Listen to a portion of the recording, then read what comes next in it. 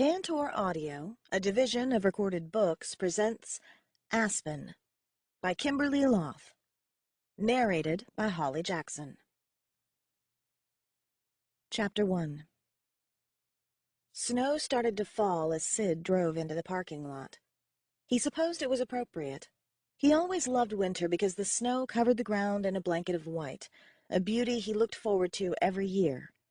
Maybe this year it would cover the stain of the deaths that seemed to plague him. Snow clung to his hair as he walked toward the church. A church he didn't want to enter. Sid knew he should feel sad or angry, but mostly he was numb, and his mind was blank. He didn't know what to think. Over the past few months, everything he knew about his own race, the dragons, was flipped on its end when one of them had started eating people. Sid was tired of funerals. He thought for sure after they got Marcellus, he wouldn't have to attend another one of these. But people were dying. People he cared about. He wondered when the deaths would end. His heart hurt. Tori caught him when he walked in. She wrapped her arms around his neck and sobbed into his shoulder. "I can't believe she's dead." "Neither can I," he said, and patted the back of her head. He wasn't quite sure how to comfort her. They weren't even friends. Or they hadn't been since he and Aspen started dating. Tori pulled away a few seconds later and brought a tissue up to her nose. "I was such a brat to her." "You weren't that bad." "Yeah, I was." She sniffed and lowered her eyes. "Do you think they found anything on her camera?" Sid shrugged. He didn't know what was on the camera, but the police hadn't released the details on that yet, and he wasn't about to tell the biggest gossip in the school. Tori squeezed his hand and gave him a small smile before she went and sat with her family. Sid spotted Aspen's parents and Rowan. They'd saved him a seat. He sat next to Rowan, who was red-eyed but not crying. Sid was never terribly comfortable with Rowan because Aspen's brother always felt so much fear. When Sid was around him, he had to consciously shut off his gift for taking on emotions. Though today, Sid had enough sadness of his own that he shut off his gift before he even entered the church. He didn't want to add to everyone else's on top of his own. Aspen's parents stared straight ahead, almost as if they were in shock. Sid took a minute to reflect on all that had happened over the last few days. It was strange to think that Halloween was only 3 days ago. That stupid party where Mark found Aspen and Sid did something he never thought he'd do. He'd killed one of his own. His stomach lurched as he thought of it, even though he'd done the right thing. He swallowed a few times. Marcellus was a monster. They couldn't allow him to live. But it was the first time Sid had killed anyone. If he lived and reigned as king, he'd have to do it again, but he didn't know if he could. As king, he'd have to pass judgment over dragons who broke the law. Most kings only had to exercise that power 3 or 4 times during their kingships, but that was 3 or 4 more times than he wanted to. Maybe the best thing to do would be to turn himself in and let the council dole out his own punishment. Everyone quieted when the service started. Sid couldn't watch as the Reverend droned on for a while about what a good person she was, how she loved life and was so passionate. Sid agreed with all those things, though he might have added a few, like her sharp eye and love for those around her, even though she didn't let on how much she cared. It was obvious the Reverend had never spoken to her before she died. A group of senior girls sang a song about dying too young. After that, they opened the service up to those who wanted to say nice things about her. Sid felt like he should get up and say something, but found he didn't have the words. He hadn't known her nearly as long as everyone else had. He felt like a fraud even being at the funeral. As the Reverend got up to close the service, Aspen slid into the seat next to him, eyes blazing and hair flying in a million different directions. She took his breath away like she always did. Sid raised his eyebrows at her. "Isn't it a little rude to come late to a funeral?" Aspen shrugged and looked away from him as she spoke. "She's dead. It's not like she cares. Besides, I was taking care of more important things." Sid looked down at her. "You could have waited. This is Mrs. Dufour's funeral." People around them started to get up and leave. Sid wasn't about to let Aspen off the hook. Mrs. Dufour was her favorite teacher. He still wasn't sure why she would show up so late. Aspen crossed her arms, looked up at him, and huffed. "No, I couldn't have. The media is releasing the photos this afternoon. I needed to make sure they spun it right. It has to be absolutely clear that there is no longer a dragon out there killing people.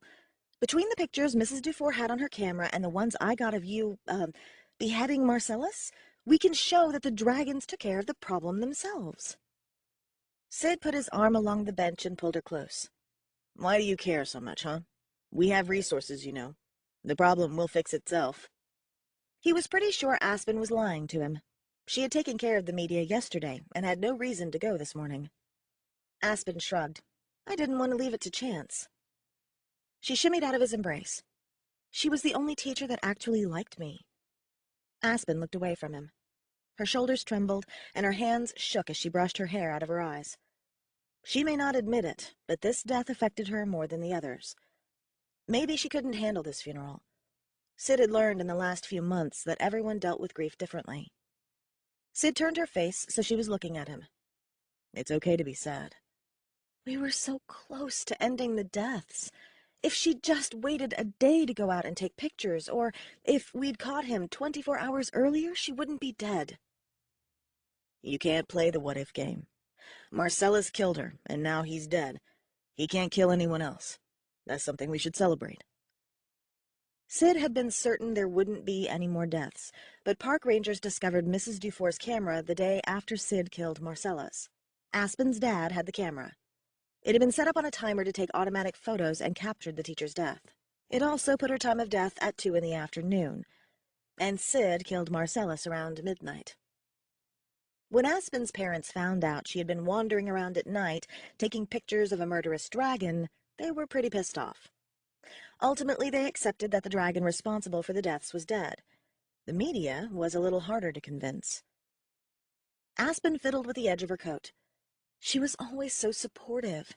She didn't like dragons, but she always told me if she spotted them when she was out with the wolves. Now she's dead. The pictures show she knew exactly what Mark was going to do. She must have been so scared. Aspen's voice cracked and Sid pulled her close. "I know. I'm sorry." She sobbed into his chest. He'd never seen her this upset before. He didn't know how to handle it except to continue to hold her. After a few minutes, she pulled away and sniffed. He grabbed a tissue out of the box sitting on the pew and handed it to her. She took it, blew her nose, and straightened her shoulders. "It's time to go. The news will be on soon, and we need to make sure that they report Mrs. Dufour's death as taking place before you killed Marcellus. We can't let the government get involved." Sid nodded and took her hand. He pulled her out of the little church where they'd attended so many funerals in the last 3 months. He hoped he wouldn't have to come back here. Ever. Chapter 2. Aspen and Sid went back to Sid's house after the funeral to watch the news.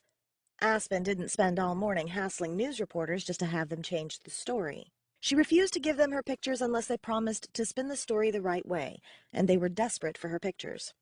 No one had ever taken a picture of dragons fighting among themselves. Aspen should have been on time to the funeral, but she'd been too close to Mrs. Dufour to sit through the whole thing. It felt as if she'd burst open and say something she'd regret. The ache of loss had settled deep in her chest. She wanted to rip it out and not feel anything, but didn't know how. Theo was waiting in the theater room watching a horror flick.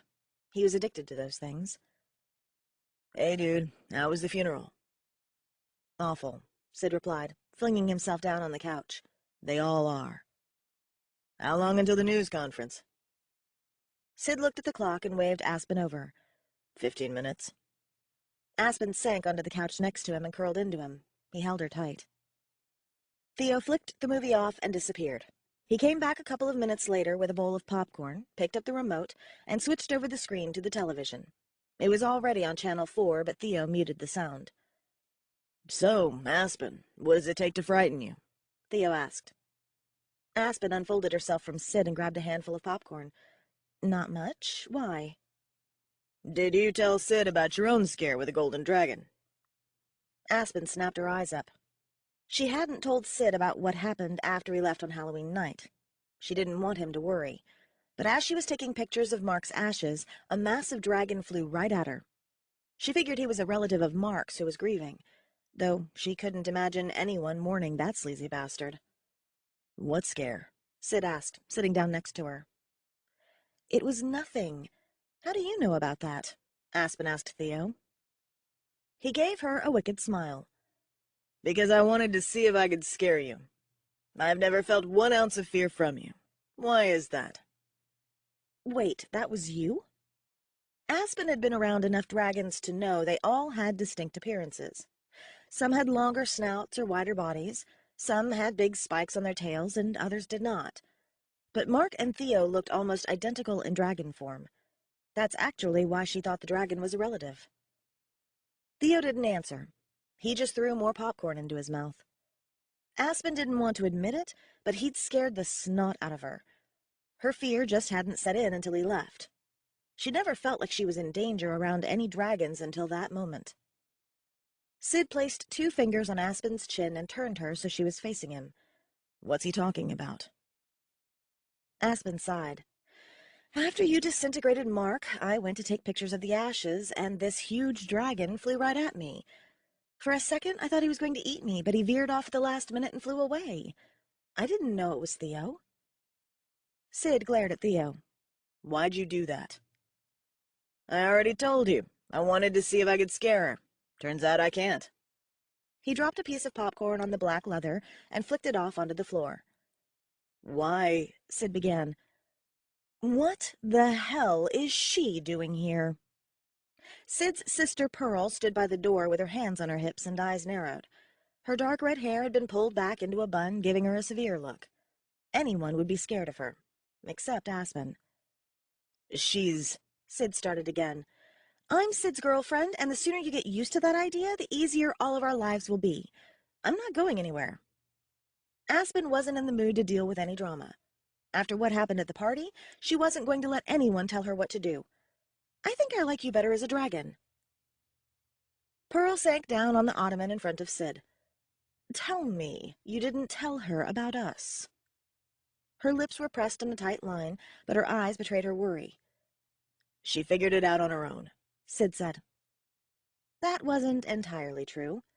Aspen figured it out on her own, but only after a lot of help from Sid. Apparently, Sid was scared of his sister, even if Aspen was not. But Aspen kept her mouth shut because she knew if she let them talk, she'd learn things she didn't already know. How much does she know? Pearl asked, fiddling with her bun until her hair fell into waves on her shoulders. Every dragon Aspen had met as a human was stunning. She wondered if they got to choose their human forms. The more she found out about the dragon world, the more she realized how little she knew about them. Sid grabbed a handful of popcorn. I don't know, a lot. He shoved the whole handful in his mouth. He wouldn't be saying anything for several seconds. Pearl rolled her eyes at Sid and faced Aspen. Do you know who he is? You mean that he's the king? Pearl sucked in a breath and nodded her head. She glowered at Sid. I can't believe you told her that. What if she's a spy for the Arctic dragons? Seriously, do you ever think with your head around this girl? Sid shrugged and tried to smile, but it looked quite comical with his cheeks stuffed with popcorn. Aspen snorted. Pearl tapped her finger against her lips for a few seconds and then spoke again. Did you know he's in love with you? Yeah, so? Aspen remembered vague conversations with Sid about how, if Pearl found out about the tattoos, he'd be in big trouble. Sid tried to explain the significance of the marks to her, but she was still foggy on the details. All she knew was they had to be kept secret. Sid's eyes went big. He chewed quickly. Aspen's eyes darted between the 2 siblings. Sid shook his head at Pearl, and she gave him a grin and turned back to Aspen. Did he tell you that by being in love with you, he's basically sentenced himself to death? Sid shook his head again and tried to speak, but he choked on a piece of popcorn and began coughing. Both girls ignored him. Aspen didn't know how to respond. I didn't know that. Aspen looked at her hands. Mark told her something like that, but she thought he was just messing with her, playing on her fear. So much had happened that night, and she'd forgotten about what he said. Pearl stood up and paced in front of the couch. As long as no one else finds out, he's okay. But if you were to ever love him back, his life would be over, because it would be impossible to keep that a secret. What? Aspen was confused. Dragons mate for life. They only fall in love once. Fortunately, there is a safeguard in place if that love goes unrequited. If you two stay away from each other, his love for you will fade, and he'll be able to love his queen. But if you fall in love with him, he won't be able to take a queen, and the council will kill him. Aspen let out a breath. Why? She was already in love with him. Because Sid needs a strong queen. The dragons won't let him lead without one. Aspen's mind spun. Sid's death sentence was already written in stone. As soon as Pearl or anyone else found out, he'd be killed. Her pulse began to race, and her palms went clammy. Sid finally stopped coughing. "Pearl, you've said enough.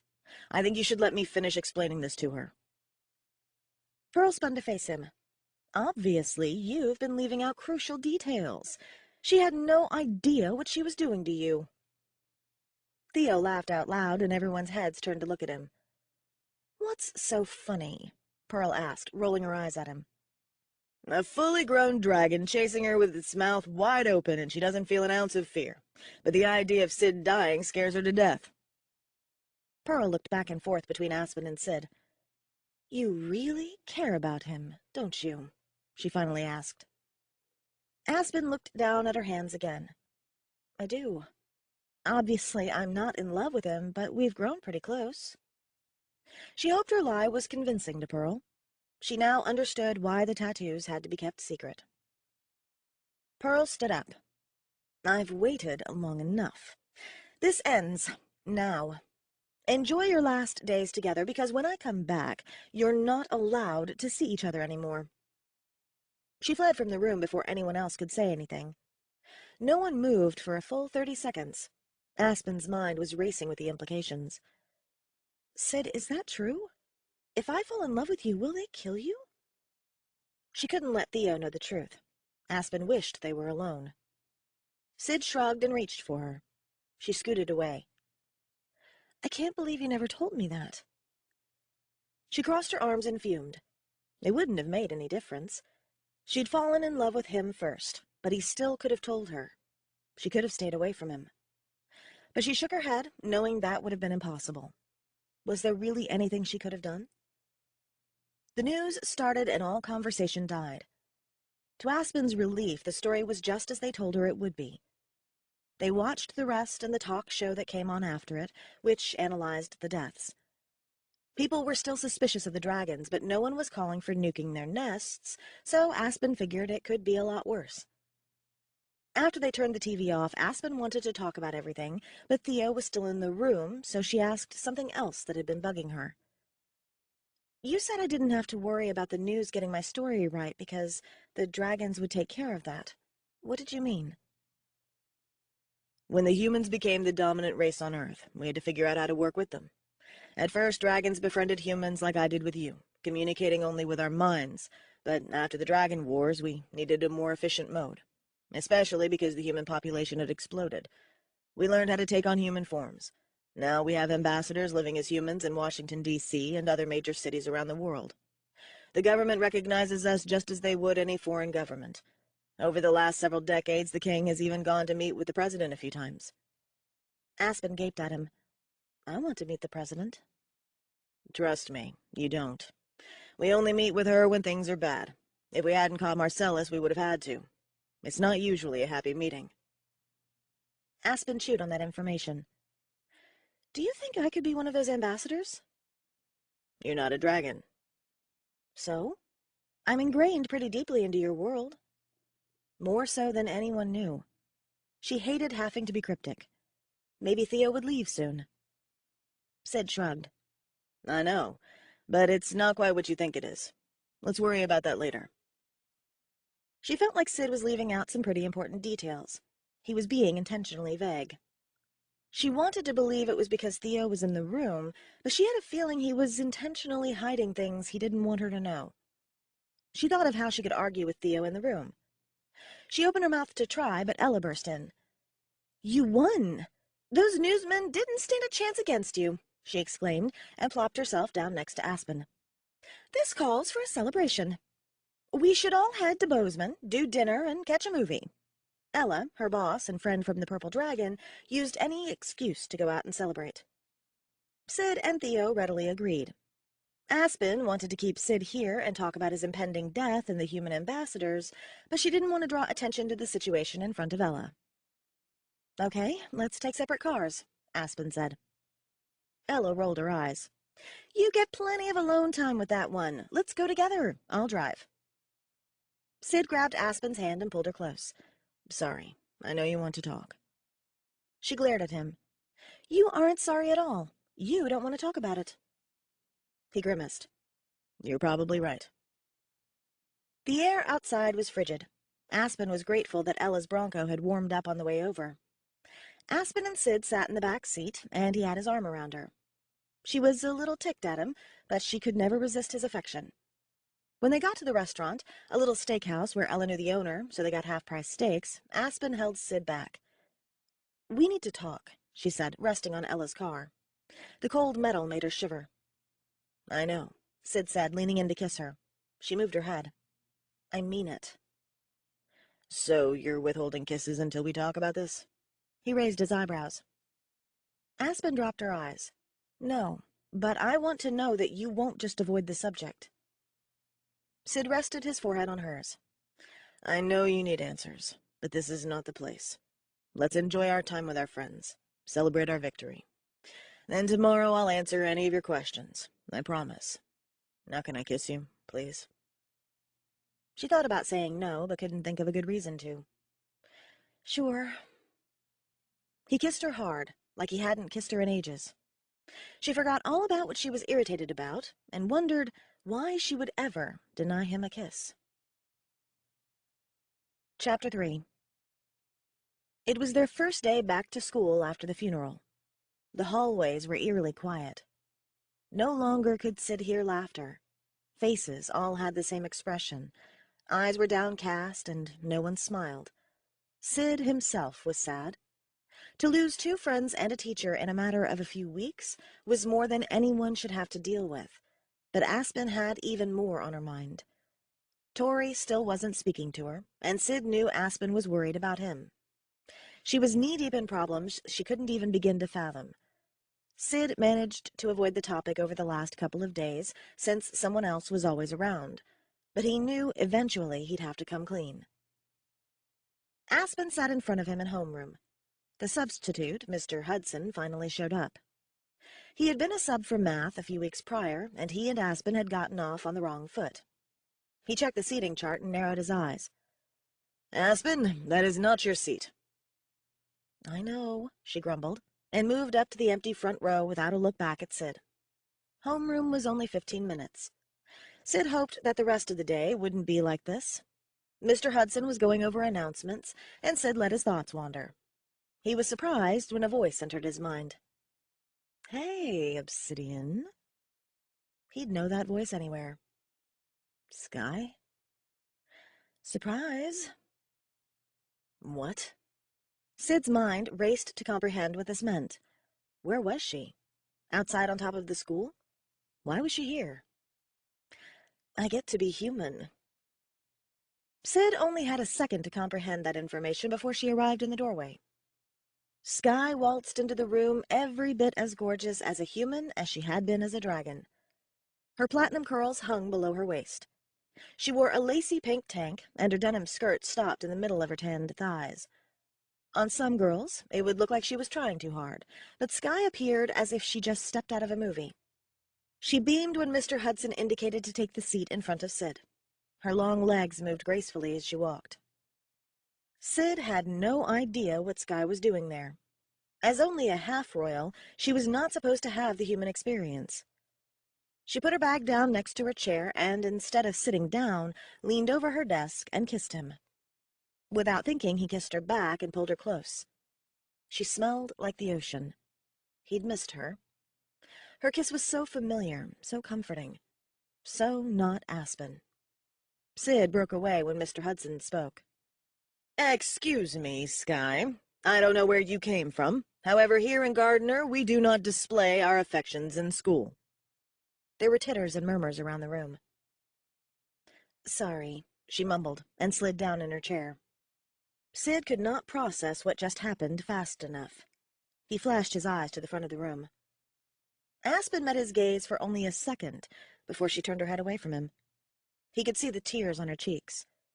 He opened himself up to feel her emotions. She was furious and hurt. He dropped his head so he didn't have to see her, shame burning his cheeks. He'd deal with her after homeroom. He couldn't do anything else here. "Sky, what are you doing here?" Sid asked. "I came to keep you company, silly. Pearl told me all about your ceiling issue and hoped that I could help you fix it." Chapter 4. School was a horrid, wretched place. Aspen didn't hear a word the teacher said in biology. She got to algebra early in the hopes that she could get there before Sid and not have to see him, but she was out of luck. He was already in his seat. Aspen slid into her desk and didn't look back, but there was still 2 minutes until the bell rang. Maybe she should leave. Sid tapped her on the shoulder, and she ignored him. She took a drink out of her water bottle, her hands shaking. Why the hell had he kissed that girl? He tapped again. She leaned forward. Finally, he got up and sat in the empty desk in front of her. She dropped her eyes so she didn't have to look at him. "I'm sorry," he said. Aspen glared at him. "You kissed her." "She kissed me." Aspen rolled her eyes. He was trying to get off on semantics. "Yeah, I didn't see you in any hurry to break away." Aspen tried to still her shaking hands. The water in the bottle sloshed a little. Her anger was getting the better of her. The seats around them were filling up. Class would start soon, and he wouldn't be able to talk to her anymore. If she could just last 30 seconds without losing it, she'd be fine. "I know, it's just, Don't you dare say you thought she was me." His eyes flashed. "That's not what I was going to say." He got a weird smirk on his face. "I knew she wasn't you." Yeah, that was worse. Aspen upturned her water bottle all over his head just as the bell rang. He sputtered. She stood up and gathered her books. "Mrs. Weber, can I go to the nurse?" Her teacher didn't even look up from the paper she was grading. "Sure." Aspen managed to convince the nurse that she was really sick and needed to go home. She made it to her bedroom before totally losing it and lay down on her bed, pulled a pillow to her chest, and cried. How could Sid do this? She should have learned her lesson with Mark. This was almost worse because she should have been in control with this relationship. She withheld so much until she knew she could trust him, and then she'd given him everything, all of her heart and love. Who was that girl? Was she a dragon too? Aspen had this nagging feeling she'd seen the girl before. She had to be a dragon. There was no way she could compete with beauty like that. Who knew the dragons would hurt her so bad? "Hey, Aspen, you okay?" Aspen's eyes flew open. Rowan stood over her. She sat up and pushed him back. "No, I'm not okay. What are you doing here anyway?" "Tori told me what happened with Sid. Do you want to talk about it?" "Not really. No offense or anything, but you're my brother. I don't particularly want to share my love life with you. I wish Sis were home." He sat on the edge of her bed and stared at her. She knew he wasn't sure what to say.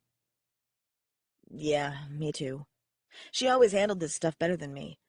I still remember what happened down in Yosemite. I don't know what I would have done if she hadn't been home." "You're making it worse." Rowan and Sissy had no idea what really happened in Yosemite, but they knew she'd had her heart broken. Her sister had been nursing her own broken heart by some surfer, so they spent the rest of that summer holed up in their cabin, watching extremely violent movies to drown away their sorrows.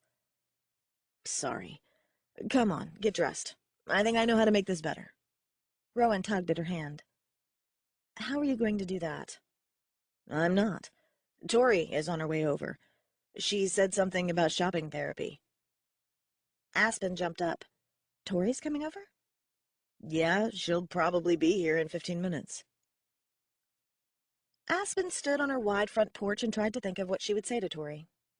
It was really too cold to wait outside, but the chilly air cleared her mind. She needed to apologize to Tori, but didn't know how. Tori's Beetle pulled into the driveway, and Aspen climbed into the passenger seat. She was the one who'd screwed up. "Tori, I'm really sorry about Sid. I didn't mean to hurt you." "I know. You're forgiven. Friends are allowed to act foolishly where boys are concerned." She knew she should be mad at Tori, but because she had no other close girlfriends at school, she wouldn't call Tori out for waiting until she was hurt to come back. They drove into Bozeman and pulled up in front of Tori's favorite funky boutique. Tori knew all the good ones. Ella's friend owned it and took in donations like a thrift shop and then would modify them. She had serious talent. Of course, her clothes were also crazy expensive, but Aspen wasn't looking to buy anything anyway. Tori made a beeline for a rack of denim miniskirts that had patches of flannel sewn on them. Aspen's stomach clenched, thinking of that new girl at school, the one who stole Sid. Tori held one up to her and looked at Aspen, who grimaced. "What?" Tori asked, looking down. "Skye wore a miniskirt this morning." Tori's face fell. "Oh, I'm sorry. Let's try something else." "I'm not going to be good company today." Aspen thumbed through a rack of t-shirts, but she didn't really see them. This was probably a bad idea. "Well then, we'll just have to figure out how to put you in a good mood." Tori just started grabbing various items off the rack and shoving them into Aspen's arms. "Come on, let's go try those things on." "Why? It's not like I'm going to buy any of them." Tori dug into her purse and waved a credit card in front of Aspen's face. "I have my mom's credit card and no restrictions. I've got to make up for ignoring you for the last couple of months. Let's find you something that will make Sid regret ever going back to that bitch. She hung all over him today. I even heard—" Aspen held her hand up. "Stop. I don't want to hear any more. Just give me the clothes." Aspen pulled the curtain of the dressing room closed and took off her shirt, examining the choices in front of her. She grabbed a blue t-shirt and got started on the pile of clothes. Tori didn't try anything on, just kept pushing things at Aspen. They finally decided on a pair of skinny jeans that had been torn in various places and a Yale sweatshirt that fell off one of her shoulders. Aspen was grateful for the distraction. Tori talked enough to make her forget everything else. It had been so long since they'd had girl time. On their way home, they stopped at the Purple Dragon. Ella was putting chairs up on the tables. When Aspen asked for mochas, she groaned, but she started the espresso anyway. "Where's your other half?" Ella asked. Aspen tried to keep her voice from cracking as she spoke. "We broke up." Ella dropped the milk container. "Crap! What happened?" Aspen started to cry. What was wrong with her? She never cried before Sid came along, and now she was a freaking faucet. Thankfully, Tori answered for her. "Some old bimbo girlfriend showed up. They made out in homeroom. Hudson had a tizzy. I heard she's even living at his house." This was news to Aspen. "What else did you hear?" she asked. "Oh, loads. She was in my math class, so I talked to her for a while. She's way sweet. I don't think she has any idea Sid has a girlfriend." "Why didn't you mention this before?" Tori leaned down to pet Wiggles. "I tried, but you said you didn't want to hear it." Aspen crossed her arms as she processed this information. Suddenly, shopping for an outfit that would make Sid jealous seemed like a stupid idea. Skye was probably in some sexy piece of lingerie right now. "I thought you were on my side." "I am. I'm just telling you what I know. Anyway, they've been together for a long time. She said she'd missed him so bad that her parents arranged for her to come live here." Ella mopped up the milk.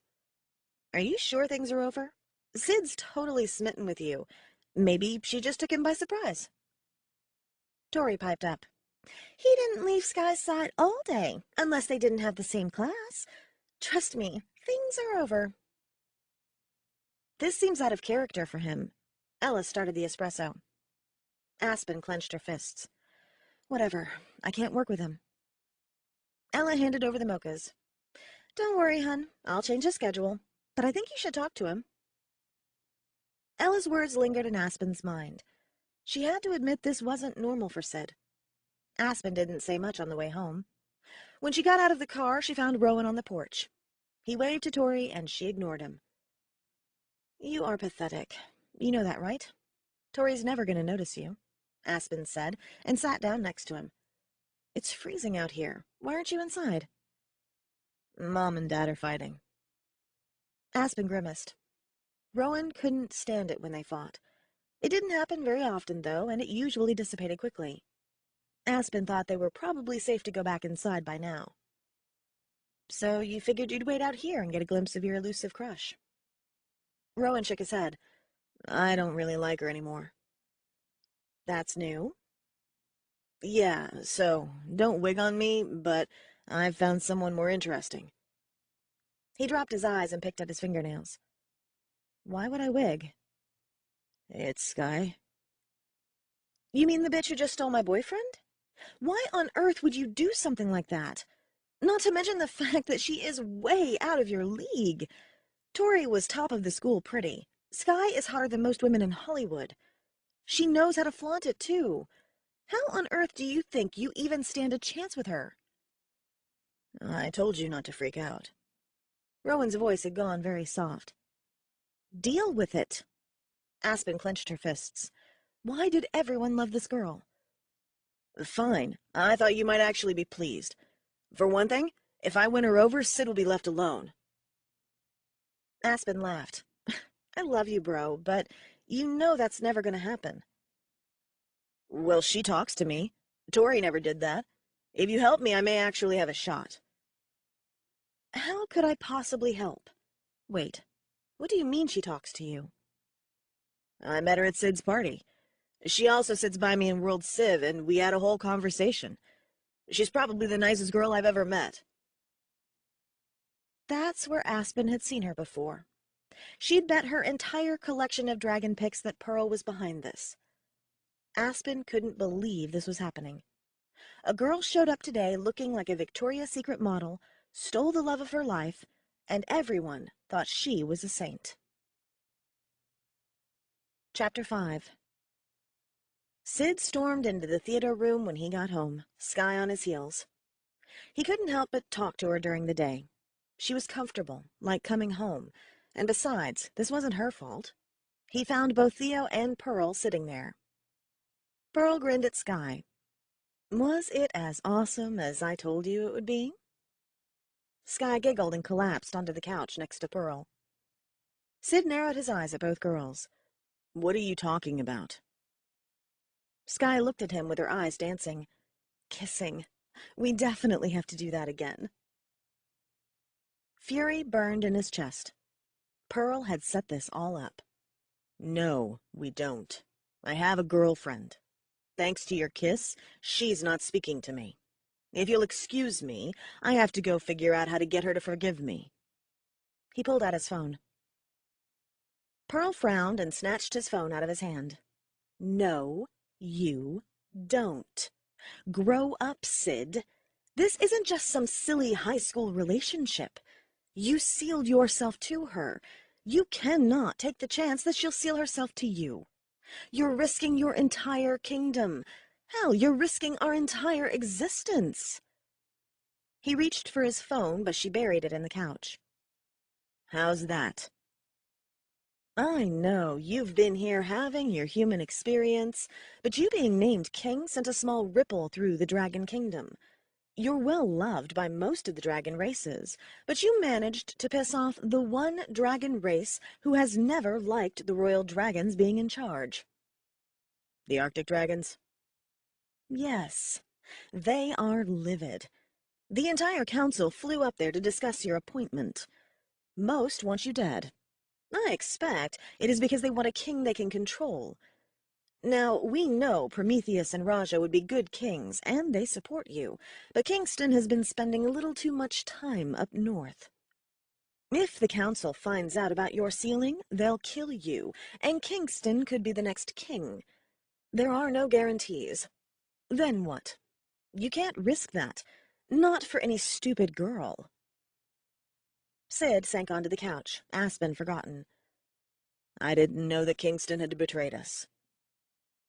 He hasn't yet, but it sure looks like he's doing the Arctic Dragon's bidding. If you die and he becomes king, we've essentially given them control over all of us. Pearl stood up. I have to go. Do me a favor and make sure I don't have to show up here again. If I do this much more, the council is going to get suspicious. They had to approve Sky, so they are already on alert. Sky, keep an eye on him. Pearl pointed at Sid.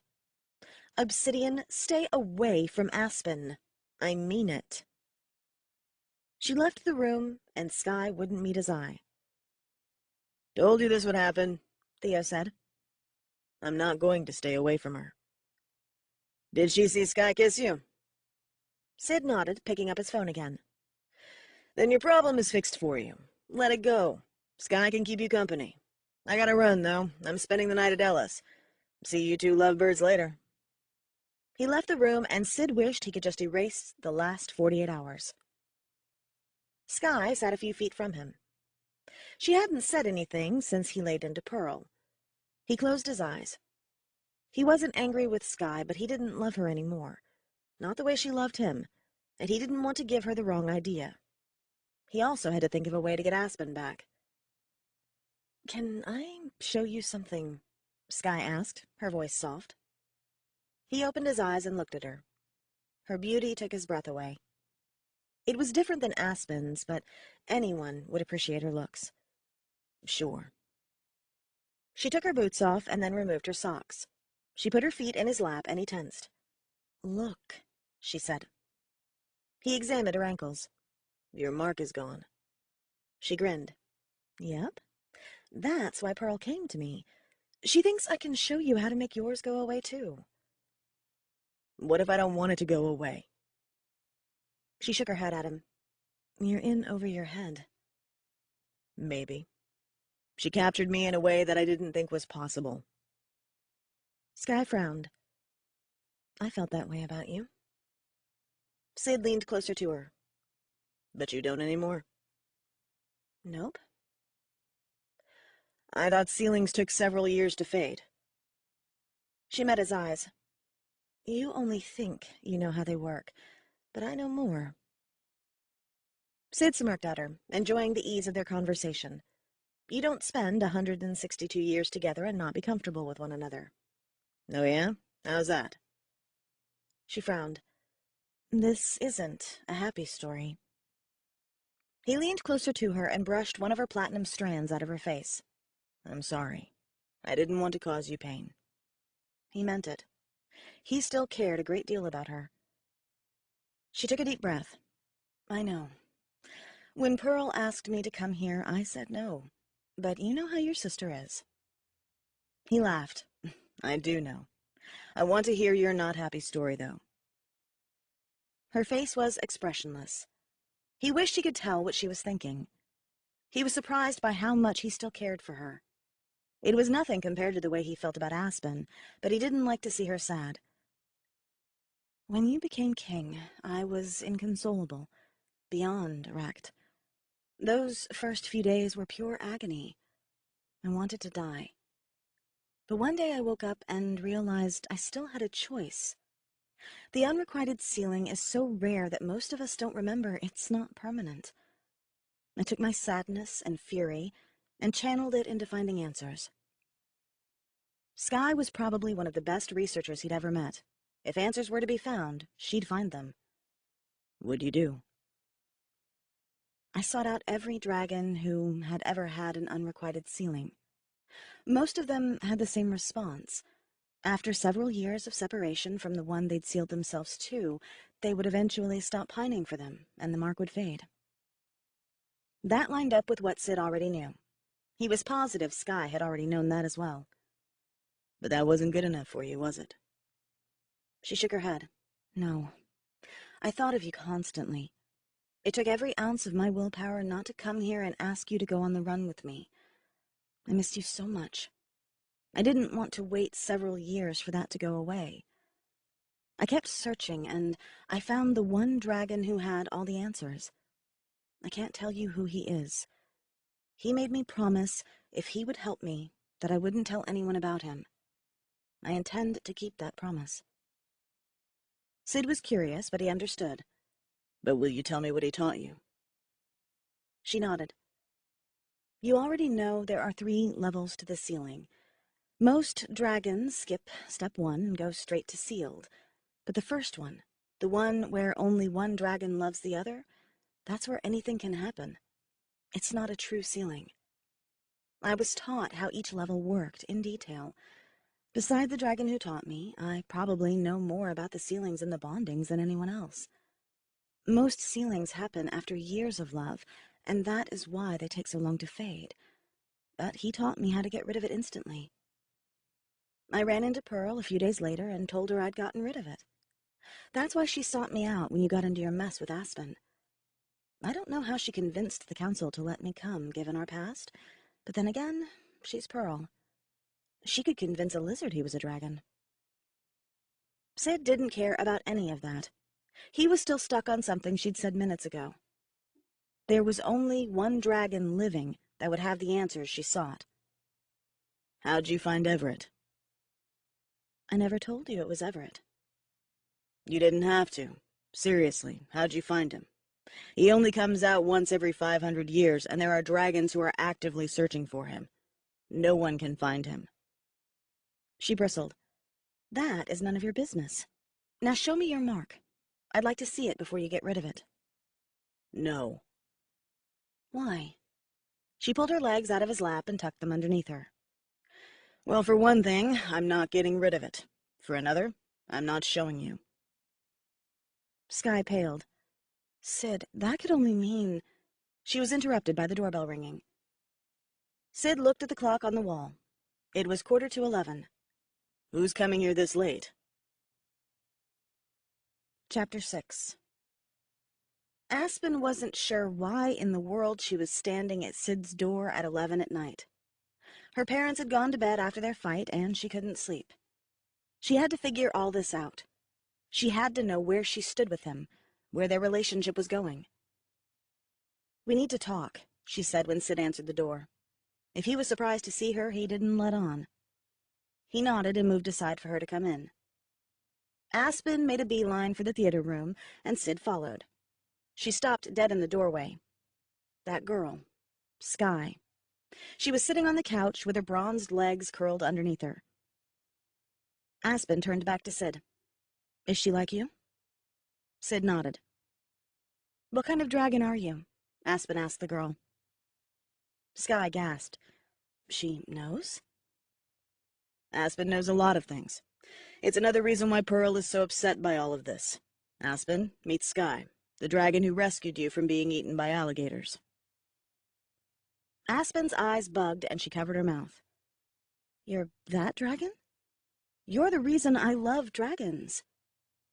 Aspen felt her resolve shatter. She couldn't hate this girl even if she really wanted to. She knew she should sit down, but she stood in front of the couch, unable to move. Sky grinned at her. You've grown up. It's nice to meet you. I do want to apologize for kissing Sid earlier. Aspen's anger came back.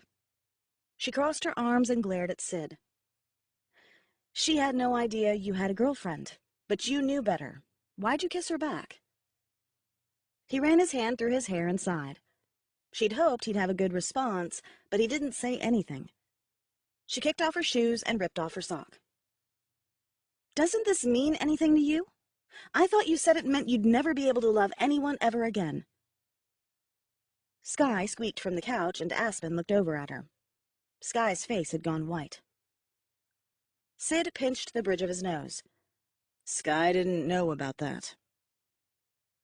He sat down next to Sky, and Aspen felt jealousy blossom in her chest. He took Sky's hand. No one knows, except maybe Theo. Please, you have to keep this secret for me. Sky nodded. Don't be mad at Aspen for showing me. I'd figured it out already when you wouldn't show me yours, but I hadn't really thought it was real. We'll deal with that problem later. Pearl is more likely to stay off your case if she thinks you are listening to me, though. I'll help you hide your relationship, but it's going to have to be a secret. Aspen raised an eyebrow. Who said I want to stay in the relationship after today? Sid looked up, his face a mix of emotions. You don't mean that. Maybe I do. She backed up. She wasn't sure what she wanted anymore. She ran from the room, seeking fresh air, when a new voice entered her head. He never looked at me the way he looks at you. Aspen hesitated just long enough for Sid to catch up with her. He grabbed her hand and pulled her close to him. She thought about running again, but Sky distracted her. I know you can't feel his guilt, but I can. The second after I kissed him, he felt awful, and he hasn't stopped feeling that way since. He's got a long road ahead of him. The dragons are facing things they haven't had to deal with in over 1,000 years. He needs you by his side. If you leave him now, he's as good as dead, and the dragons need him as their leader, even if no one else sees that. Aspen tried to make sense of her words, but couldn't, especially not with Sid holding her against him. She became aware of his breathing and the warmth of his body. He traced his finger across her face, and she shivered. He lifted her chin so that she was looking right up at him. Aspen Winters, I love you, and I'll do whatever it takes to keep you in my life. She didn't even think. It was like they were on the side of the road again that day when Aspen first kissed him. She stood up on her tiptoes and crushed her lips against his. He responded immediately this time, wrapped his arms around her waist and lifted her up. She lost all sense of space and time in that kiss. In that moment, she knew she could never give him up. Chapter 7. The next day at school, Sky met Aspen outside their homeroom. They agreed that the best way to keep the dragons out of their business was for Sky and Sid to pretend to be together. But in order to keep Aspen close, she would befriend Sky. Aspen knew Tori wouldn't buy it, but she had plans for that, too. Sky and Aspen chatted for a few minutes before Tori walked up to them. She looked at them dubiously. Hey, Tori finally said. You were right. She is super sweet, Aspen said. Tori raised her eyebrows. Sure. Sid walked by them and Sky chased after him. Aspen tried to ignore the feelings of jealousy that crept up every time she looked at them together. They had to do this. Tori frowned. What was that all about? I went over to Sid's last night to figure out what was going on, and Sky and I talked for a long time. As much as I want to, I can't hate her. Bull! What's really going on? Aspen dropped her voice down to a whisper. Sky's never going to give him up. But if I befriend her, then I stay close to Sid. I just need to show that I'm better for him than Sky. I can be patient. Tori nodded. That sounds like the Aspen I know. Can I help? Gather dirt and all that? Sure. I can use all the help I can get. In algebra, Sid leaned forward and brushed Aspen's hair off her bare shoulder and whispered into her ear. How am I supposed to keep my hands off you when you look so damn sexy? He traced a finger along her neck and then leaned back in his chair. Aspen shivered. She turned and grinned. Tori and I went shopping, and she wanted to make sure you knew what you were missing out on. He winked at her. Well, it worked. After school, Aspen followed Sid and Sky to the Purple Dragon. She wanted to tell Ella to forget changing the schedule. Plus, Ella was pretty good at spotting bullshit, so if they could convince her that they were just friends, they could convince anyone. Sid held Sky's hand as they entered the coffee shop, and Aspen had to fight off her jealousy. She knew there was nothing between them, but try telling that to her emotions. Ella was cleaning out the espresso machine, which meant she was covered in coffee. Hey, Ella, Aspen said. Hey. She looked up and blinked when she saw Sid and Sky.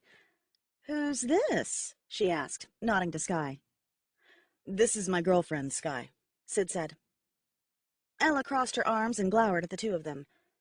Last I checked, Aspen was your girlfriend. No, it's okay. Really, it's why we came. You don't have to change the schedules. Sid and I can work together. In fact, we'd like to. Ella raised an eyebrow at Aspen. Something stinks. Sky is really sweet, Aspen continued, hoping she'd convince Ella. Ella glared at Sky. That seems to be the word that everyone uses to describe you. Sky shrugged. Maybe it's true. It is nice to finally meet you. Everyone said good things about you. You're Theo's girl, aren't you? He seems pretty smitten. Just because everyone else here likes you doesn't mean I have to.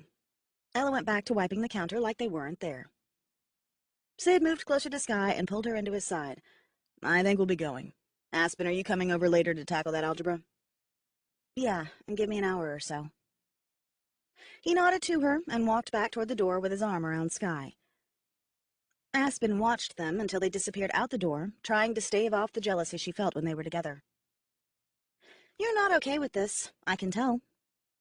Aspen turned to face Ella. She hated that Ella could see right through her. "No, really, I understand. They'd been together a long time. Sid and I were better as friends anyway." Ella shook her head. "No, you weren't. But I won't change the schedules in the hopes that you'll steal him back from that blonde bitch." Rowan stopped Aspen just as she was heading out the door.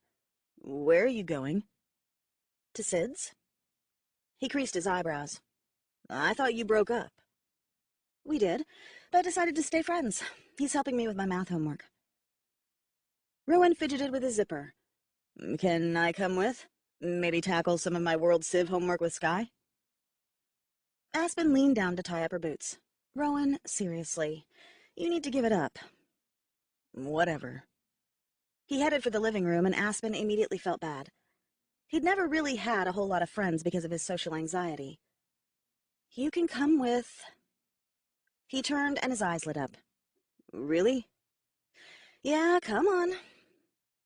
He was twitchy in the car, tapping his finger on the window and bouncing his knee. "You gonna be okay?" Aspen finally asked. "Of course." They arrived at the mansion a few minutes later. "I still can't get over the size of this house," said Rowan. "I know. It looks a lot different than it did at Halloween." They went through the kitchen to the breakfast room. It was cozy, with a large round table and lots of natural light. Sky had books spread out in front of her. Sid was lying on the window seat. Sky looked up when they walked in. "Hey, you brought Rowan." She beamed at him, and Aspen rolled her eyes. She'd have to warn Sky not to break his heart. Aspen sat by Sid, and he snaked his arm around her waist. She moved it. "You ready to tackle that algebra homework?" Sid sat up and looked over at Rowan and Sky, who were already in a discussion about World War II. "Yeah, let's take it upstairs so we aren't interrupted." Aspen's stomach flip-flopped. Sid grabbed his book, and Aspen followed him up the stairs. He pulled her into the room, and as soon as the door was shut, he planted his lips on hers, and she melted into him. After what seemed like forever, she pulled away. He leaned his forehead on hers. "I hate that we can't do that in public anymore." "I know. Sorry about Rowan." Sid shrugged. "Bring him any time. He's a nice kid. Sky likes him, too." Aspen sat on the bed and fingered her math book. "We probably should get some of this homework done." Sid crawled across the bed to her. "Yeah, I can do that later, after you leave. I can't do this, then." He pressed his lips against her neck, and she shivered. "No, I don't expect you can do that after I'm gone."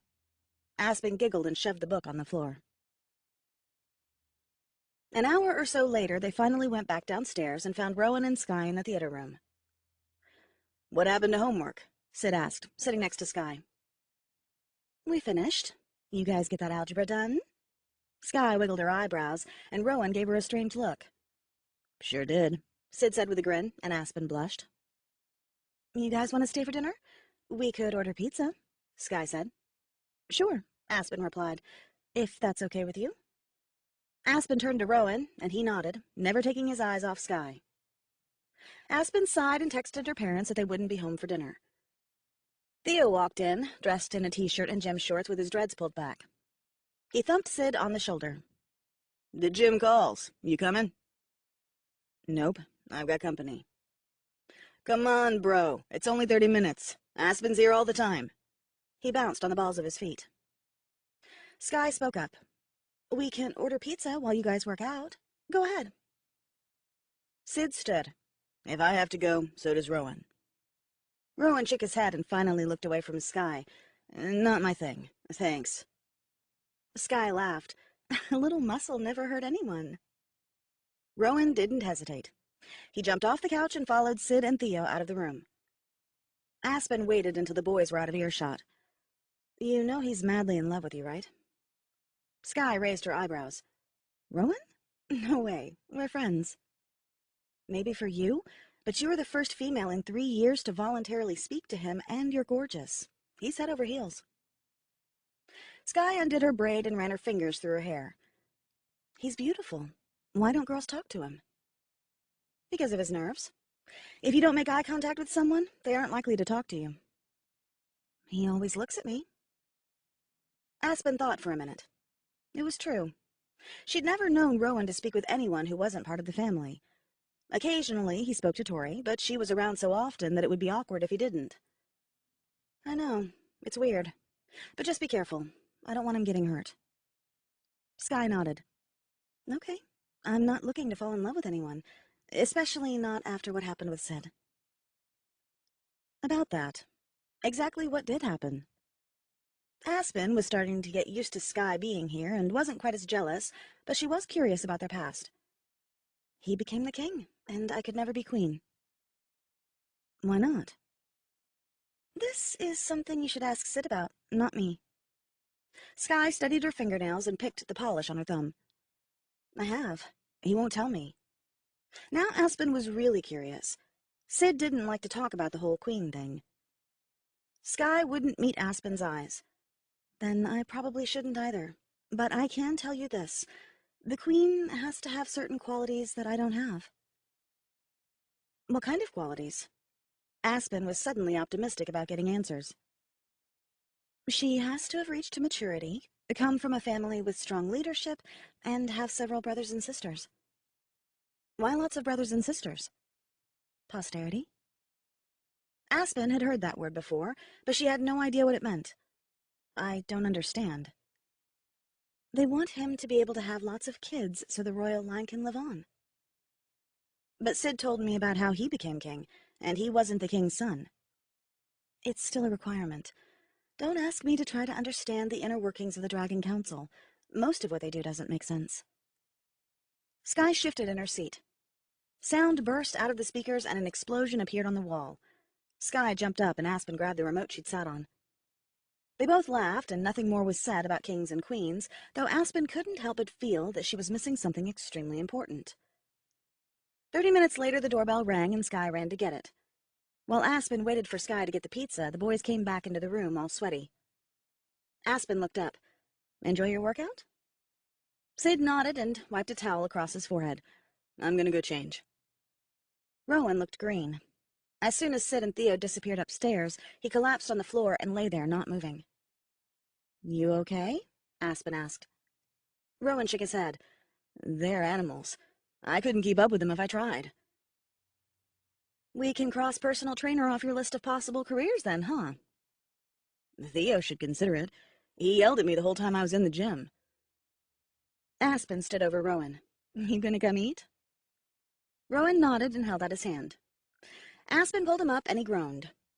His face was flushed and his hair was all sweaty.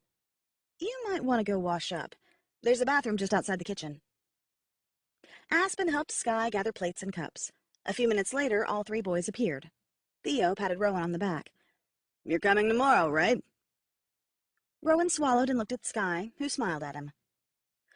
We should do this every day. Homework, workout, and dinner, Sky said. I'll be here. Rowan gave Sky a grin. Aspen nearly choked on her pizza. He was so in for it. In the car on the way home, she tried to feel him out.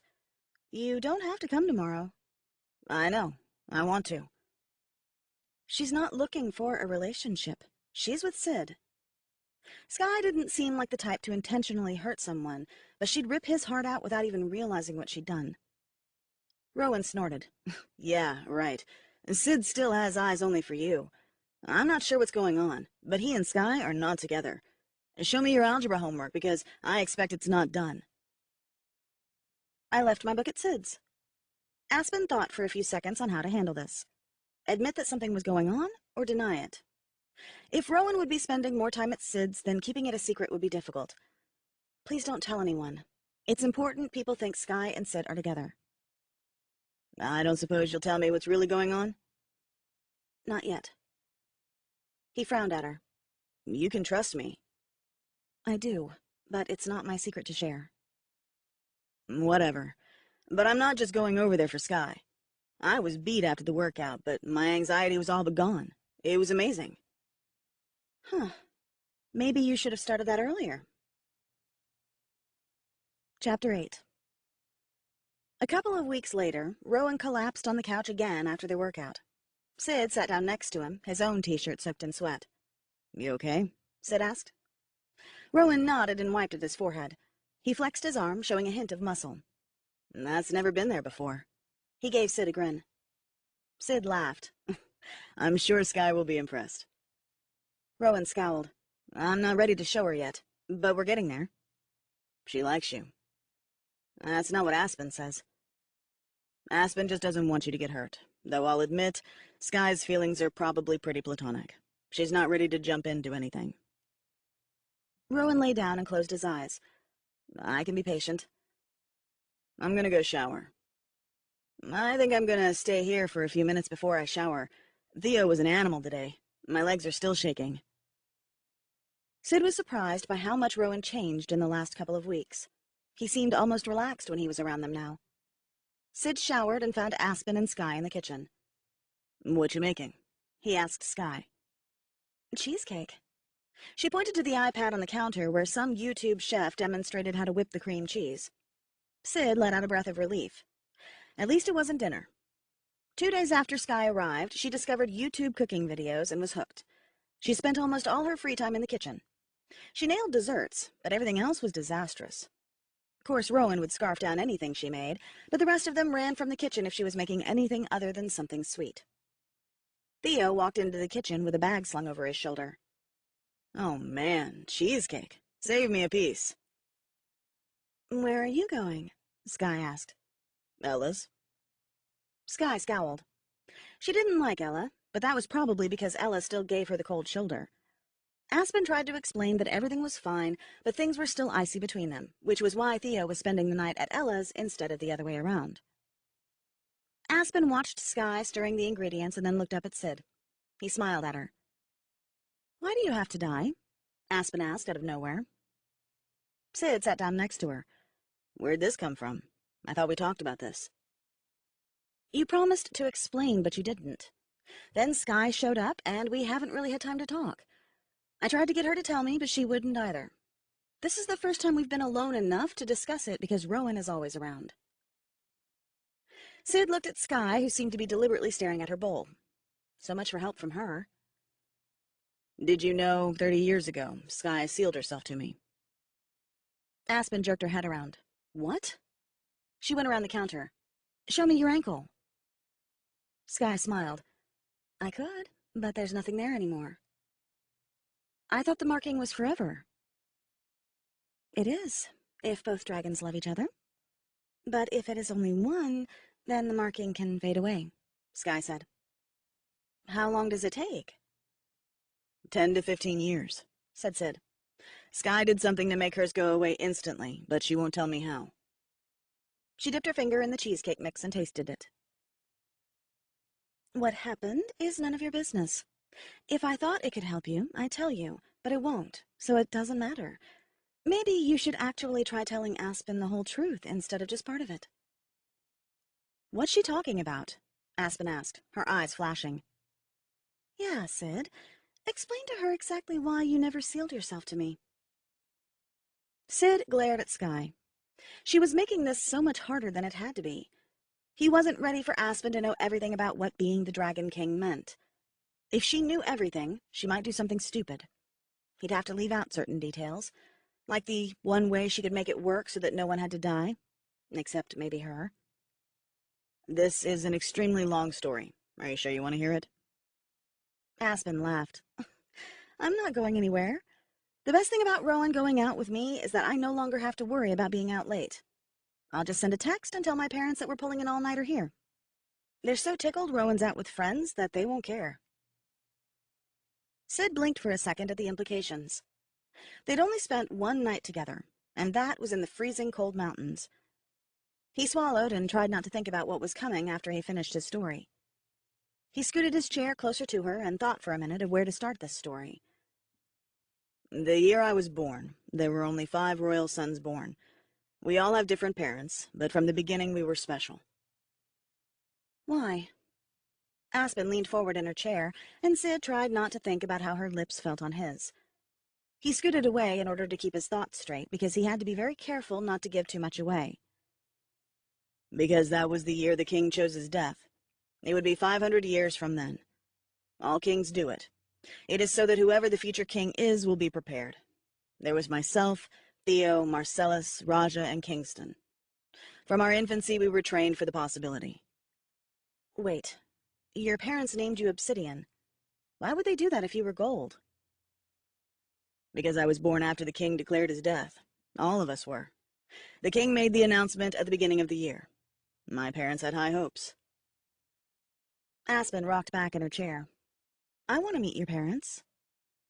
Sky coughed. Probably not a good idea. Aspen swiveled around to face her. Why not? Sid's parents hated me because they felt I threatened his kingship. If they thought for a second that Sid was going to die because of you, they'd kill you themselves. Trust me, you do not want to meet his parents. His dad is okay, but his mom has a temper. I'm confused. Her eyebrows creased. Sid wanted to kiss that spot on her forehead where they came together, but he had to get this story out, or she'd bug him until he did. Can I finish? Oh, yeah, continue. Aspen settled back in her chair and set her hand on his knee. He swallowed and refocused his thoughts. Anyway, we trained and went on with our lives. The other four made sure they got their human experience over with. I was with Sky and didn't want to leave her, but everyone knew the king was about to die. It's not an exact timing. There is usually a 15 to 20-year range in which he could die. Sky and I just decided that I should get the human experience over with when the king died. We expected him to live another several years, but he died early. Theo should have been king, not me. Hell, even Raja would have made a better king than me, but I was the one chosen. By who? No one knows. All we know is that when the king dies, one of the potential heirs becomes king. We figured the gods would pick whomever was best suited for the job, but I was the lucky one who turned black. Prometheus was furious. Who's Prometheus? Sid laughed. Theo. He leaned back in the chair, still frustrated by the turn of events. He wished he knew what the hell he'd done to get picked. Aspen twirled a piece of her hair and pursed her lips. No wonder he goes by Theo. What an awful name. If you didn't plan on becoming king, why didn't you just seal yourself to Sky? Because I knew becoming king was a possibility. I didn't want to die or risk the Dragon Wars again. I've never heard of the Dragon Wars. They were thousands of years ago. Why would you sealing yourself to the wrong dragon cause them? Because a king is only as strong as his queen, and Sky could never be my queen. If I flouted tradition and sealed myself to her, then I'd open myself up as a weak king since I had no queen. It'd be a mess, really. Well, it will be a mess anyway. I don't reign, not yet. I cannot take my place as the rightful king until my queen is presented to me. Pearl is out searching for her. It will be a few years before one is found and ready. The problem is, that name on my ankle was meant for my queen, not you. And so, when I am discovered, I will be killed for ruining the kingship, and another king will be found. At least Sky is a dragon. Being a dragon has nothing to do with it. To keep the peace, all the dragon races have a say in who the queen is to keep the peace. Then there is the testing. Sid shivered and Sky squeaked. Aspen's eyes widened. What's wrong with the testing? Most potential queens die. The king before me had to watch 4 possibilities before one finally survived. That sounds awful. I've heard it is. I've never witnessed it. I guess I won't either, since I can't have a queen. Sky spoke up. Then why is Pearl out searching for one? Because she doesn't know you've sealed yourself to me. Aspen frowned.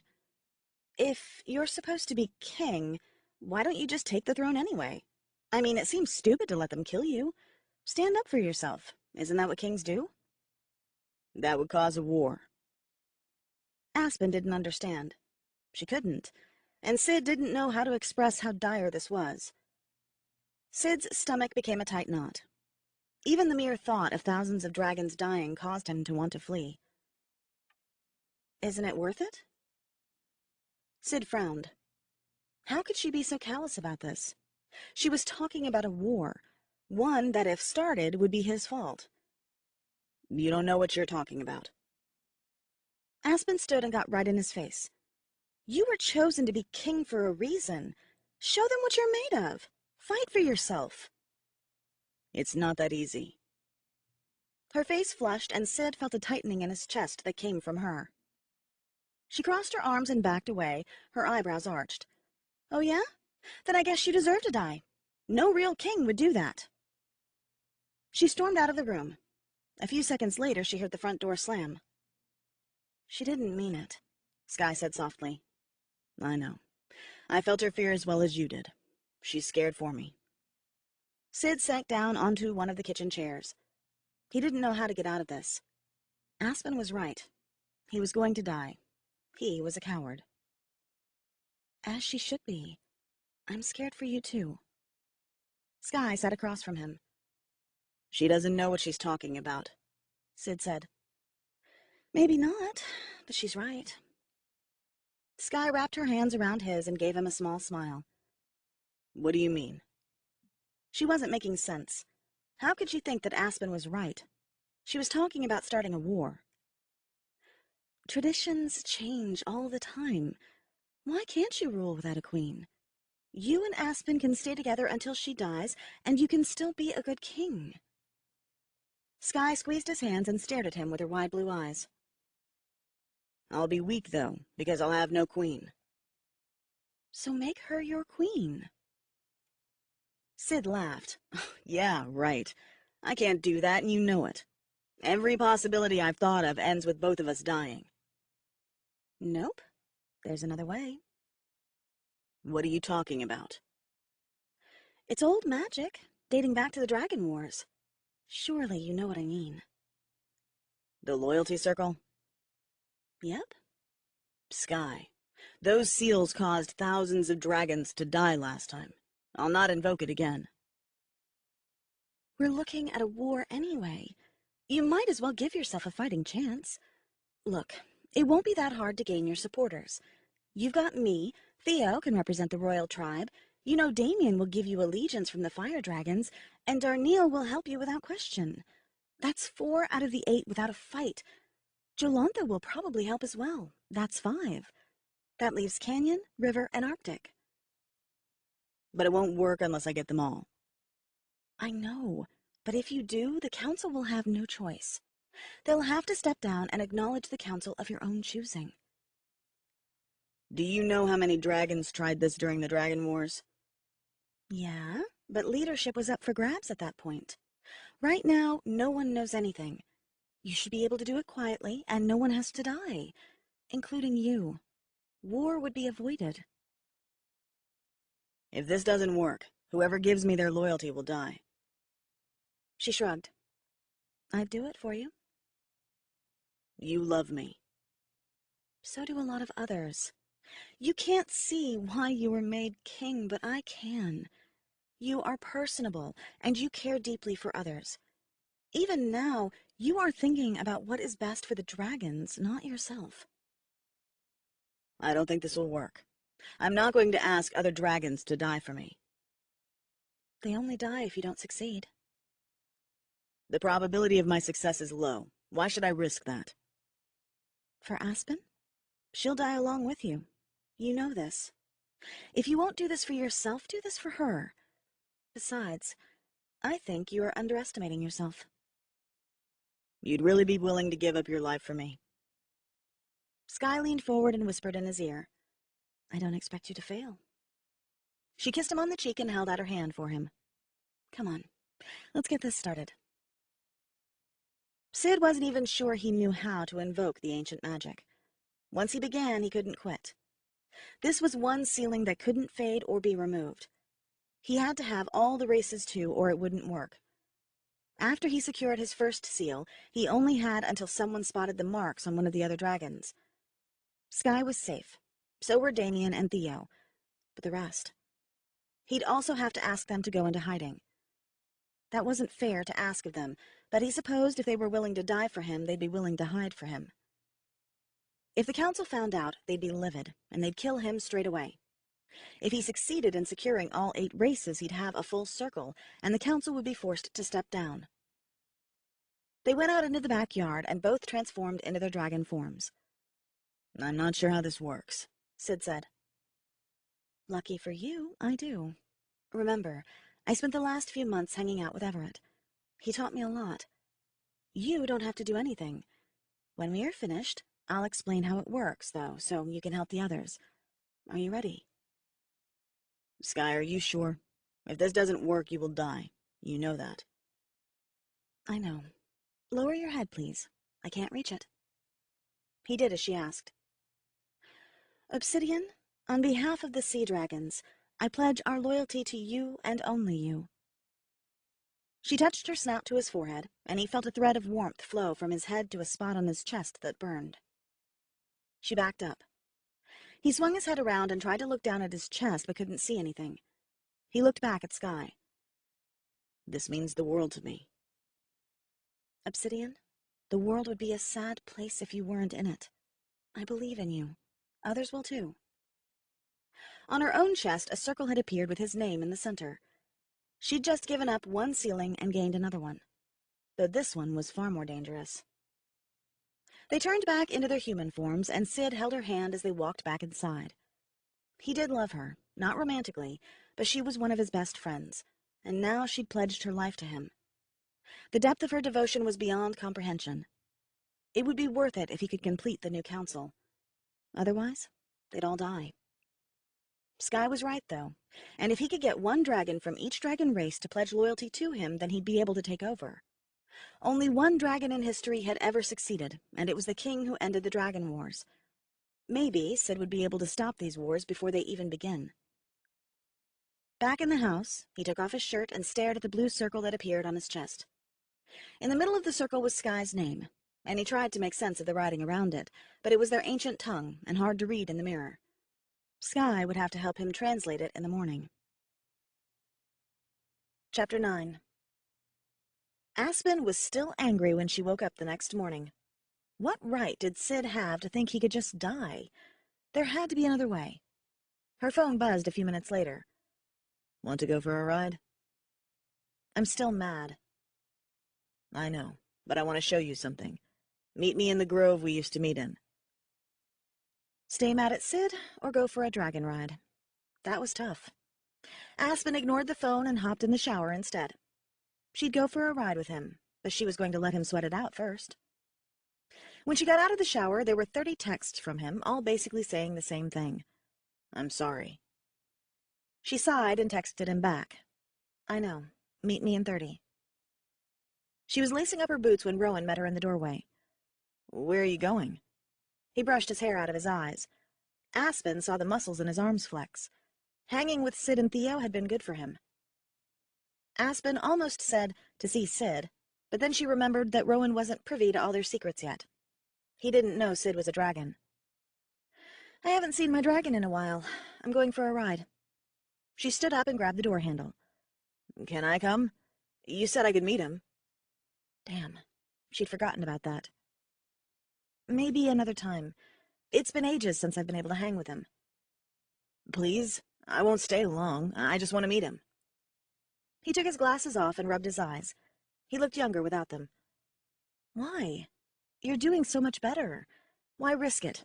It is a dragon, after all. That's the point, though, isn't it? If I can meet a dragon without freaking out, maybe I'll get over this. Aspen wasn't sold on the idea. She hoped Sid would say no. If Sid didn't allow Rowan to come meet him as a dragon, then Aspen didn't have to be afraid of what the meeting might do to him.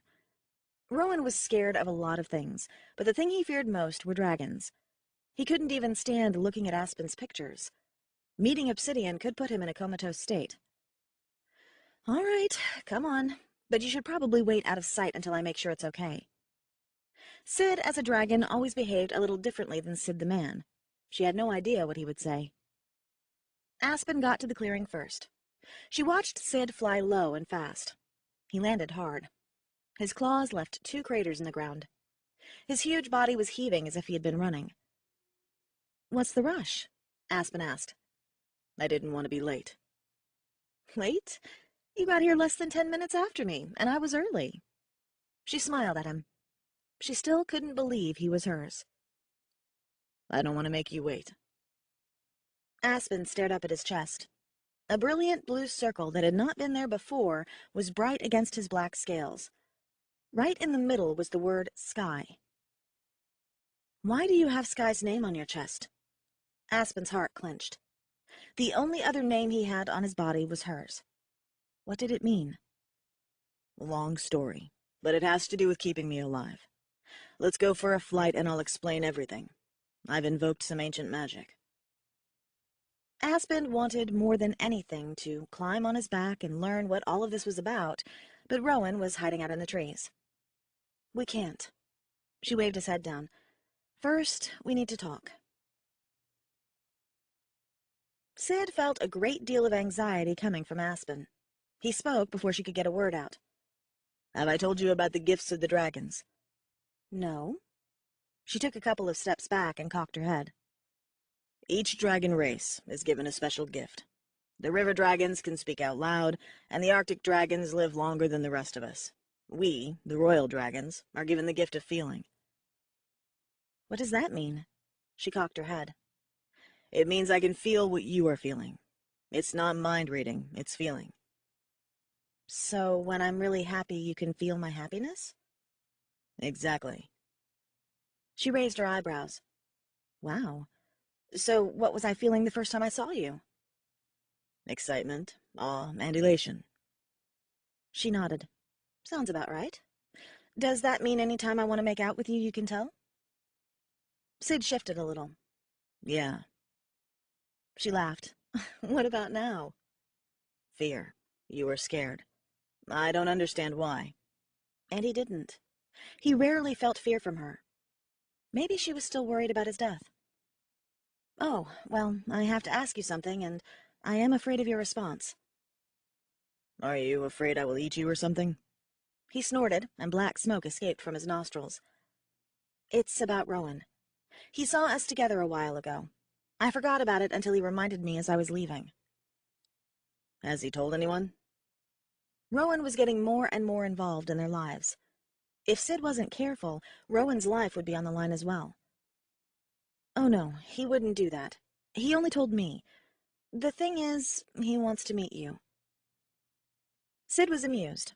Rowan, the boy who, until 2 weeks ago, could hardly walk out his front door, wanted to meet him as a dragon? Why? Honestly, I don't know. Would it be all right? Will you meet with him? When? Right now, if you're willing. Why not? Aspen patted Sid's flank and hurried off down the path. A few minutes later, she came back alone. Well, where is he? Sid asked her. Hidden in that stand of pines. He won't come any closer right now. Maybe you can talk him into coming out. Sid supposed he could do that, but Rowan would expect that. Sid recalled when Rowan was with Theo, and the harder Theo rode him, the harder he worked out. Sid decided to do something unexpected, something blunt. He aimed a volley of flames directly over the stand of pines, singeing the top of the trees. Rowan did not appear. Aspen flung herself at him, arms flailing. You idiot! What was that for? He's probably wet himself now. What on earth were you thinking? I told you he was scared. If you didn't want to see him, you could have just said so. Distracted by Aspen's tirade, Sid didn't see Rowan come out, but Sid felt him as he approached. Never before had he experienced the sheer terror he felt now. Sid's body shook, and breathing became a challenge. Sid took deep, heaving breaths. Aspen, stop. She continued pounding on his underbelly. You jerk! I can't believe you did that to him! Aspen, he is coming closer. I cannot have you beating on me like a punching bag. Stop. She stopped. Sid's shaking and rapid breath did not. He couldn't quite believe that Rowan could be walking so calmly while feeling so horrid. Sid knew if he got closer, it would only make matters worse. Rowan, please do not come any closer. Why? I feel what you are feeling. Rowan sat on the ground about 30 feet from Sid. What do my feelings have to do with getting any closer? You're terrified. Yeah, so I'm always afraid. It is my perpetual state of being. This whole mind-speak thing is pretty cool. How do you even function? I'm not you, yet I shake with fear. I'm used to it. It never really goes away. It's amplified now because I'm faced with a real freaking dragon, but this really isn't all that much worse than usual. Rowan Winters, you are no coward. He laughed. You feel my terror. How could you possibly say that? Can you see me? Yes. Sid was still baffled that Rowan could carry on the conversation like nothing was wrong. Can you not see that I am shaking? Yes. I am shaking because of your fear. I am feeling what you feel, and I cannot tolerate it. Yet here you sit, speaking to me as if nothing is wrong. You face me in spite of your fears. You are braver than most men, and a few dragons as well. Rowan smiled, and Sid's body stopped trembling. Rowan got up and slowly made his way toward him. Sid remembered Sky's mark and dropped to the ground. Rowan froze when Sid moved, but Sid didn't want to answer any questions about the mark. Come on. I'm not going to hurt you. Rowan took a couple of deep breaths and moved so he was standing next to Sid. Then he placed a hand on Sid's neck. Aspen had tears flowing down her cheeks. Didn't you tell me you never cry? Shut up. Rowan hung out with Sid and Aspen for the morning. He turned down Sid's offer of a ride, and Sid figured it was for the best. No sense pushing his luck. Why do you have my sister's name on your ankle? Rowan sat next to Sid's foot and traced the letters above his heel.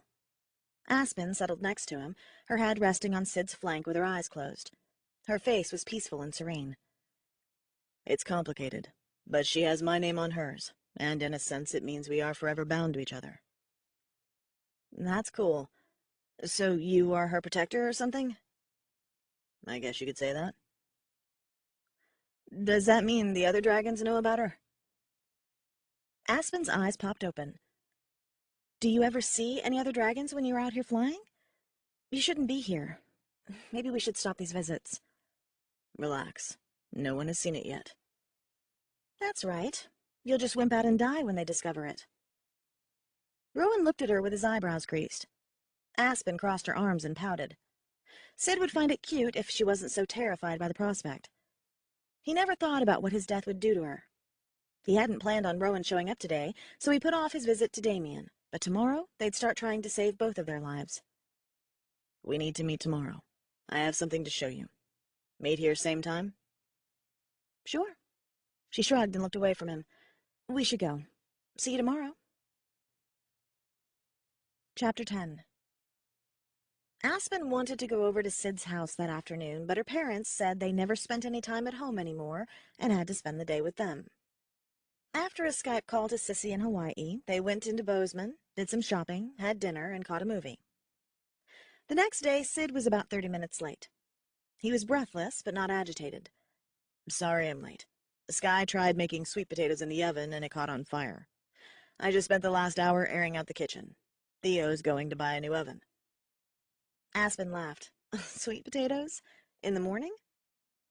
They had marshmallows on them, and she loves marshmallows. Aspen shook her head. One of these days, Sky would burn down his whole house. Hop on. We are going for a ride. Where? You'll see. Aspen climbed on his back, and he took off. She clung to his neck and watched the ground disappear beneath her. Yellowstone looked completely different from up there. The colors on the ground all swirled together. The hot springs burned a bright blue, and the white ground around them was speckled with red. Steam rose in wispy white clouds. She should be cold because they were so high, but was not. The heat radiating up from Sid's body kept her from becoming an icicle. Why are you so warm? She had to shout because she didn't think he could hear her otherwise. It is the fire inside me. Ooh, can I see? She'd seen his flame a few times, but never got tired of it. Not right now. It would bring too much attention to us. Also, you don't have to yell. You can speak to me just like I'm talking to you. How? She shouted. Humans are different than most animals. You have to concentrate to send out thought. Other animals have to train themselves to not project thought. If you think something deliberately and send it to me, I should be able to hear it. Try. Aspen concentrated and sent him a hey, but he didn't react. She took a couple of deep breaths and thought about how he spoke to her. It always came like a voice, not a thought, and it never interrupted her thoughts, nor did she think he could read her mind. Very deliberately, as if she was speaking to him, she said, "Bet you thought I couldn't do it." He dropped a few feet suddenly, and she squealed and grasped his neck harder. That was not very nice, but she was smiling. You think you are the only one who can tease. This is a much more efficient means of communication. Yeah, why didn't you teach me this before? I didn't think about it. Tell me about the mark Sky gave you. Aspen's eyes started to water from the wind, so she buried her face in his neck. His scales were smooth and soft. Like I said before, it's old magic.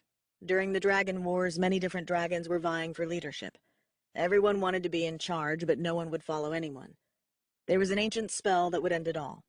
If one dragon could gain loyalty from all 8 dragon races, well, 9 at that time, then they would be king, and everyone would recognize him as their king. They'd have no choice. He'd reign for 500 years with his own council. No one would be able to kill him or overthrow him. The magic made it impossible. Every race wanted to be in charge, so gaining support from all the races was next to impossible. But there was a royal dragon who was loved by all. He eventually was able to secure loyalty from all the races. That doesn't sound so difficult. By swearing allegiance, they are giving their life. If I die, so do they. How do they die? It's a consequence of the sealing. If I were to die, they'd all die at the same moment. Aspen's grip on his neck tightened. So Sky basically gave her life to you. Yes, it was her idea. She learned how to invoke the magic when she learned how to remove her sealing. We're lucky she came to stay. Is Sky the leader of her race? No. Then how come she could do it? Because any dragon can speak for his race. Aspen rested her head on the back of his neck. She was glad he found a way to save his life, but she felt like there was still something missing from his story. Can you tell me more about the whole Queen thing? I know you were trying to prevent it with this marking thing, but I'd like to know more about how things are supposed to work. Sid dropped several hundred feet into a canyon, and Aspen gasped. Sorry, it's not as windy down here. The process of choosing a queen is a secret. I will not understand it until I witness it. I do know that I don't have a choice, and that the council chooses a queen because she exhibits qualities of an effective queen. A king is only as strong as his queen. It is very important that a proper queen is chosen, or it gives space for possible war. A weak queen means a weak king, and those with a thirst for power would go after the throne. We haven't warred in thousands of years. Dragons are typically peaceful creatures. Right now, a council of dragons makes all the decisions. It consists of 1 dragon from each race. There are 8 dragon races. Since the wars, the king is always a royal dragon. Male royal dragons are gold, and female royal dragons are silver. We live here in Yellowstone. The other races live all over the world, though each race has a presence somewhere in America, but only since the wars. It wasn't always that way. Obsidian was following a river. From that height, Aspen couldn't tell where they were. A drop-off appeared ahead. He flew downward, following a waterfall. Aspen felt the spray of water on her face. Just before they plunged into the pool, he pulled up, and she realized they were in the middle of the Grand Canyon of Yellowstone. The walls rose sharply on either side of them. Aspen's mind was reeling from the information about the Queen. She had no idea it was so complex. She'd ruined whatever chance Sid had at having a normal reign, but for some reason she couldn't bring herself to feel guilty. You said there are 8 dragon races. I thought there were only 7. Red dragons from Hawaii, blue ones in Florida, orange in Arizona, yellow in Texas, and white in Alaska. Oh, and those purple and green ones in California. Why do they have purple bodies and green wings when the other dragons are all a solid color? Legend has it there were once 2 additional dragon races, one fully purple, who lived in the mountains, and another fully green, who lived in the forests. When a dragon mates with one of a different race, the dragon will have the body color of their mother and wing color of their father. It is said that the dragons of the mountains and the dragons of the forests were very fond of each other. After the wars, only the children survived. They are called the woodland dragons, and they are very useful. They have healing powers. Healing powers? Obsidian didn't answer, but he soared around a mountain and flew into a wide cave. You ready to meet another dragon? Hell yeah. He landed inside the cave and let out an enormous flame. His name is Damien. Aspen grinned. What kind of dragon is he? Fire, from Hawaii. What's he doing here? He was banished from his home. Sky and I used to visit him. He's a good friend of mine. Obsidian crept down a tunnel, and blackness enveloped them. Eventually, Aspen saw a light ahead. The tunnel gave way to a large cavern bathed in red light. In the middle of the cave sat the sorriest-looking dragon she'd ever seen. His jaw no longer aligned, one eye was missing, scars across his belly oozed with pus and blood, almost all of his tail was gone, and his wings were in tatters. Aspen slid off Obsidian's back and walked up to the disfigured dragon. Are you Damien? Yes, and who are you, human? I am Aspen. Damien looked at Obsidian. He was quite a bit smaller than the king, about the size of her jeep, but with a long neck. Aspen bounced in place, itching to get her hands on the new dragon. He and Obsidian looked at each other for a while, and Aspen's patience wore thin. She knew they were talking, and it irked her to not be a part of the conversation. What happened to you? She asked. He jerked his head down to look at her. I lost my temper one too many times. A deep growl came from his throat, and he looked back at Obsidian. She knew he was irritated at being interrupted, but she did not like being left out. She tapped him on the knee. He brought his head down again and bared his teeth at her. Would it be all right if I examined your body? She asked, unfazed by his threats. Why? He asked, irate. She didn't care. Because you're a dragon, and I've only ever really seen Obsidian. I want to see if you are any different. He jerked his head back to Sid. They were talking in their heads, and that pissed her off. She wanted to be part of their conversation. Finally, she decided she was done waiting for permission. Damien's wing was riddled with holes and tears. She tentatively brushed her fingers along a rip, and he shivered. He shook his wing, and her finger got stuck in one of the holes. He growled and brought his face back toward hers. What do you think you are doing? I wanted to see what it felt like. She untangled her fingers from his wing and moved around behind him. He followed her with his eyes. She placed her hand on the flat of his tail. The skin there was smooth, like the rest of his body. She trailed her fingers along his scales, and although he followed her with those black eyes of his, he didn't complain. As she came around his front, she accidentally ran her fingers through the pus on his underbelly. She sniffed at it and wiped it on her jeans. She supposed she should be grossed out, but she'd seen loads worse. She moved back around to his right side. She wanted to study his ceiling. Surrounding his right ankle was a mark like hers, but it was a deeper shade of red than his body. She couldn't read most of the words, but the name stood out. Hestia. Her heart ached for this poor dragon. Obsidian always seemed so powerful and indestructible. She never realized they could be hurt. She sat on the floor in front of Damien and motioned him toward herself with her hands. Damien lay down on the floor and rested his head in her lap. You have a very gentle touch, he said. Thank you. How did you become so mangled? It's a long story. I don't think Sid and I are going anywhere anytime soon. I'd like to hear your story. No one has ever asked me that before. I suppose it begins when I was a young dragon. I was charming and irresistible to females. Of course, most of us are, being from fire. When other tribes send ambassadors to us, they never send females, and when we visit them, they hide their unsealed daughters. A group of royal dragons came to visit us. This was an unusually large group, whole families. One family brought along their daughter. She was about 50 years younger than me. The only females I'd ever been around were fire. To me, she was a challenge. Something different. But she was also beautiful in a way that my sisters and cousins were not. Her name was Athena. I stalked the group and waited for her to be alone, for surely she wanted to explore our beautiful islands. My waiting paid off, and late into the night she flew off on her own. I followed, and convinced her to visit another island with me. We did not return to the Big Island for weeks. She captivated me and my heart. I sealed myself to her. Do you understand what that means for us? Yes, I do. But she didn't seal herself to you. How do you know that? The marking on your ankle does not say Athena. It says Hestia. Obsidians educated you well. You are correct. She did not seal herself to me. I could charm and sweet-talk her, and while she enjoyed my company, she did not fall in love with me. When we returned to the Big Island, her father was livid. We don't typically mate with those not of our tribe.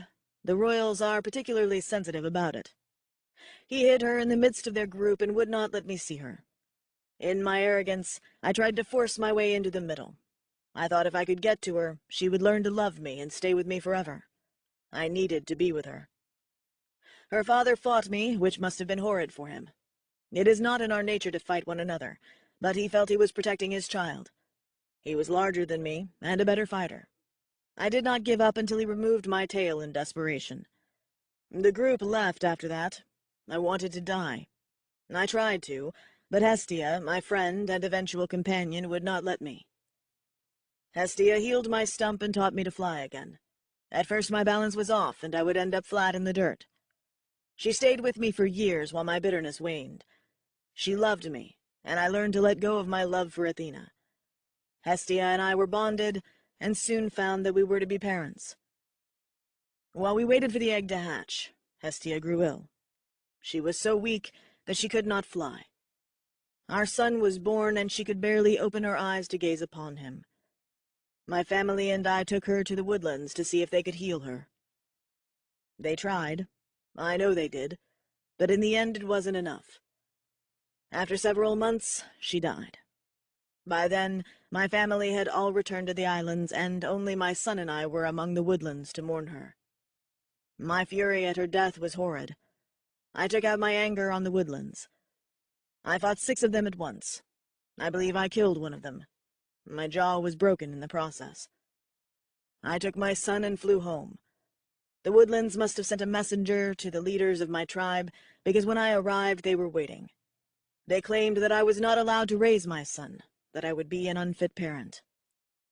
I held him next to my stomach and protected him with my wings. The scars on my underbelly are from his claws when they tore him from me. They banned me from the islands, and I have not seen my son, nor my beautiful home, in 500 years. His story made his physical wounds seem trivial. Aspen longed to comfort him, to make him better. Obsidian? Aspen asked. Yes?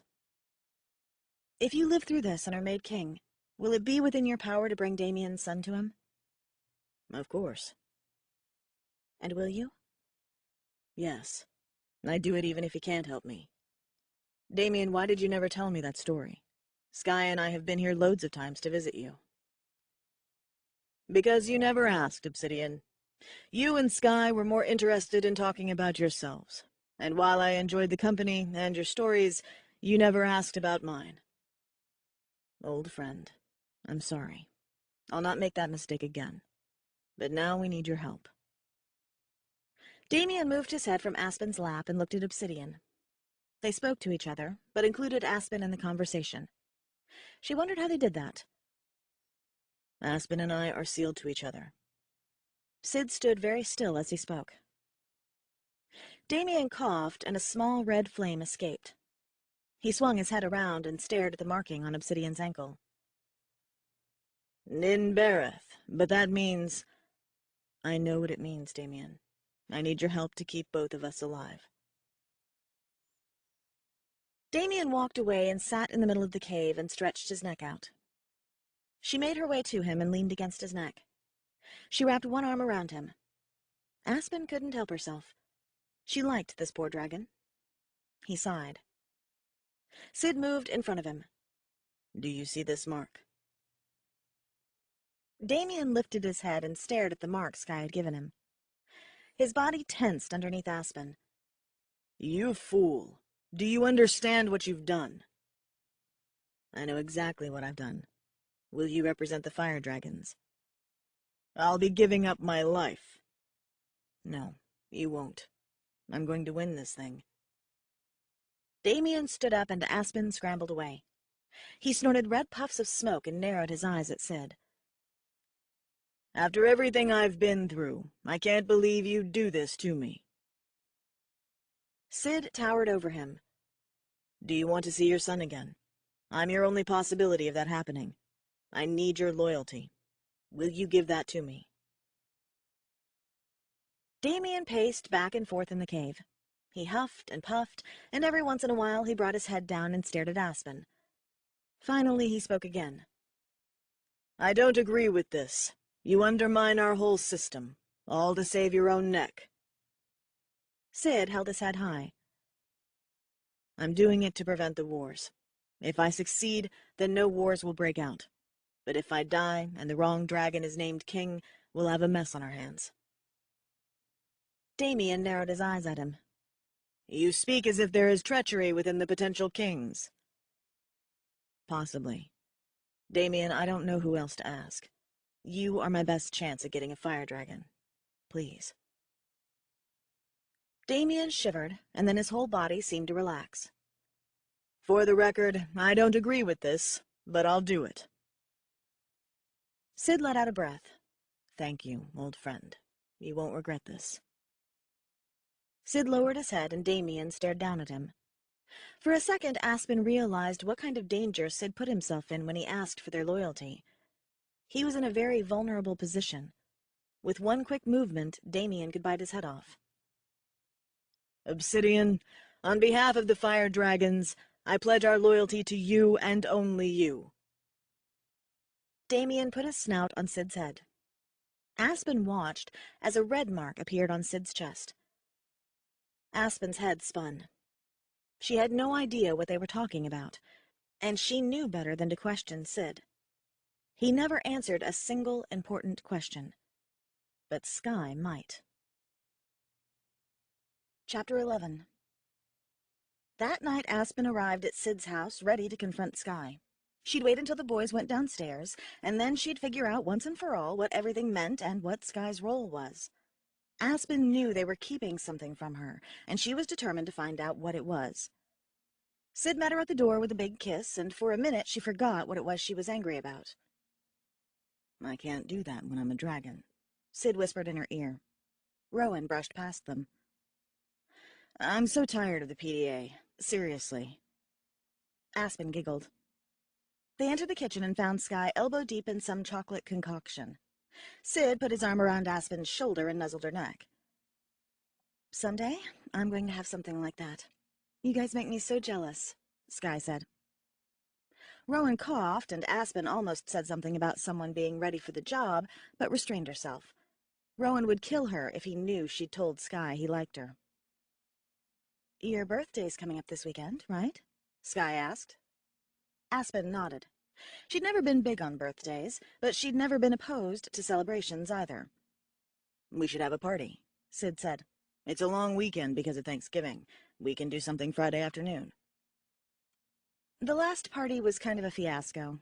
Why don't we just have a small friends and family thing? Aspen asked. Okay. Let's do Saturday night instead. Invite your parents. What time? Before Sid could answer, he was interrupted by the doorbell ringing. Sid jumped up to answer the door. Aspen settled on a stool, and Rowan climbed onto the one next to her. Obsidian, son, what the devil are you doing? Rowan looked at Aspen with wide eyes. Dad, my name is Sid. After that, both voices dropped, and Aspen figured Sid was telling his dad there was a human in the house that didn't know about dragons. Did that man just call Sid Obsidian? Aspen shrugged. What would make you think that? He did. I know he said Obsidian. Sky spoke sweetly. Rowan, hun, We have no idea what you are talking about. Rowan shook his head. I swear I heard. Aspen hoped he wouldn't dwell on this. A few minutes later, Sid came into the room, followed by a very tall and muscular, dark-skinned man with curly black hair that was cut close to his head. Covering his face was a bushy black beard. He was the type of guy that looked like he could break your hand with a simple handshake. Skye wiped her hands and flew to him. "Apollo!" she squealed and flung herself at him. He chuckled and returned her hug, engulfing her. She pulled away. "I've missed you. How are you?" Not good, he grumbled with a look at Sid. Skye looked back and forth between them both and turned to Rowan. "Do you want to go out to dinner? Just the two of us?" Rowan jumped off the stool so fast that he nearly fell over. Apollo caught him. Rowan adjusted his glasses, jerked his arm out of Apollo's grasp, and straightened his shirt. "Sure," he said with a shrug, and headed toward the front door. Aspen gave Skye a grin, but Skye grimaced. She was just doing this to get Rowan out of the house. They left the room with Rowan talking animatedly to Skye. The rest of them didn't move until the front door slammed. Then Apollo turned to Aspen. "Are you Aspen?" he asked with a growl. She got off the stool and approached him. He didn't scare her. She held out her hand, hoping he wouldn't actually break her fingers. "It's nice to meet you, sir." He looked at her hand for a half-second before he pulled her into a bone-crushing hug. He let her go and held her at arm's length. "She's pretty, son, for a human." Aspen wasn't sure what to think of him. She couldn't tell if he liked her or not. Sid moved closer to her and slid his arm around her waist. "Yes, she is. I love her very much." Apollo rubbed his hand over his head. "I figured as much. Let's sit. You need to tell me all about this mess you're in." They sat at the breakfast table. Sid kept Aspen close, and Apollo sat across from them. "Who told you?" Sid asked. "Does it matter?" "Of course it does." "Why?" "Because I need to know how much you know." "Damien came to visit me right after you left him. Good thing your mother wasn't home." "Why?" "Well, for one thing, you know how much she hates him.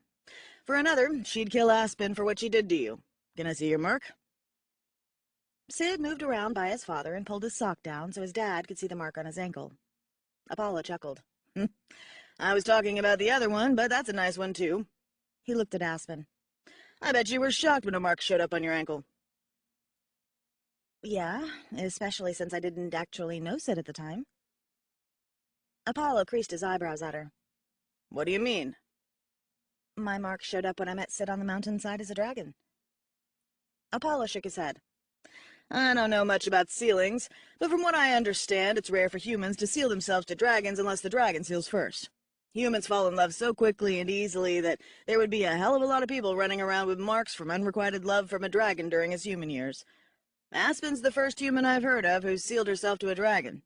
Well, except for Olivia, but that was expected. Come to think of it, I'm pretty sure her sealing came later." "Who's Olivia?" Aspen asked. A story for another night. Sid whipped off his shirt. Aspen sucked in a breath. She still had not gotten used to seeing him like that.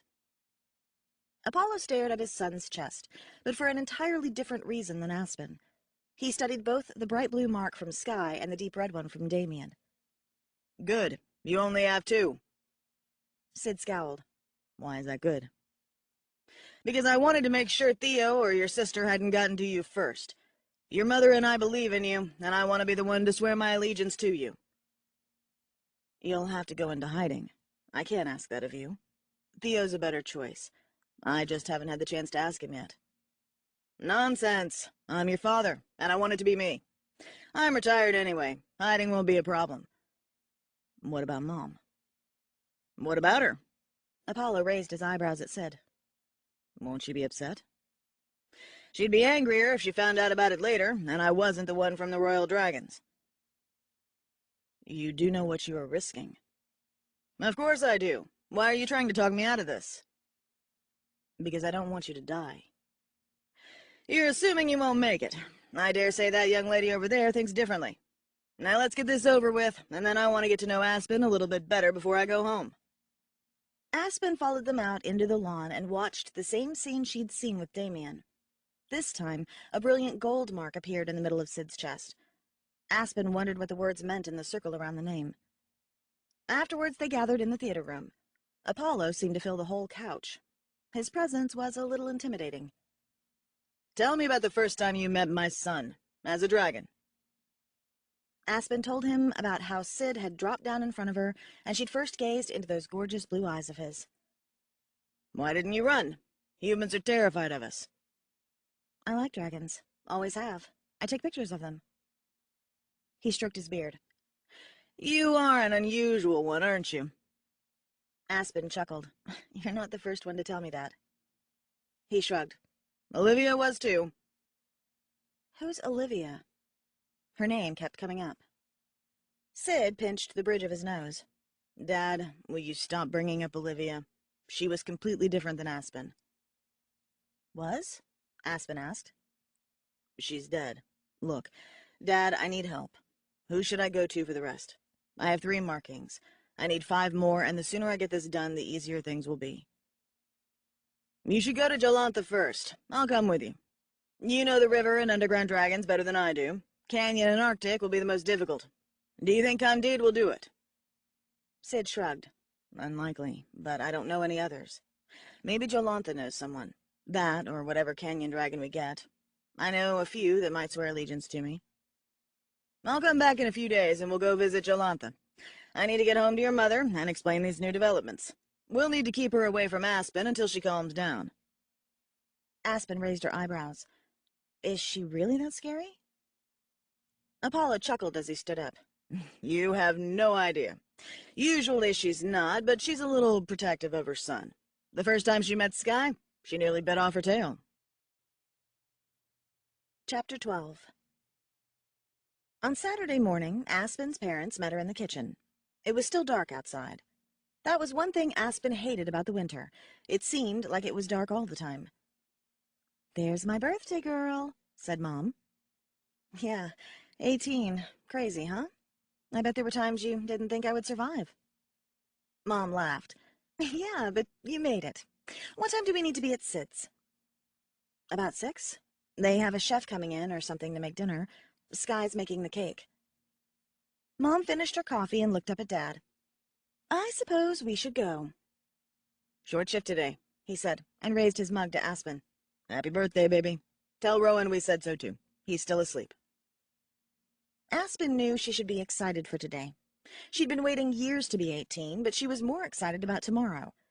She, Sid, and Apollo were going to visit Jolantha, and Aspen was going to meet Sid's mom for the first time.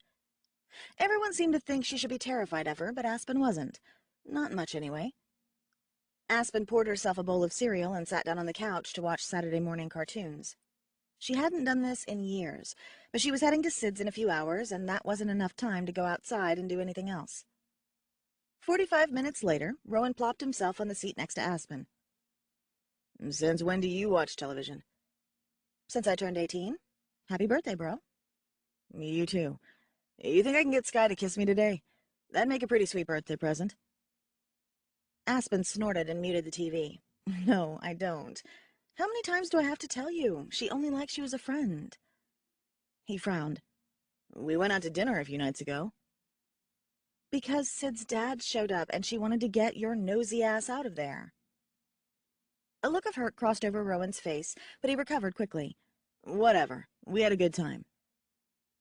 Aspen turned on the couch and faced Rowan. "Sky doesn't have very many friends. You're probably the closest one she has because I spend too much time with Sid. Don't ruin that by trying to turn it into something it's not." He sighed and crossed his arms. He didn't say anything else, and Aspen hoped he got the hint. Sky had been through a lot with Sid, and she didn't want to see her getting involved with yet another guy that she couldn't really be with. If Rowan made any moves, both he and Sky would get hurt. A few hours later, Aspen and Rowan let themselves into Sid's house. They didn't bother to knock anymore and headed straight for the kitchen. Sky stood next to the KitchenAid and watched the batter carefully. Sid tried to stick his finger in it, and Sky swatted his hand away. He looked up, gathered Aspen in a hug, and planted a quick kiss on her lips. "Happy birthday, sweetie." "Thanks. How's the cake coming along?" Sky shook her head. "He won't keep his hands out of it. Take him away, please. Aspen wiggled her eyebrows at Sid. Gladly. He laughed. You know, tonight when your parents are here, we're going to have to go back to being friends. Aspen scowled. I know, but that's not any different than at school, though I'm not used to it here at your house. Aspen's phone buzzed.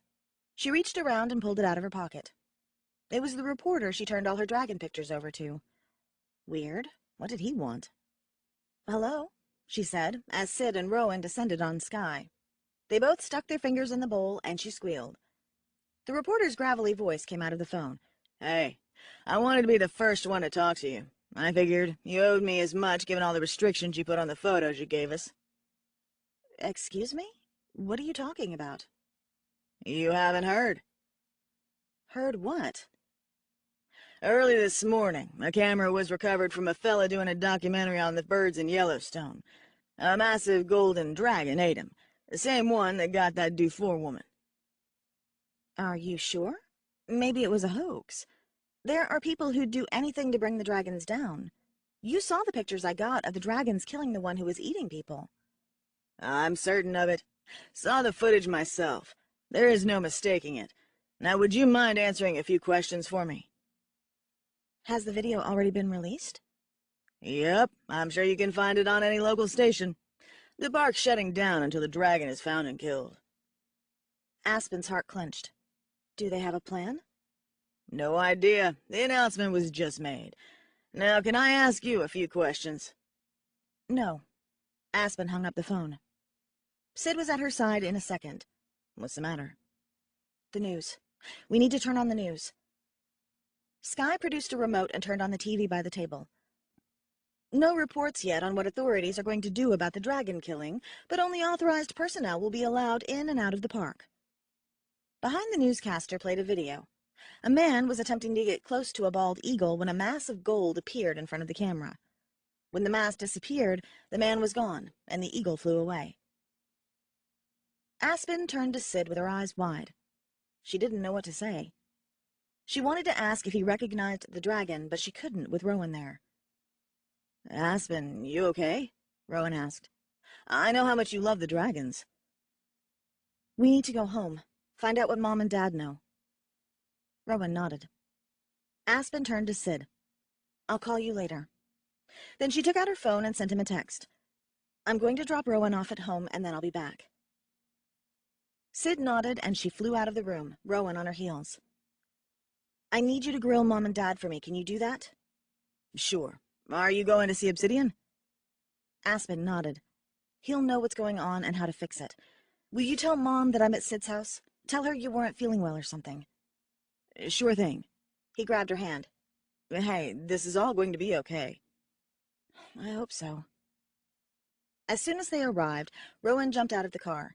Her parents' car was still gone, but she figured they'd be home soon to check on them.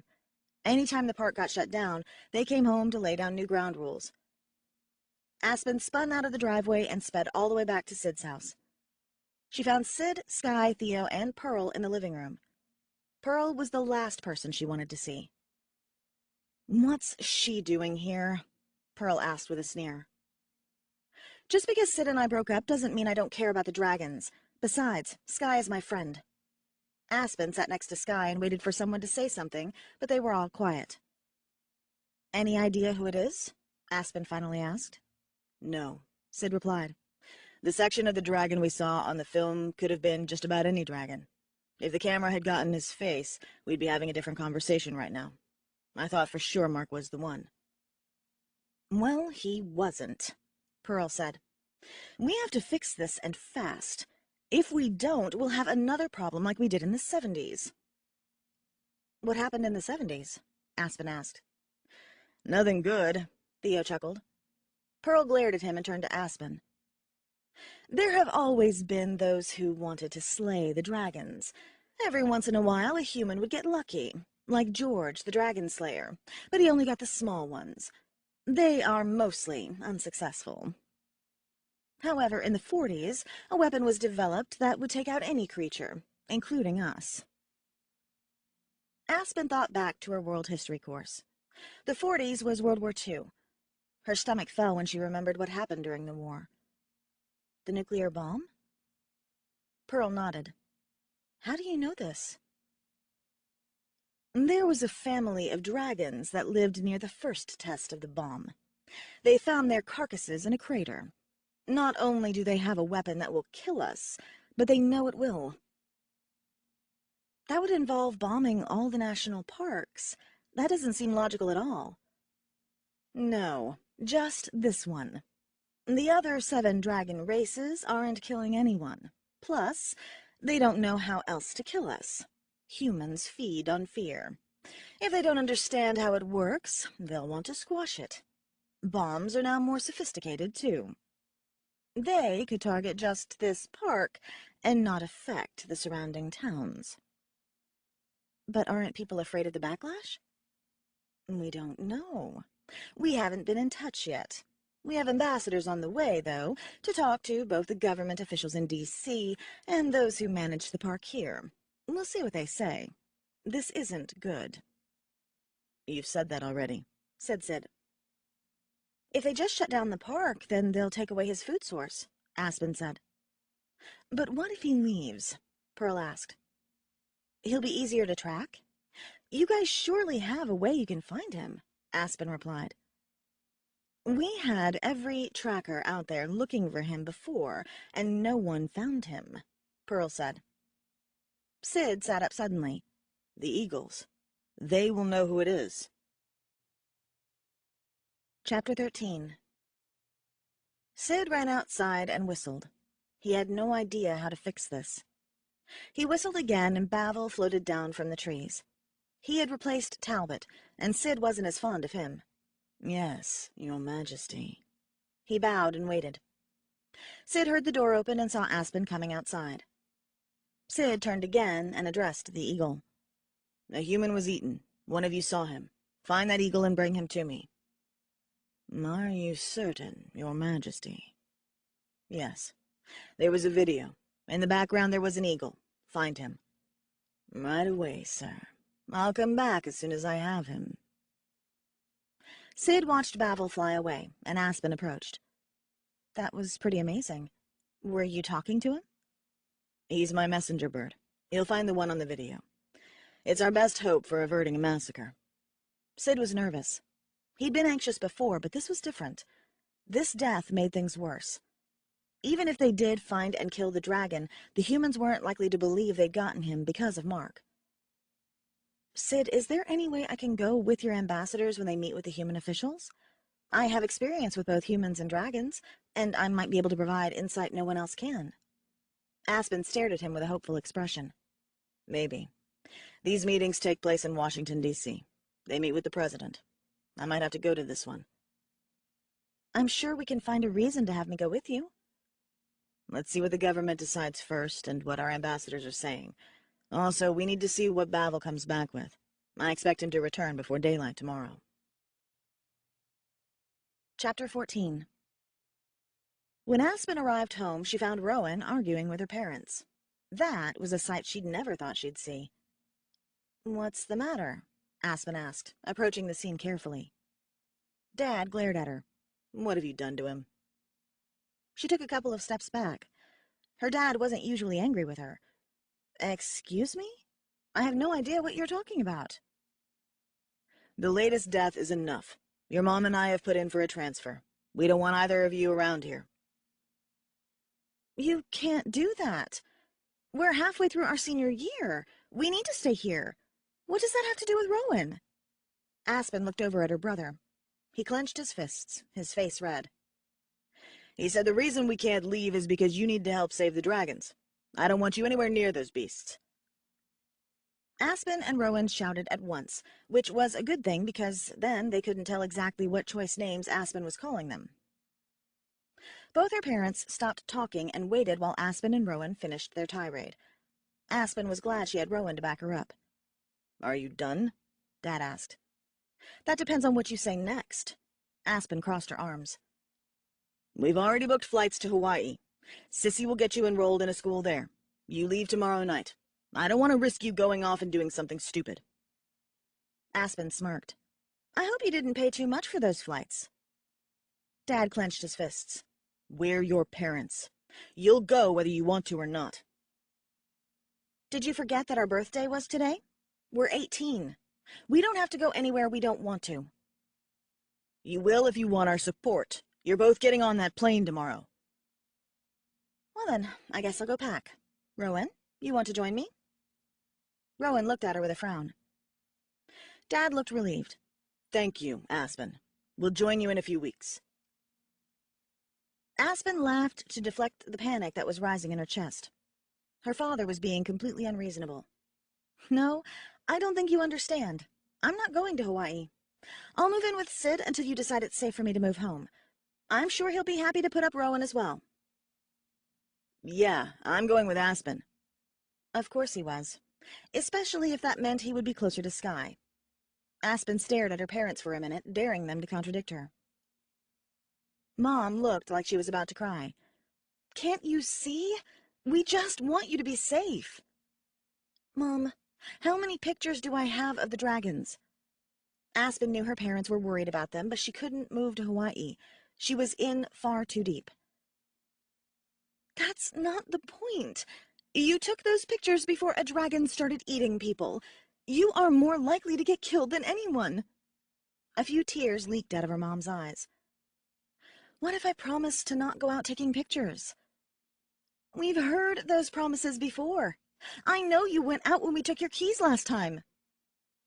Aspen ran a hand through her hair. Yeah, that was before I realized the danger. I have no plans of going anywhere that could get me killed.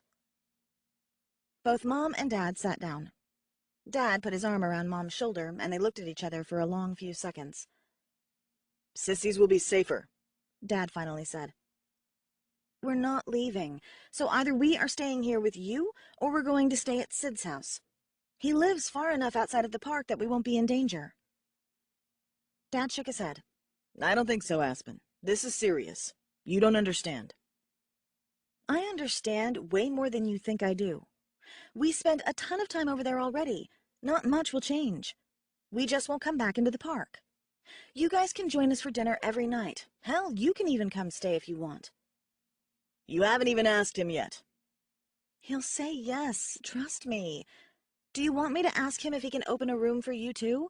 That way we'll all be together, and Rowan and I don't have to go live with Sissy. Mom let out a big sigh. Your dad and I have to stay here. I'm still not sure about this. Will his parents be okay with you two living there? He lives with his brother. His girlfriend lives there with him. His parents are out of the country. She had to fudge the bit about Theo. She didn't know how else to explain Theo and Sid's relationship. Mom opened and closed her mouth. I thought you were his girlfriend. I told you we broke up. I know, but you've spent so much time there, I just assumed you'd gotten back together. No, we're friends. Aspen knew she was wearing them down. Mom let out a long breath. I would much rather you go to Hawaii. That's your right. We can't force you. You'll be safer at Sid's than here. I don't want you in the park. Of course. I'll call Sid and make sure it's okay. Mom gave Aspen a tight smile as she picked up the phone. Sid answered on the first ring. Aspen, you okay? Yeah, but my mom doesn't want Rowan and I staying in the park right now. Can we come stay with you for a few weeks? You know you don't have to ask, right? Well, my mom, she wanted to make sure it's okay. Yeah, sure. I'll open up a room for Rowan. What about me? You'll stay in my room. Now pack a bag and get your gorgeous self down here. Aspen looked at her mom, nerves setting in. She and Sid had never spent a night together except when they were camping, and that didn't count. What were his expectations? Aspen set her phone down on the table and wiped her palms on her jeans. Sid said it was fine. He's going to open rooms for both me and Rowan. Her mom nodded, but still looked concerned. Aspen looked down at Rowan, who was furiously typing on his phone. She kicked his shoe. Come on, we need to pack. He jerked his head up. What? Oh, yeah, I'm coming. Rowan followed her up the stairs to her room. He tripped over the last step, and Aspen looked back and saw him staring at his phone. Who are you talking to? Aspen asked. Sid? That was not the answer Aspen expected. Why? I told him I want a room next to Sky. Aspen laughed out loud. I admire your tenacity, brother, but you are fighting a losing battle. He stopped and glared at Aspen. I fought a lot of losing battles. Trust me when I say this is one battle I'm winning. Aspen shook her head. When did Rowan grow a backbone?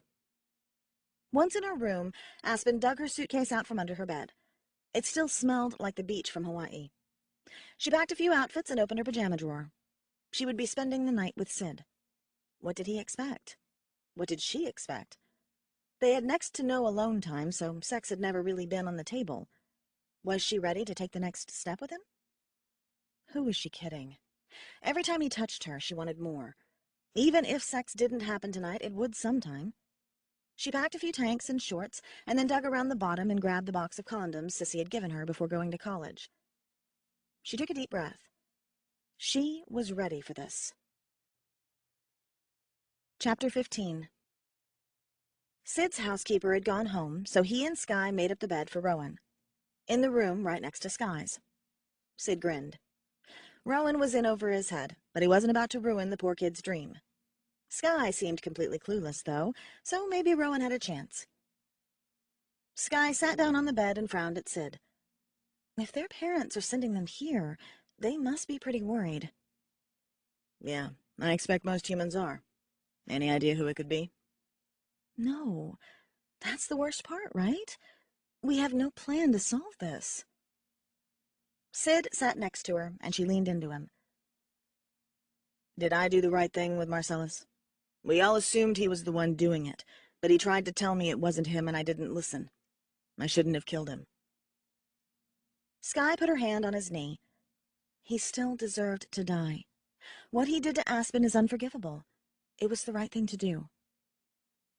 I acted rashly and emotionally. I shouldn't have. Sid had been second-guessing himself a lot lately. You can't question your decision. You acted like the king. Not all the decisions you make will be the right ones, but you have to have confidence in your abilities or no one else will. Sky, I think you will be my closest advisor should I make it out of this alive. I'd be offended if I wasn't. Wisdom is one of my best qualities. Sid laughed. That it is. Though I imagine Rowan has other ideas of what your best qualities are. She grimaced. First Aspen, and now you. Do you really think he likes me that much? I'd be surprised if there isn't a mark around his ankle. That's silly. He's just infatuated. He'll get over it. They heard the front door open, and Sid raced down to welcome them. He grabbed Aspen's bag and motioned for Rowan to follow him. Sky waited at the top of the stairs. Can you show Rowan to his room? It's late. Aspen and I are going to bed. Sky nodded. As soon as the door clicked shut, Sid dropped Aspen's bag and pulled her close and kissed her. He doubted he'd ever get tired of kissing her. It was the best part of being human. She pulled away. So this is new, huh? She smiled, but it didn't reach her eyes. You mean that I get to spend the entire night with you in my arms? Yeah. I don't know if I'll let you go back to your parents after this. Aspen shrugged, and he checked her feelings. She was excited but scared. What's the matter? Nothing. She ran her fingers through her hair. I can read your feelings. You're scared. She glared at him. That's not fair, but yeah, I'm nervous. We've never slept together before. We've fallen asleep plenty of times. Those weren't on purpose. We're about to go to sleep and wake up tomorrow morning in the same bed. I know. We're going to get used to this. Go change. She went into the bathroom, and Sid stripped down to a t-shirt and his boxers. He couldn't stand to sleep in anything else. He slid underneath the covers and tried to figure out why she was so nervous. There was no reason for her to be. This wasn't that much different than anything they'd done before. She stepped out of the bathroom wearing a tank top and short athletic shorts. Sid's breath caught. Maybe he shouldn't have been so quick to judge her anxiety. Suddenly, he felt self-conscious. She slipped into bed with him and looked up with those gorgeous green eyes of hers. He kissed her so he didn't have to think about what it meant to have her here with him. She returned the kiss and leaned into him, laying her head on his bare stomach. She dug her fingers into his abs, and he pulled her tight against him. He couldn't get enough of her. He flipped her over and relished the feel of her whole body underneath him. His fingers gripped her hair and held her head close to his, never letting her lips leave his. He opened his eyes and gazed into hers. She smiled, and he felt her anxiety spike. "There are condoms in my bag." "What do we need those for?" Sid asked, confused. Her fingers trailed up his back, and he forgot for a moment his question. "You know I love you, but I'm not having unprotected sex with you." Sid stopped and rolled off her. "I'm sorry if I led you on, but we aren't having sex." Aspen creased her eyebrows. "I don't understand." He chuckled and pulled her close to him again. "Dragons mate for life." Her uneasiness disappeared. "I thought you'd never be able to be with anyone else anyway." "That may be so, but mating only happens after we are bonded." "How is that any different from being sealed?" "It's how we become two halves of a whole. A bonding connects two dragons, so they are literally the same soul. I don't know how else to describe it. However unlikely it will be, someday I hope we can be bonded." "But you're a dragon, and I'm a human." "Stranger things have happened. Have hope, Aspen. I do." She nodded and leaned up and kissed him again, this time with only desire and love, no fear. Chapter 16. Aspen woke the next morning and found herself sprawled out across Sid's chest. She grinned. That was exactly where she belonged. She slid her hand up his t-shirt and rested it on his abs. He was so unbelievably hot. She couldn't quite believe it sometimes when she looked at him. She stared at his face. His eyes opened, and he watched her. She leaned up and gave him a quick peck on the lips. "Yep, you're stuck here. No going back to your parents' place, even when it is safe." "Not sure they'll go for that, but you can try." "Hey, I have something for you." He leaned over the side of his bed and pulled out a small wrapped box. "What's this?" "Happy birthday. Yesterday got kind of ruined." Aspen propped herself up on her elbows and unwrapped the box. Inside sat a black ring. It was the shape of a dragon, where the tail met the head, but the dragon's jaws were wide open, and nestled in his teeth was a brilliant sapphire stone. "Sid, it's gorgeous." The detail work on the ring was amazing. The door to the bedroom flew open, and Aspen jerked around, dropping the ring. Pearl stood there with murder in her eyes. "You have 10 seconds to explain to me what the hell is going on." Aspen sat up, ready for a fight. "What do you think?" "I think you are trying to get my brother killed." Pearl's eyes flicked to Sid's ankle, which was sticking out from under the covers. Her face went pale. "I guess it is a little too late for that. You little bitch. Do you realize what you've done?" Aspen jumped out of bed. "You have no idea what you're talking about. Besides, we have a plan to keep him alive." Sid climbed out of bed.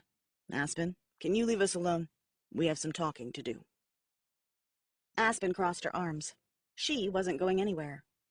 No, she should hear this. After all, you've signed both of your death warrants. Who else knows? She flung back her red hair and waited for a response. "Sky, Theo, and Dad." "Really? You told Dad?" Pearl rolled her eyes. "Whatever. Get Sky and Theo and meet in the theater room in 15 minutes. I can't wait to hear this awesome plan you have to save your life." Her words dripped with sarcasm. She stormed out of the room, and Aspen grabbed Sid's hand. "I'm sorry." "It was inevitable. Crappy timing, but still inevitable." Sid dug around one of his dresser drawers and pulled out a pair of basketball shorts. Aspen found a pair of sweats and a hoodie. It was freezing. She brushed her teeth and went to wake up Sky. Sid was going after Theo. Of course, Sky looked just as good with no makeup as she did with. Aspen frowned at the sheer unfairness of it all. She shook her awake. Sky blinked at her. "What's up?" "Pearl is here. She knows about me and Sid." Her eyes widened. "Oh, I'm in so much trouble." Yeah, but not as much as me. Get dressed and meet us in the theater room. Sky nodded. Aspen found Sid in the kitchen. Theo's not in his room. He drummed his fingers on the counter. Did he stay at Ella's? Aspen put her arm around his waist, wanting to be close to him. If he did, he didn't say anything. The front door slammed, and Theo skulked into the kitchen. What's everyone doing up so early? Pearl's here. She found out about me and Aspen. Theo gave them a wicked grin. Uh-oh, someone's in trouble. You're not off the hook. She wants to talk to all of us, Sid said. Theo scowled but followed them to the theater room. Pearl stood there with a frown on her face. She didn't say anything as they all filed into the room. She paced and glowered at them. After what seemed like ages, she spoke. How long ago did this happen? Sid answered. When I sealed myself to her, the marking already had her name on it. Pearl creased her eyebrows. I thought she hated you. Aspen laughed. I did. I got the marking when I met him as a dragon during the summer. When? Pearl looked from one to the other. Her eyebrows creased. It was the day I became king. I landed near her on the mountain. Why did you do that? Because I wanted to see a human up close. I wasn't thinking. Pearl snorted. That doesn't explain Aspen's marking. How long did you spend there? A minute, at the most. Ceilings don't work like that, Sky interjected. Aspen looked over at her. Maybe she'd finally learned something Sid seemed intent on keeping from her. Could it be because she's human? Asked Pearl. Sky shrugged. Maybe, but nothing about how it happened with either her or Sid makes sense. Pearl turned her attention to Theo. Did you know? Yeah, Sid wouldn't have pursued her otherwise. He's an idiot, but not that big of one. Pearl sank onto the couch. Let's hear this plan of yours to keep you two alive, because I can't see any way out of this. Sid sat down next to Pearl. What I'm about to tell you is a big deal. I need you to swear you won't say a word to anyone else. If the council finds out about this, I'm a dead dragon. Sky scowled. You're already a dead dragon. No, I'm not. Not if this works. Pearl sat back against the couch. What on earth could you do that would... She stood and backed away from Sid. Please don't tell me you... This was the only way. He pulled off his shirt and Pearl stared at the marks on his chest. Aspen grinned at the sight. Again. Pearl backed into the wall and covered her mouth. This is treason. I'm the king. Not yet. She studied the marks for a second. Not only have you sentenced yourself to death, but you've also made sure Sky, Damien, and Dad. How could you do this? Because I'm the king. I shouldn't answer to anyone, let alone a stupid council. Now are you going to keep my secret or ensure my execution? Her face softened a little. Of course. I don't want you to die, but... She laid her hands on top of his marks. But I hope you know what you're doing. Otherwise, you're going to leave me without my brother and father. How long do you think you'll need? I'm not sure. I'm hoping only a few weeks, but if the Canyon and Arctic dragons refuse, it could take a few months. That means I'll have to carry on like nothing's wrong. That includes continuing the search for a queen. Seems silly, but you're right. We're going to see about the woodland dragons today. Mom and Dad are coming with us. Aspen jerked around. Are you sure about that? Don't we need to find the human killer first? Unfortunately, this can't wait. But this is twofold. My father is the best tracker alive.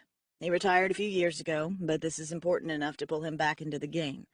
They'll come with us to see Jolantha, and then he can start searching for the murderous dragon.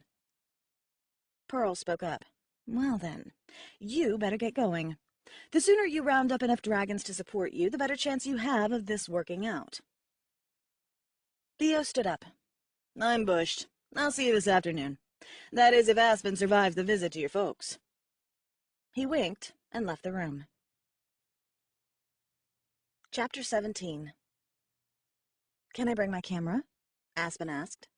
"Why?" Sid wondered why she would think of that in a moment like this. "Because I haven't been close to many dragons, and today I get to see 2 royal dragons and a woodland one. Seriously, this is an awesome opportunity." Aspen would someday be the death of herself. Sid shook his head at her. Sky and Theo weren't far off. Sid's mother would be furious with her. "Let's leave the camera here. But we need to go. I want Dad searching for this dragon, and he needs to help us do this first." Aspen followed him out the front door. He stopped dead when he saw what was on the front porch. 2 eagles, both dead. Bavel and another Sid didn't know. Aspen recoiled. What happened? Sid reached down and fingered Bavel's feathers. "It looks like his neck was snapped. They saw something they weren't supposed to. What's bad about this is that whoever did this also wanted to send a message to me. We've got to get rid of this dragon. Wait here." Sid spun and headed back into the house.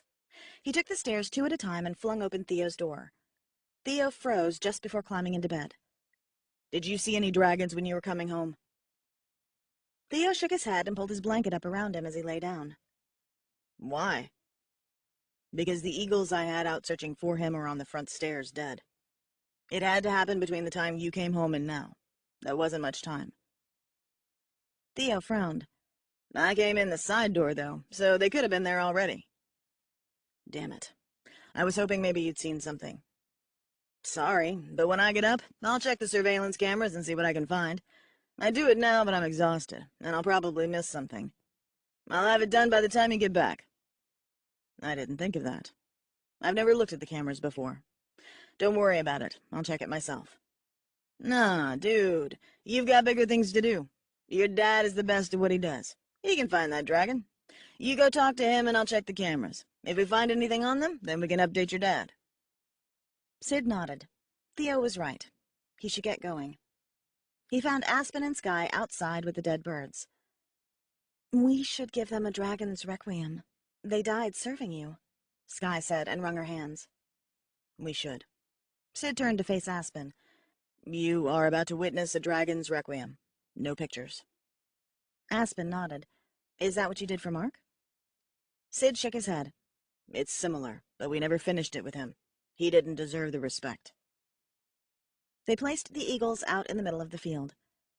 "I'll take Bavel. You take the other one." Both Sid and Sky transformed. Sid let Sky go first. Her silvery blue flames covered the tiny eagle, and seconds later, Sid's black flames engulfed Bavel. Then they both let out their flames at the same time, and the ash was gone.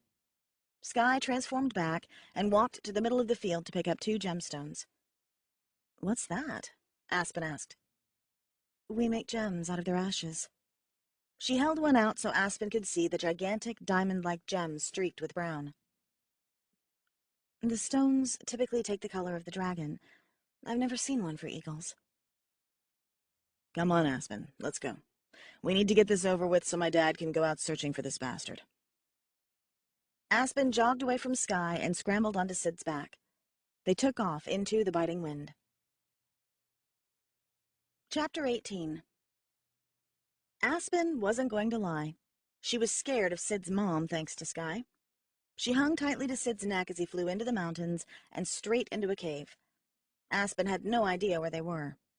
The cave was wide, and they flew deep into the mountain. It smelled of still water and sulfur. Fires lit the way. Eventually, Sid landed and changed into his human form. "It would be better if we were all human during this discussion." "You mean so your mom doesn't bite off my head?" Sid squeezed her hand and gave her a tight smile. "Yeah, something like that." At the end of a long hall, they found 2 enormous dragons, one gold and one silver, both asleep. Their scales glittered with the light of the fire in the surprisingly warm room. Aspen unbuttoned her coat, and Sid followed suit. "It's their body heat. Once they change to human, it will cool down quickly." He placed his hand on his father's flank and pushed against him. It didn't even move the dragon. Sid laughed. Heavy sleeper. I've never tried to do this as a human. He moved around and tickled his dad's nose. The dragon snuffed and 2 puffs of gold smoke floated out. His eyelid cracked open, and Sid moved around and waved at his dad. Good morning. Apollo rose up on his haunches and then nudged the silver dragon. She sat up, and Aspen could have sworn she saw a grin form. Within seconds, they both changed into human. Sid's mother looked just like Pearl. She gave Sid a big hug, and Apollo embraced Aspen. He smelled woodsy like Sid. It's so good to see you. Thanks. Aspen turned and faced Sid's mom. She stalked toward Aspen with a glare. The smile she had given Sid had disappeared. Before Aspen knew what happened, the woman slapped her across the cheek. Hard. Aspen's eyes watered as she brought her hand up to her face. "Mom," Sid said, and rushed to Aspen's side. "This girl has ruined everything." Her voice shook and her face flushed red. Apollo approached her. "Athena, dear, calm down." Athena spun and faced him. "No, I will not. If it weren't for her, everything would be okay. But now both of you are going to die. It is all her fault." The name Athena niggled something in Aspen's brain, but she couldn't figure out what. She decided to try to apologize. Winning this woman over would be in her best interest. "I'm sorry. I didn't mean for any of this to happen. I'm just trying to make the best of things right now." Athena crossed her arms. "We should kill you right now." "You know that won't change anything. I'll still be executed," Sid interjected. "Do you have any idea what you've done? Even if you manage to secure the loyalty circle, you'll open us up to war, and you'll be weak because you can't be bonded to anyone but the Queen. It's suicide either way. I can't believe you're going to sacrifice yourself over a stupid girl." "I can love Aspen and still be an effective king. I know I won't have the strength of the other kings who could take on their queen's power as well, but I will reign. Completing the circle guarantees that." "If it weren't for her, you wouldn't need the circle. You're going to get killed, and you've dragged your father into this too." Apollo put his hand on Athena's arm. "I did that of my own choice. Sid didn't even have to ask. Now, son, why don't you show your mother who else you have?" Sid pulled off his shirt, then tugged on Aspen's hand so she was standing right next to him. Sid pointed at each mark on his chest. "Sky, Dad, and Damien. They all did this for us. Not me. Us." Athena crossed her arms and eyed Damien's mark. Aspen gasped. "I know where I've heard your name before. You and Damien were a thing before you met Apollo." Sid shook his head, and Athena rounded on Aspen, eyes blazing and red hair flying in every direction. "Listen here, you little brat. You have no idea what my life has been like. I don't want to hear a word about what you know or don't know. You'll learn a lot more if you keep your mouth shut. I can't believe my son fell in love with an insolent child like you." Sid opened his mouth, but Apollo cut him off. "That is in the past. Aspen couldn't know how hard that was for you. Now, Sid, I've told your mother that we're going to go out and see Jolantha today. Are you ready to go?" "Not exactly. There's been a complication." Athena sniffed. "That's probably her fault, too." "Mother, please, could you at least try to be nice?" She pursed her lips. "No." Aspen saw Sid roll his eyes. "Whatever. We still need your help. Dad, we thought we got the human killer, but he's still out there, and he's killing again. We've got ambassadors trying to smooth things over in D.C., but this has gotten out of hand. Can you track him?" "Your father is done tracking dangerous dragons. Why don't you just have the eagles do it?" Athena asked. "I did. They came back dead." Athena covered her mouth, and Apollo stroked his beard. His face betrayed no emotion. "Your dad can't go after a monster like that. He'll get hurt. Do you remember what happened on his last mission?" "Of course I do, but I don't know who else to ask. We had trackers out before, and no one has even gotten close to him. Dad, you're the best." Now, not only did you make sure that he dies if you die, but you want to send him out on some suicide mission to track a dragon that is probably the most dangerous one we've had in several hundred years. Now, Athena, I've searched for more dangerous dragons and nothing ever happened to me. Yes, I know we had that scare on my last mission, but that was a long time ago. Besides, this dragon hasn't hurt any dragons. That we know of. I don't like this. I'll be more careful this time. I'd be honored to serve you, son. I'll head out this afternoon. Maybe you could show me places we know he's been. I don't like this, Athena repeated. Dad will be fine. We can build a team to go with him if that will make you feel better. Nonsense. I work better on my own. Besides, I can't very well build a team when I have a mark on my chest that says I no longer recognize the council. Sid took a deep breath. Yeah, you're right. Let's go see Jolantha. Then you can come home with us, and I can take you out and show you what we know about the human killer. Athena's face hardened. I hope you know that we're doing this for you, not for that thing. She nodded toward Aspen. Sid pulled Aspen close but kept his eyes trained on his mother. What you do for me, you do for her. Let's go. Chapter 19. Getting Jolantha's support was easier than Sid thought it would be. They'd arrived home 15 minutes ago, and Aspen collapsed on Sid's bed. I'm exhausted. Your mom really was as bad as they said. I thought everyone was exaggerating. She'll come around. She has to. But it's a good thing we won't see much of her. Aspen giggled and patted the bed.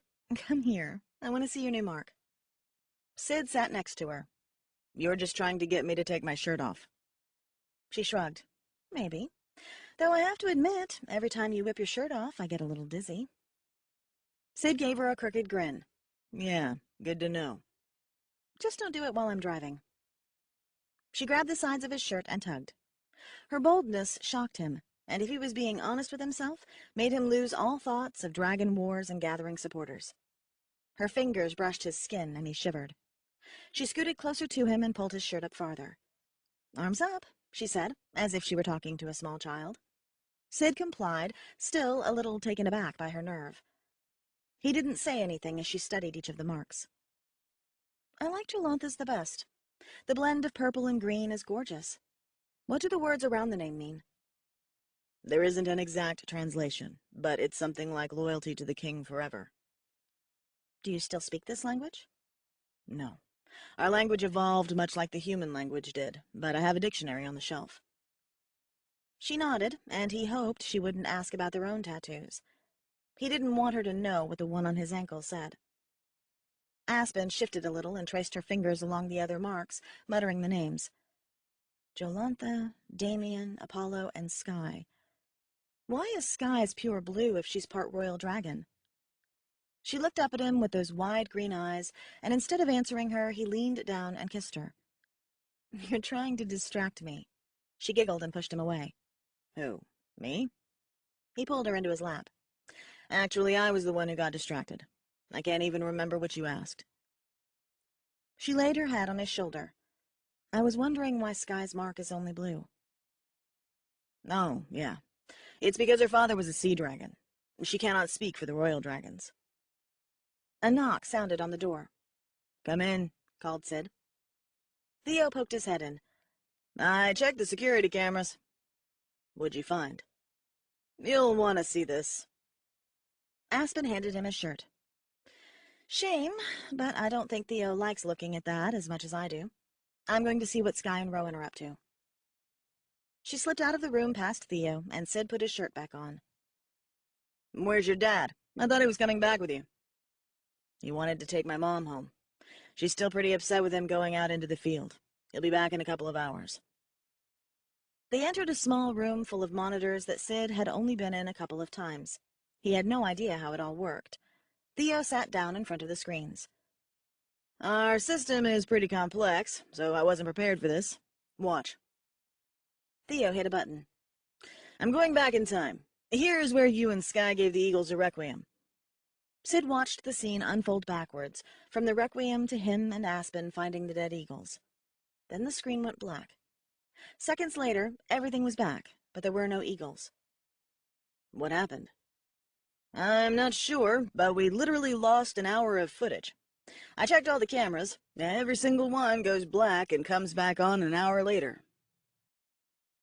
He'd have to have a pretty good knowledge of computers and security systems. That narrows the field a little bit. Yeah, it would have to be a dragon that's been human in the last 30 years. Before that, the technology was quite different. True. We also have to look at the area. They probably live near Yellowstone because that is where all the deaths are occurring. Sid crossed his arms. That still leaves 30 or 40 suspects. Who knew this would turn into such a big deal? We have to find him. He knows what he's doing. He's good at this. He knows we are looking for him, and he doesn't want to be found. My dad can find him. Let's hope so. We're dealing with a dangerous dragon. Are you sure you want to send your dad after him? Sid wiped his hand across his face. I don't have any other choice. He left Theo in the room with all the security cameras and went in search of Aspen. He figured she was in the kitchen, since that was where Skye spent most of her time. Skye and Rowan were arguing about whether Skye should add walnuts to her brownies. Rowan held the bag of walnuts out of her reach. Aspen was across the room watching them with a cute grin on her face. Brownies aren't meant to have anything in them. Rowan smiled down at Skye. She stretched for the bag but wasn't even close. But the recipe calls for them. I've never had brownies with walnuts. I might love them. Give them back. She jumped up, but Rowan backed up. Aspen approached Rowan. Come here, Skye. Let me show you how this is done. She tickled Rowan's ribs, and he brought his arms down and retreated from both girls. Aspen made a grab for the walnuts, but he raised them above his head again and glared at them. No walnuts. Aspen turned to Skye. He's all yours. Ribs and feet are his most ticklish, just so you know. Footsteps pounded in the hall outside the kitchen, and Sid turned to see who it was. He could hear Rowan laughing, and Skye squealing behind him. Inwardly, he was glad she was happy, but he worried about Rowan. Eventually, Skye would have to leave. Apollo entered the room, his face twisted in anger. What's up? Sid asked. Your mother. She'll be fine. She's just worried about you. Apollo snorted and motioned toward Aspen. Oh, we argued about me going back out into the field, but mostly we fought about that one. Why? She blames her for all of our problems. Whined about her all the way home. When I told her that I thought she was perfect for you, she stopped talking to me. Wouldn't even say goodbye when I left. Apollo crossed his arms and watched Rowan and Skye wrestling with the walnuts. Perfect for me, huh? Apollo smiled. I'm not sure Pearl could have found you a better queen. Sid scowled. She will be my companion forever, but she won't be my queen. Why not? Apollo asked. The front door slammed and Pearl came gliding into the room. Hi, Daddy, she said, and pecked her father on the cheek. Hey, Princess. Looks like you've been keeping a good eye on your brother. Bad eye, you mean? Look at the mess he got himself into. Sid knows what he's doing. I have faith he'll live to his next birthday and several hundred after that. Let's hope so, but none of us are going to live until our next birthdays if this idiot dragon doesn't stop eating people. That's why I'm here. Let's get this show on the road. You be careful. Sid shouldn't have pulled you into this. I'll do whatever I need to serve my king. Sid's stomach clenched. You don't have to do this. Yes, I do. Honestly, I wish you had come to me when this all started. Then it wouldn't have escalated. I didn't want to bring you out of retirement for something we could handle. Well, I'm here now. A few more weeks, then this will all be behind us. Skye squealed, and suddenly walnuts rained down all around them. Everyone turned to look. Both Rowan and Skye held one end of the walnut bag, which had split into two. Rowan gave Skye a grin. Looks like I win. Chapter 20. December came in with a monster snowstorm, but in spite of the foot of snow that had fallen the night before, they still had school. Early Monday morning, Aspen, Sid, Rowan, and Skye piled into Sid's Escalade and slowly made their way into town. Aspen was so sick of school, but it provided a normalcy to all the craziness. There, she didn't have to think about Sid risking his life because of her or the dragon terrorizing the park. Just before they got out of the car, Sky spoke. "Hey, we need to stop at the store on the way home." "How come?" Aspen asked. "Because I need more walnuts." She opened the door and escaped out of the car before Rowan could retort. Aspen met his eyes in the rearview mirror. "You're welcome." "For what?" "Like you didn't enjoy having her hands all over you yesterday." Rowan shrugged, and Aspen giggled. "Do you think she'll be mad when she finds out you prefer walnuts?" Sid started laughing. "Really?" "On top of brownies, not in them. But I didn't get a chance to explain that to her before things got out of hand." Sid opened his door. "We need to go inside. School starts in 2 minutes." Aspen groaned. 3 weeks until Christmas break. I can't wait. They braved the snow and stomped off their boots when they got inside. Tori was standing by a set of lockers near the door. She threw her arms around Aspen. "I feel like I haven't seen you in forever." "It was just Thanksgiving." Tori shrugged. "Well, your party got canceled because of that stupid dragon, and you ignored my texts." "My phone died. I'm sorry." Tori pouted for a second and then recovered. "We're planning a snowmobile trip this weekend. You up for it?" "Where? The park's closed." "We figured you could get us in." "It's really dangerous right now. We should wait until the dragon is caught." "When did you become a wuss?" Tori flung her hair over her shoulder and looked at Aspen expectantly. "Did you forget that this dragon killed Matt, Lila, and Mrs. Dufour? This isn't a joke. No one should go into the park." "You live in the park." "Not right now, I don't. Rowan and I are staying at Sid's." Tori raised her eyebrows. "Really? Figures you wouldn't tell me. I guess you two made up."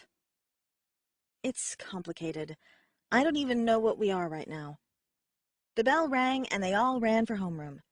Dufour had been pretty lenient about tardies, but Hudson was not. The next 2 weeks flew by in a routine of school, work, and home. Every few days, Aspen's parents would join them for dinner. The dragon hadn't killed anyone else, at least not that they were aware of. Sid thought he was probably still eating people, but had gotten smarter about it. Rowan still didn't know that he was living with a bunch of dragons. It was getting more and more difficult to distract him when Apollo showed up, though most of the time Apollo simply flew over the house and gave Sid updates in his head. A week before Christmas break, Aspen's parents brought Chinese takeout for everyone. Just as they started to eat, Apollo strolled into the room looking pale. Sid jumped up. "Dad, you okay?" He nodded. "I'm just a little worn out. We need to talk." He looked around the table. "Dad, this is Stacy and Jason, Aspen's parents." Aspen's dad stood up. "I thought you were out of the country." He held his hand out. Apollo looked at the hand and then grinned at Aspen before he pulled her dad into a bear hug. Aspen snorted. Dad would not like that. He barely hugged her. Apollo let go of him, and Dad straightened his shirt. "It's nice to meet you." Apollo laughed. "You too. I've been dying to meet the parents of the girl who stole my son's heart." Stacy looked from Aspen to Sid. "I thought you said you and Sid were just friends. That Sky was his girlfriend." Aspen squirmed. "It's complicated." "Did you lie to us?" Sky, who was sitting next to her mom, laid a hand on hers. "Mrs. Winters, Sid and I had this on-again, off-again thing. But in the last couple of weeks, we realized it would never work, and Aspen and Sid have been sparking again." "It's true." He sat down and ran his hands through his hair. "I'm totally in love with Aspen, and she still hasn't decided if she wants to be with me yet. But she knows how I feel about her." Aspen was floored by how quickly Sid and Sky were able to make up a story. Apollo plopped down in the seat next to Aspen and put his arm around her shoulder and pulled her close. "I, for one, hope she decides to get back together with my son. She's good for him." Aspen's mom and dad exchanged a look, but before they could say anything, Sid spoke up. "I wasn't expecting you, Dad." "I'm only in town for a night or two. I'm getting too old for all this travel." A look of concern passed over Sid's face, but Aspen knew he couldn't say anything as long as her parents were there. The rest of the dinner was awkward, and Aspen had never been so happy to see her parents leave. She walked them to the door. Mom hovered in the entryway. "I'm not sure how I feel about this if you and Sid are getting back together. Maybe you should come home. There haven't been any more disappearances. They're talking about opening the park up for Christmas." "We are safer here, seriously." "I don't like you living with your boyfriend." "Mom, I'm 18. "But still in high school." Aspen resisted the urge to roll her eyes. "Sissy left home for college when she was 17. I'm not a child." Rowan laughed, and Mom looked at him. Of course, his eyes were glued on Sky. "Rowan looks happy," Mom said. "He has a thing for Sky." Dad chuckled. "He sets his sights high." "Yeah, but he is happier than I've ever seen him. He gets along well with Sid and Theo, too. He works out with them every day." Mom's eyes bugged. "Rowan?" "Yeah, I know." Dad pulled Aspen in for a hug. "We just worry about you guys. I'm glad you had someplace to go." "I know. Maybe after Christmas we can come home." "If they open the park up, I want you both back in your own beds." Fat chance of convincing Sid of that, but she didn't say that to her mom. She just smiled and nodded. As soon as Aspen closed the door, she went back in search of Sid and Apollo. Rowan and Sky were alone in the kitchen loading the dishwasher. "Where'd they go?" Aspen asked. Sky turned around. "Upstairs. Sid's putting Apollo in the room right next to yours." Aspen made her way upstairs and found Apollo sprawled out on a bed and Sid sitting on a chair next to him. She sat on the edge of the bed. "What's up?" "Dad was attacked by hawks today." "Hawks?" "Yeah, a swarm of them attacked him and basically shredded his wings. He was lucky he got here. I sent an eagle for Jolantha. She'll be able to heal the wings. For now, Dad, you should rest." "Don't tell your mother." Sid grinned. "I know. I didn't even tell Jolantha why I needed her, just that she needed to come. She should be here in the morning. Can I get you anything else?" Apollo shook his head. "I just want to sleep." "Of course. Come on, Aspen. Let's leave him be." As soon as they got back to their room, Aspen asked the question she didn't feel comfortable asking in front of Apollo. Why did the hawks attack him? Sid shrugged. "No idea. The eagles have always been loyal to us, but the hawks have never been terribly friendly, though they've never attacked us before. This just gets weirder and weirder. I don't know what we're dealing with."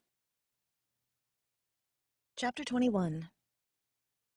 The next morning, Sid rolled over to find Aspen already out of bed, but her spot was still warm, so she couldn't have been gone long.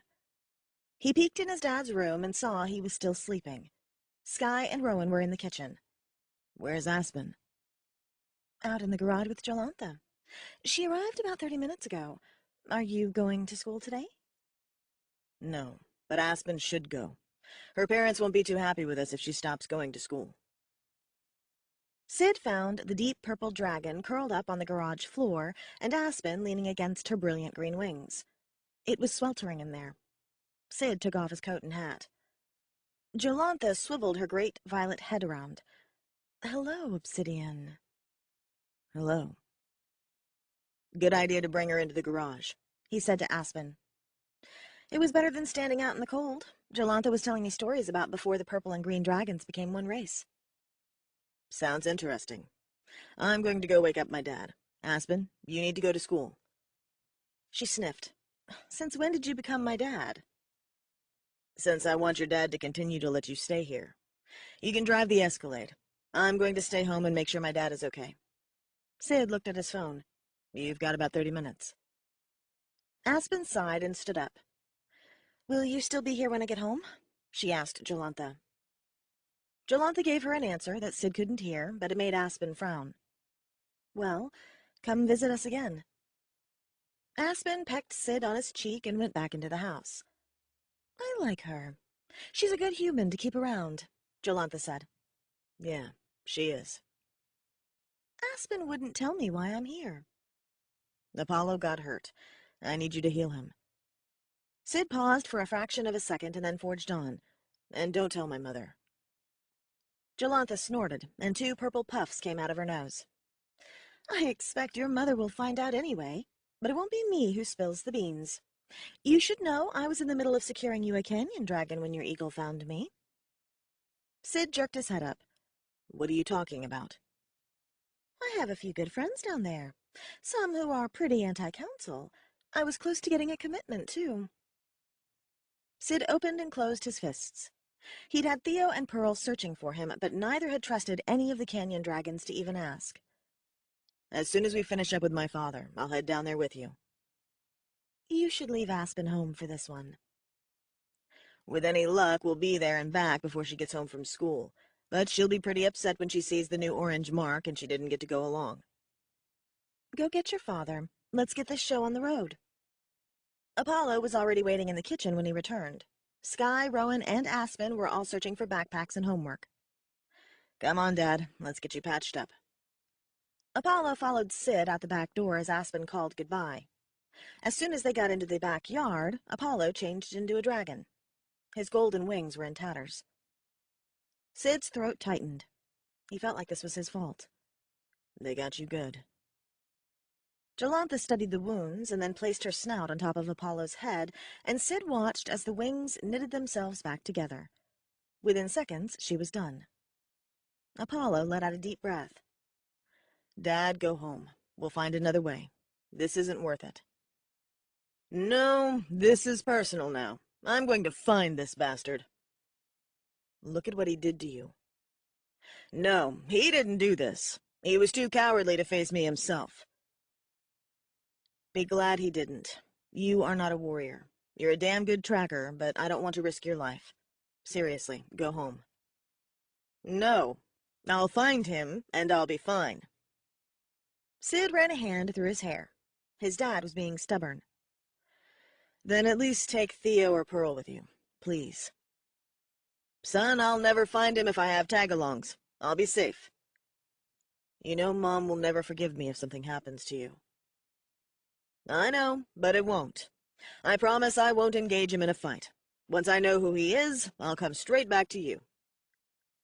Sid sighed. He wouldn't win this fight. Okay, but the second you even sense that something is wrong, you bail. Do you understand? Yes, Your Highness. Apollo flew off without even a backwards glance. Sid turned to Jolantha. I should probably ride you. If the canyon dragons see a black dragon flying in their territory, they will be suspicious. Jolantha dropped to the ground, and he climbed on her back. The flight down to the Grand Canyon took about an hour. Jolantha landed near the edge of the park. Wait here. I'll be back in a little bit. Sid nodded and changed into his dragon form. It was too cold to stay as a human. He curled up and waited. About 30 minutes later, Jolantha came back with an old orange dragon that Sid had never met. He didn't even have a chance to introduce himself before the dragon spoke to him. I'm not that old. Sid hated talking with the canyon dragons. They could read all your thoughts, so they answered before you even got a question out. It was annoying. If you don't want my help, why did you come? It's not that I don't want your help, but I don't like my mind being read. That's who we are. My name is Helios. Jolantha and I are old friends. Let me see your marks. Sid stood taller so that Helios could study his marks. You only have 4. I'll have a river dragon next week, and then I'm already planning a visit to the underground dragons. And the Arctic? That was Sid's biggest fear. He worried that he wouldn't be able to secure their help. They were in charge before the Dragon Wars, and they wanted their power back. It seems mighty risky for me to pledge myself to you when you cannot guarantee that you will win. If I can guarantee I can win, can I count on your support? But you can't. You know no Arctic dragons. Did you forget I can read your thoughts? You misread them. I know them. I just don't know who it will be yet that will help me. I will need more than just a promise you can win. I also want to secure more territory for our race. Excuse me? We are not a peaceful race, and the canyon lands have become crowded. Food is scarce, and we'd like more territory. Where? I believe the Woodlands have some southern territory they'd be willing to part with. Also, we never see river dragons in their western territory. So you are asking me to take lands away from other dragon races so that you can have more? Yes. Sid couldn't do that, not without pissing off the other races. Jolantha's voice entered his head. We'd be willing to share. Not give it to them completely, but allow them to hunt on our land. I imagine the river dragons would as well. That would be fair, Helios said. I would need to talk to the river dragons first. The dragon cocked his head. That is fine, but that doesn't fix the first problem. What problem is that? You can't guarantee that you'll win. Don't bother to come see me again until you have 7 seals on your chest. Then I'll provide the 8th. He took off before Sid could say anything else. That didn't go as planned, Sid said. No, but you're closer. If you can secure the rest of them, you know he'll help you. I can work on him too. We're a little more than just friends. Sid snorted. Don't you get sick of him being able to read your thoughts all the time? Sometimes, but I got used to it. Go home. I'll let you know if I make any progress. In the meantime, get the rest of those seals. You need them. Chapter 22. The next few weeks passed without much action, for which they were all grateful. Friday afternoon, Aspen ran to the car. Christmas break, she said to Sid as he slid into the driver's seat. She gave him a kiss and he grinned at her. 2 full weeks with no school. Rowan and Sky climbed into the back. We should do a movie marathon tonight, Rowan said. Sounds awesome. What do we want to watch? Star Wars. Rowan took off his glasses and rubbed the bridge of his nose. No, said Aspen and Sky at the same time. Aspen liked Star Wars, but she didn't want Rowan and Sky fighting again. All they did lately was bicker. Sky had tried to watch the first movie with Rowan a few weeks ago and fell asleep. Rowan didn't speak to her for 2 days. He couldn't fathom someone not loving Star Wars. How about Lord of the Rings? Aspen suggested. No one argued, so they stopped by the store to pick up junk food and then hit Little Caesars and bought 6 pizzas.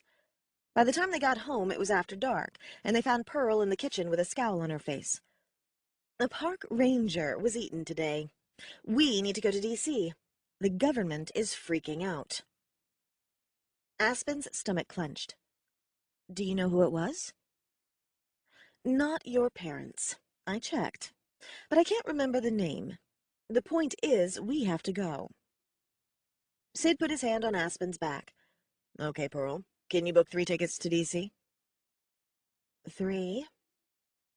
Aspen's coming. She rolled her eyes. Why? Because she'll be beneficial in the meeting. Plus, I want to introduce her to a few of the underground dragons. Underground? Aspen asked, confused. Yeah, they live in the caverns and spaces under the ground. They're tricky to find and don't come out very often, but I know where a few are near D.C.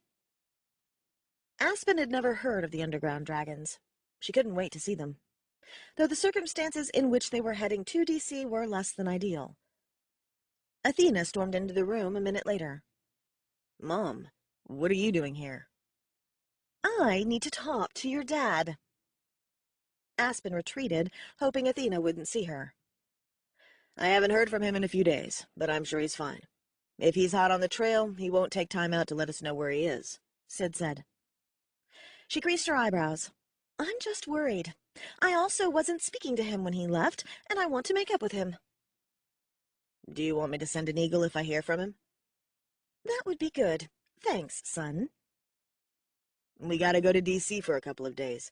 Do you want to stay here? No, I do not like being human. Send me an eagle when you get back, and let me know how things go.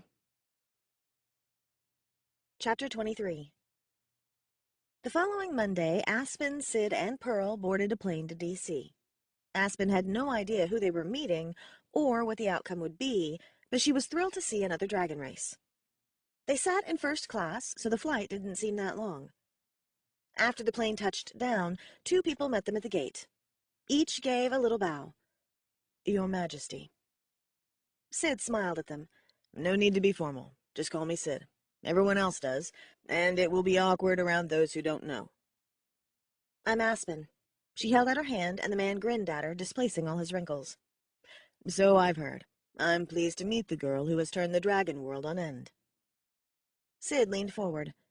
"Did Theo tell you?" "Of course. I'm the one who told him to involve Pearl." Sid turned to Aspen. "Jonathan is Theo's father. Who else knows?" "I haven't told anyone, so it depends on who you've told." "Now Raja knows," Sid said, inclining his head to the man who had his arm around Pearl's shoulder. Aspen thought she recognized him. "Raja already knew," Pearl said. "This was supposed to be a secret." "It can't remain a secret if you want all of us to support you," Raja said. "And will you?" Sid asked. "Of course," both Jonathan and Raja said at the same time. "Where are we going?" Aspen asked. "To the Pentagon. The meeting will be in an hour. Then you can head back to Montana," said Jonathan. "Reschedule the flight for late tonight. I need to meet with Darnielle." Jonathan whistled. "Darnielle doesn't like to be found." "He likes me. We've been friends for a long time. Besides, I think he'll like Aspen." "You're the one who takes all those pictures?" Jonathan asked. "I am." "Yeah, you're right. Darnielle will like her." They rode in a limo, and Aspen marveled at the opulence of it all. She wasn't sure if she could get used to the idea that this would probably be her life. They arrived at the Pentagon 30 minutes later, walked along a long hallway, and took an elevator several floors down. Everyone in the full room stood, and a few people gave a small bow. To Aspen's surprise, the President of the United States stood at the head of the table. Sid took his place at the opposite end. "Madam President," Sid said, inclining his head to her. She was a tall woman with short, severely cut brown hair. "Your Majesty," she replied with a smile. "Please, sit." Aspen took the chair next to Sid, and the others sat at various points around the table. "Allow me to introduce my military generals and their advisors." The four men, dressed in impeccable uniforms, nodded as she introduced them one by one. "Thank you for meeting with us today," Sid said. "We don't want to make a decision this grave without consulting you," President Johnston said. "Of course." "We have a dragon who is killing people. We were told the situation was under control, only to have another individual killed. Have you identified the dragon?" "No, Madam President, we have not. We have every dragon trained in tracking looking for him. We will find him," said Sid. "But what do we do in the meantime?" "Let me do my job and find the dragon." "I'm afraid that's not good enough. We need to let people know that we are tackling the problem." She whispered something to the man sitting next to her, and then looked up at Sid again. "If it makes you feel any better, bring in the military to make it look like you are doing something, but it will be more effective if you could just stay out of our way." Aspen was surprised to hear him talk like that. He'd never sounded so in charge before. "If I'm sending the National Guard, they will do more than just sit and look pretty. Surely they can assist you in your search and help with security." Sid sighed. "Okay. They can keep an eye out for him. But every male dragon in Yellowstone is gold. It doesn't mean they are the killer." Aspen couldn't tell for sure, but it looked like the president rolled her eyes. "I think our troops are more professional than that. They can tell one dragon from another." Sid rubbed his forehead. "Sure. We can use them. Especially if it will help ease the public's mind." The general sitting to the president's right spoke. "I'll contact the governor of Montana to bring in the guard. You should also be aware of the plan if you do not resolve this issue promptly." "What do you mean?" Sid asked. "Let's say this dragon eats a few troops and we can't find him. We need a resolution." "Like what?" The president answered instead of the general.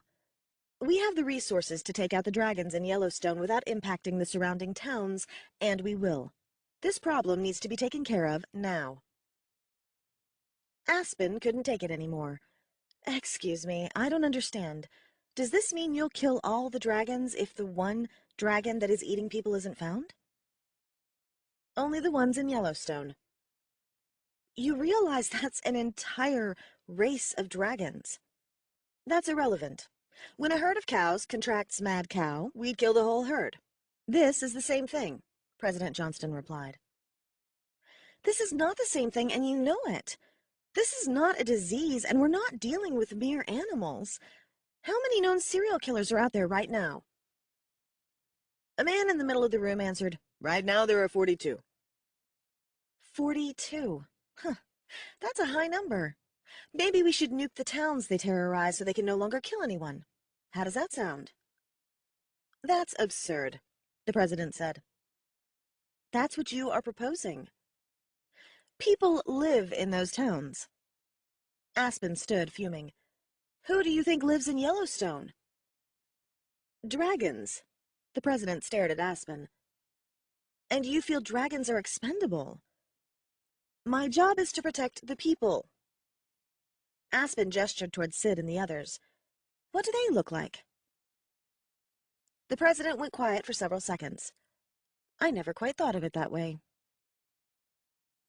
"I've spent a considerable amount of time with the dragons, and I believe they may be the more intelligent species. I wouldn't underestimate them. If Obsidian says he can take care of this dragon, then he will." The president nodded. "I won't do anything rash without consulting with you again, but we will not take it off the table. Let's plan another meeting in 4 weeks if the problem isn't solved. Earlier, if more people are killed." Aspen was about to retort, but Sid cut her off. "We couldn't ask for more, Madam President. Thank you for meeting with us." Sid stood, and everyone followed suit. He left the room first, followed by Aspen and the other dragons. Jonathan put his hand on Aspen's back, leaned over, and whispered in her ear. "I've never seen anyone speak to the president in that manner before, and I have sat in too many meetings with her. You are a natural. When Theo told me what happened, I thought Sid was a dead man, but now I'm not so sure. He chose wisely." He dropped back, so he was walking with Raja, and Aspen flushed, unsure of how to take the compliment. When they exited the building, Sid reached back and took Aspen's hand. "You were phenomenal. Thank you. Now let's meet Darnell. He's going to love you." They drove off into a rather seedy part of D.C., and Aspen locked the doors. "Bring your good camera with." "Okay." Aspen grabbed her backpack. They stopped in front of a rundown brownstone. Sid looked at the others. "Come back in a couple hours?" "Just send us a message when you are ready to go." Sid stepped out and pulled Aspen with. 3 men stood on the corner. Each of them had muscles the size of cantaloupes, baggy jeans, and scowls. Aspen clung to Sid's arm, but she wasn't sure even he would be able to protect her if one of those guys pulled a gun. The men looked at the car with a glint in their eyes, but before anyone could do anything, the car was gone. Sid and Aspen walked up a set of crumbling stairs, and Sid knocked on the door. A young woman dressed in a halter top and miniskirt appeared. "What do you want?" "My name is Obsidian, and I'm here to see Darnell." Her eyes widened. "Of course, Your Majesty. Come in. I'm sorry I didn't recognize you." She waved them in, and Aspen was grateful to be in the house, though it didn't look much better on the inside. "Do you know the way, or do I need to show you?" the woman asked. "I know the way." Sid pulled Aspen into the house and to a rickety stairwell. Aspen looked down. It went on forever. "How far are we going?" "All the way. It's about 10 stories. The trek down isn't that bad, but going up is killer. I like to fly if I can." You wouldn't fit in the stairwell." "I wouldn't, but Darnell does." "Why'd you ask me to bring my camera?" "Darnell loves to show off. I'm surprised he hasn't called for you. Everyone knows you are the go-to girl for dragon photos." The walk down was terrifying. Aspen kept both hands tightly clasped on the handrails. Even then, she thought for sure her foot was going to go right through one of the rotted stairs. They rested when they reached the bottom. Aspen inhaled the musty air and ran her fingers along the wet walls. The chilly air caused goosebumps to rise on her arms. Sid opened a metal door and waved Aspen through. They entered a massive cavern. It took Aspen's eyes a few minutes to adjust because the room didn't have normal lights. The whole room shone an eerie blue. She looked down at her shoes. They glowed white. Paintings of tiny, brightly colored dragons covered the walls. What's with the black light? White light burns the underground dragon's eyes. Shame, because they are gorgeous, but can't come out. They used to be able to fly around at night before electricity, but now they're stuck inside. A few still exist in undeveloped areas, but you'd be surprised how far light pollution has spread. Besides, all it takes is one wayward flashlight, and they are blind. It's just safer for them to stay underground. At first, Aspen couldn't see anything, but as they walked deeper into the cave, she noticed colored shapes hanging near the ceiling next to all the black lights. What color are the underground dragons? Brown, but they're chameleons, so they change color depending on their surroundings. They love it when others bring them scraps of fabric so they can try new colors.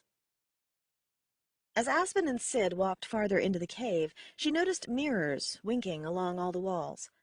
At the end of the cave, they found 2 dragons lounging on fancy pillows in front of 2 large mirrors. Both were multicolored and gorgeous. The one on the left was about the size of a ferret, and the one on the right was the size of a large cat. They were the tiniest dragons Aspen had seen. She was fascinated. She had always loved the river dragons and asked her mom if she could have one as a pet.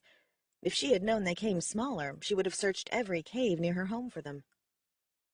The smaller dragon lifted his head up when Sid approached. Bless my eyes, is that obsidian I see? Aspen was glad he projected his thoughts so she could hear them as well. Indeed. How are you, Darnell? I'm doing well. It's been close to 100 years since you've shown your ugly mug. What brings you here? You've heard the news that I'm the new king. Of course I heard. Best choice in my opinion. Don't do that thing where you make small talk before getting to the business at hand. Tell me why you're here. Sid waved Aspen forward. This is Aspen. She's the love of my life, and the council has a problem with that. Darnielle's body shook with laughter. You do manage to find yourself in trouble, don't you? I don't understand what this has to do with me. Sid whipped off his shirt. I'm asking for your support. Darnielle stuck his snout close to Sid's chest and studied each of the 4 seals. You're asking me to pledge my loyalty to you? Yes.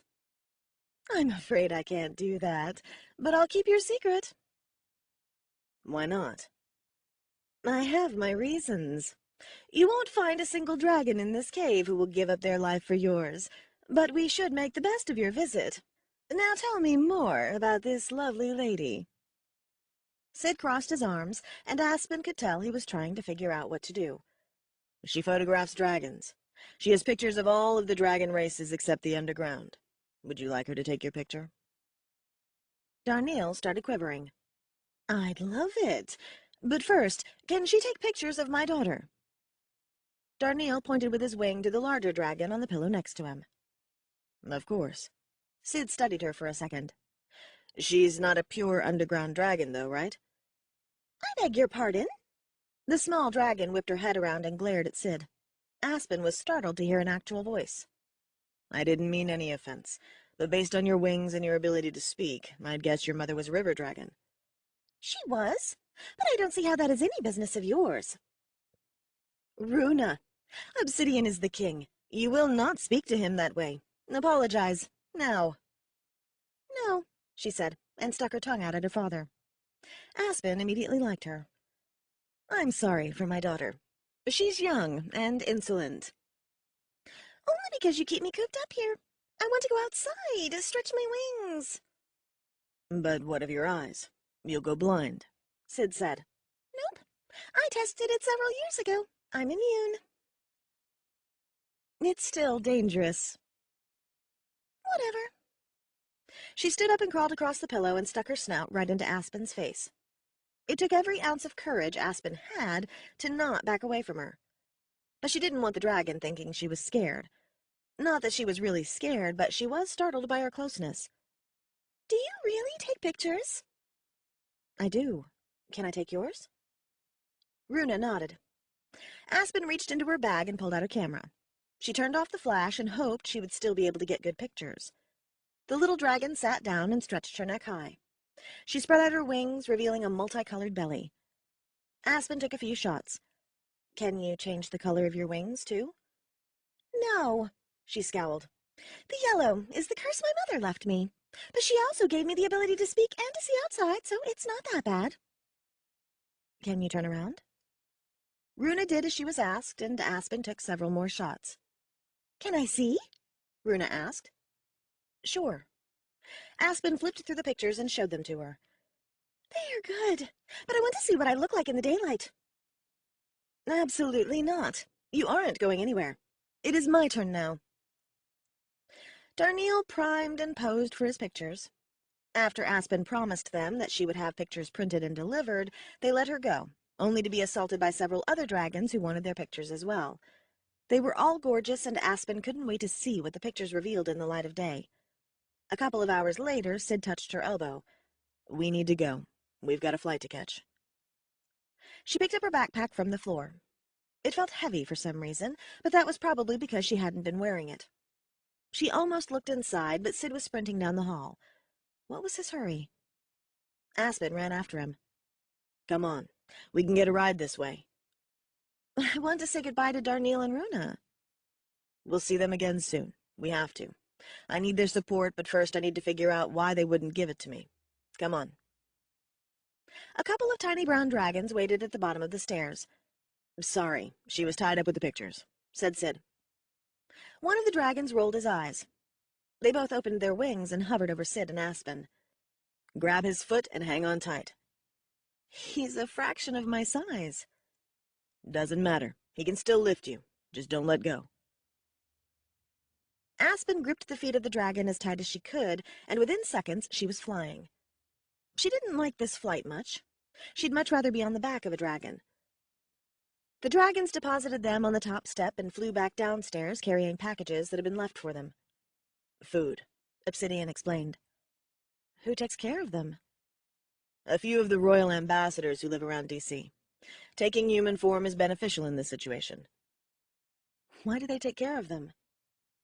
Because we take care of each other. All of us feel a sense of obligation to them. We don't want them to go extinct like the green and purple dragons did. But the green and purple dragons still exist. Not separately. The ride back to the airport was long, and Aspen was exhausted by the time she got back onto the plane. She slept most of the way home. It was early in the morning by the time they got back to the house. Aspen threw her backpack on the bed. Ouch, the bag said. What the? Aspen asked, approaching the bag carefully. She unzipped, and a bright purple head poked out. That's better. Where are we? Runa? What are you doing here? Aspen asked. Daddy wouldn't let me out of the cave otherwise. What was I supposed to do? Chapter 24. Sid walked into the room and froze when he saw Runa. Your father is going to be furious. I'm sending you home. The dragon climbed all the way out of the bag. No, please, keep me here. I've always wanted to see the outside. Don't make me go back there. Daddy will understand. Please, just for a little while. Sid grimaced. I don't know. Let me send someone to talk to your father. You're too young to make these decisions on your own. Why didn't you just wait until you're of age? That's 20 years. 20 years rotting down in that cave. I saw my opportunity and I took it. Sid frowned and left the room. Runa lay down flush on Sid's bed, turning the deep blue of his bedspread. It was beautiful with the yellow wings. Do I look pretty? She asked. Gorgeous, Aspen admitted. How'd you get through the airport? Tell me I didn't send you through the X-ray machine. The ceiling was yellow. I flew over you and climbed back into your bag later. It wasn't that hard. The colors are magnificent. She hopped off the bed and turned to the white of the rug on Sid's floor. Show me more. Aspen nodded, and the dragon flew to her shoulder and landed, gripping it tight. Aspen giggled and walked out of the room, watching the tiny dragon bob her head and change color every time they walked past another painting on the wall. They entered the kitchen, and Rowan turned to look at them. Is that a dragon? He asked. No, I'm a bat. Runa stuck her tongue out at Rowan, and he frowned. Runa, this is my brother Rowan. He doesn't know much about dragons. No excuse. She flew off Aspen's shoulder and landed right in front of Rowan. She stuck her face in his and he backed away. She moved closer, then she looked at Aspen. You have the same eyes. A lot of people tell us that. She got extremely close to Rowan's face again, and he blinked rapidly but didn't move away. Runa squeezed her eyes shut, and seconds later she peeked her eyes open. Did I get it? You did. Aspen responded to the brilliant green color. Picture! Picture! Runa jumped up and down. As soon as Aspen snapped a few, Runa spoke again. Let me see. Aspen showed her the screen. Ooh, pretty. I think I like that color best. I'm keeping it for a while. She looked around the kitchen. Where's Obsidian? Aspen's eyes flashed to Rowan, who looked confused. He's probably trying to smooth things over with your father. You're in a lot of trouble, Missy. I'm not going back down there. You can't make me. Her head perked up when a bird flew by the window. Is that the outside? Let's go. She bounced up and down like an excited toddler. Aspen nodded, and Rowan got up to follow her. Runa jumped up on Aspen's shoulder again, and Aspen opened the door. It was cold, but the little dragon didn't even notice. She stretched her face to the rising sun and hopped onto the bare concrete of the patio. She spread her wings and flapped away. "Don't go far," Aspen called. Rowan stood next to Aspen. Sky didn't seem surprised to see a dragon hopping around on the kitchen table. "Yeah, I know." "Can you explain?" "You won't believe me." "Try me." Aspen sighed, knowing this wouldn't go over well. "You can't tell anyone." "I won't. You know that." Sid is Obsidian's human form.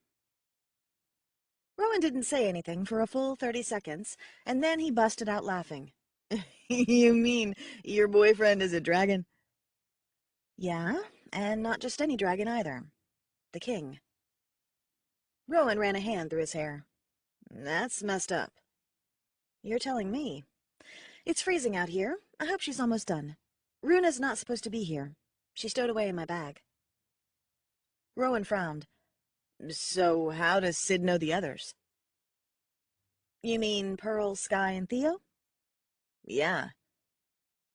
Pearl is his sister, Theo is his best friend and mentor, and Sky was his girlfriend before he came here to be human. Rowan paled. "You mean Sky is a dragon?" "Yeah. She's got the prettiest silver wings I've ever seen." "But she seems so human." Rowan dug his hands into his pockets and his shoulders slumped. "They all do, except Pearl. She's pretty intense and uptight. I'm surprised she didn't freak out when Runa hopped around on the table, but it's possible she doesn't know the implications. Runa's father hasn't let her out of their cave since she was born 80 years ago. From what I gathered, she snuck out once, but that didn't last long." They watched her do loop-de-loops in the air. Her body became the bright white color of the snow, but she kept her head and neck green like Aspen's eyes. Then she sunk into a drift. What is this stuff? Runa called from across the yard. "Snow." How deep is it? "A couple feet." She took off again and then dive-bombed into a small mound. She laughed as she shook the snow off her wings. This is awesome. Now I've seen snow. Can I see the ocean? "It's not anywhere near here, but someday." Sid came out of the house. He looked at Runa. "What is she doing?" "Playing in the snow. She's never seen it before. Did you get in touch with her father?" "No. I have ambassadors on the way. They are going to call me when they have news. Darnielle isn't going to be happy. Can you take a few pictures of her playing outside? Maybe I can send them, and if he sees her safe and having fun, he might let her stay for a little while." "Can I use your phone? That way you can just send them from there?" "Sure." Aspen snapped a few of Runa jumping around in the snow and another one of her in flight chasing a blue jay. She turned the same blue and white that he was and looked incredible. Sid sent the pictures and looked sidelong at Rowan. "What's his problem?" Rowan wouldn't look at Sid. His arms were crossed and he was shaking. "I'm just cold. he said. I had to tell him about you. He knows you all are dragons now. Ah, I'm still Sid. Sid touched Rowan on his elbow. Rowan kept his eyes trained on the ground. No, you were the Dragon King. That's kind of a big deal. His face was screwed up. Aspen wished she knew what he was thinking. I'm still me, Sid said with a frown. Rowan turned and stormed inside. He'll come around. He just needs to get used to the idea. It's freezing out here. Runa, come back inside. We're cold. She landed in front of Aspen, spraying snow everywhere. Can I play outside later? Sid answered. Sure, I might even go flying with you. But we aren't doing anything until we find out how angry your father is. We already know that. He's going to be even more angry than when I snuck out the first time. I don't know about that. At least now he knows you can't hurt your eyes. That was pretty stupid. Runa glared at Sid and flew up to Aspen's shoulder. When they entered the kitchen, Sky was cooking bacon and eggs. She could make a decent breakfast, but dinner was still questionable. Sid's phone buzzed, and he gave Aspen a tight smile. The ambassador's in D.C. Let's hope Darnell was reasonable. I'll be back in a few minutes. He disappeared out the door. Aspen figured he didn't want to talk in front of Runa. What do you eat? Sky asked Runa. Chicken, mostly. Sometimes pork or beef. Whatever the ambassadors bring us. Sky held a piece of bacon for Runa. What's this? Runa sniffed it. Bacon. Try it. Runa snatched it out of Sky's hand, and as soon as she swallowed, started jumping up and down. More! I have to cook, but maybe Rowan can feed you. Rowan looked a little lost. Aspen pushed the plate of bacon in front of him. He tentatively picked up a piece and held it out for Runa. She gobbled it right down and opened her mouth again. Theo started talking to Rowan about their workout routine, and Runa pushed her head against Rowan's cheek.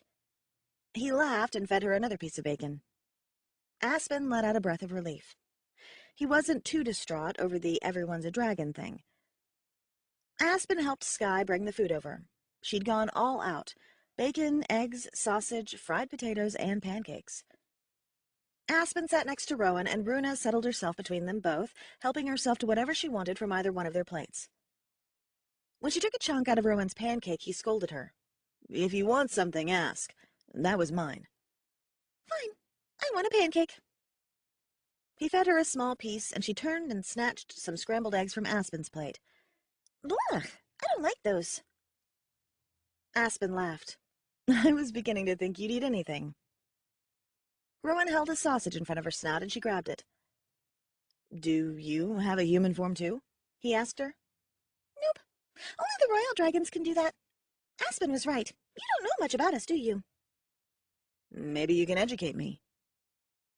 I don't know that much either, except what my father taught me. He wasn't too interested in the outside world, said Runa.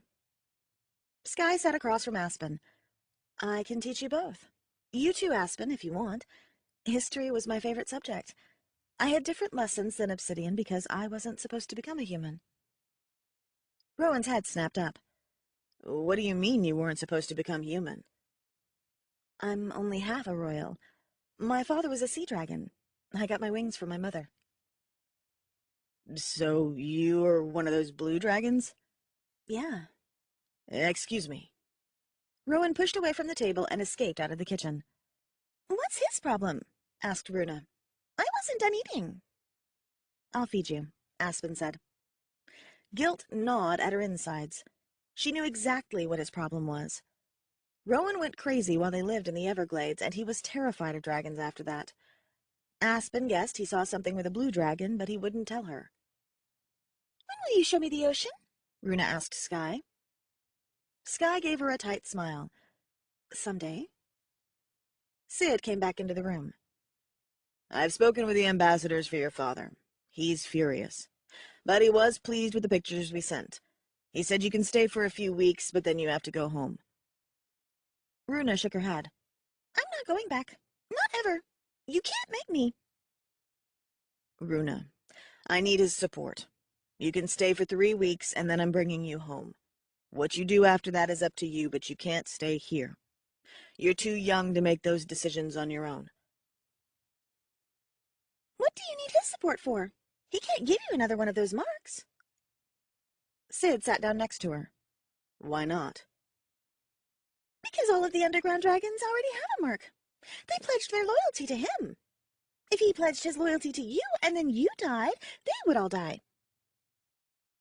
Aspen creased her eyebrows. But I didn't see any marks. That's because we can hide them. Aspen had forgotten the camouflage ability.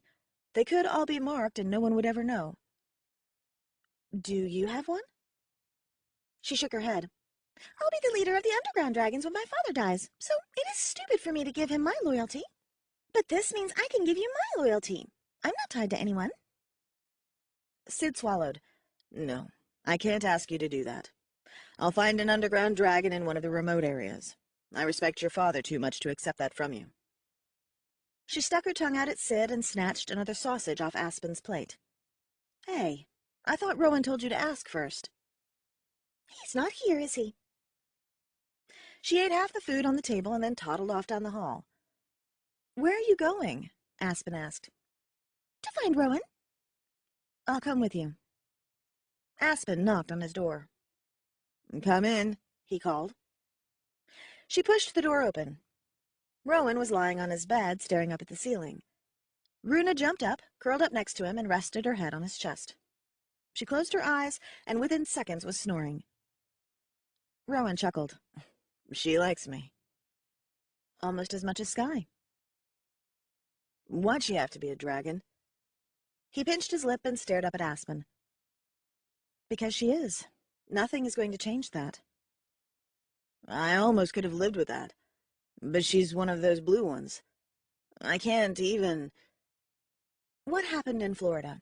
And don't tell me nothing because something happened, and it had to do with the sea dragons, or you wouldn't be freaking out. I don't want to talk about it. Maybe you should talk to Sky about it. She can probably help you with whatever issues you have. It hurts, you know, right in my chest. I've never felt this way before. I always liked Tori, but I never really knew her, you know? But Sky, I'm totally in love with her. No, you're not. Trust me. How do you know? He rubbed his eyes. Because dragon love is different. They mark you when you fall in love.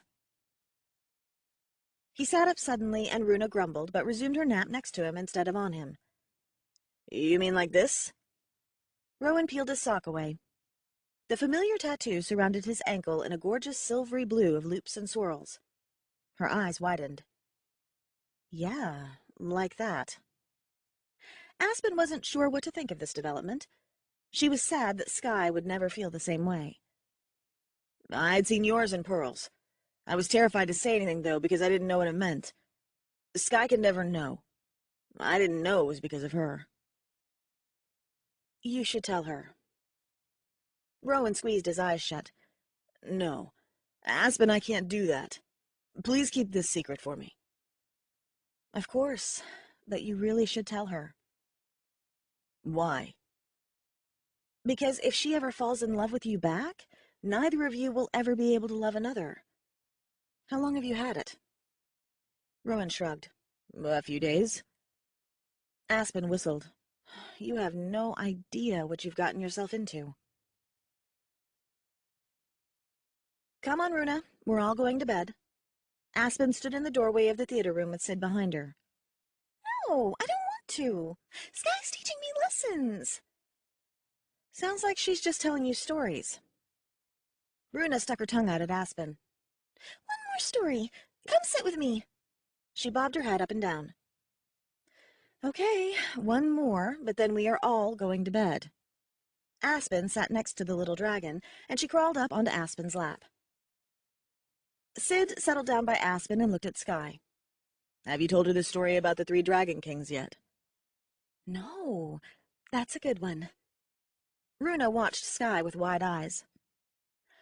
Once upon a time, there was a good king. His followers loved him, except an evil white dragon from the north.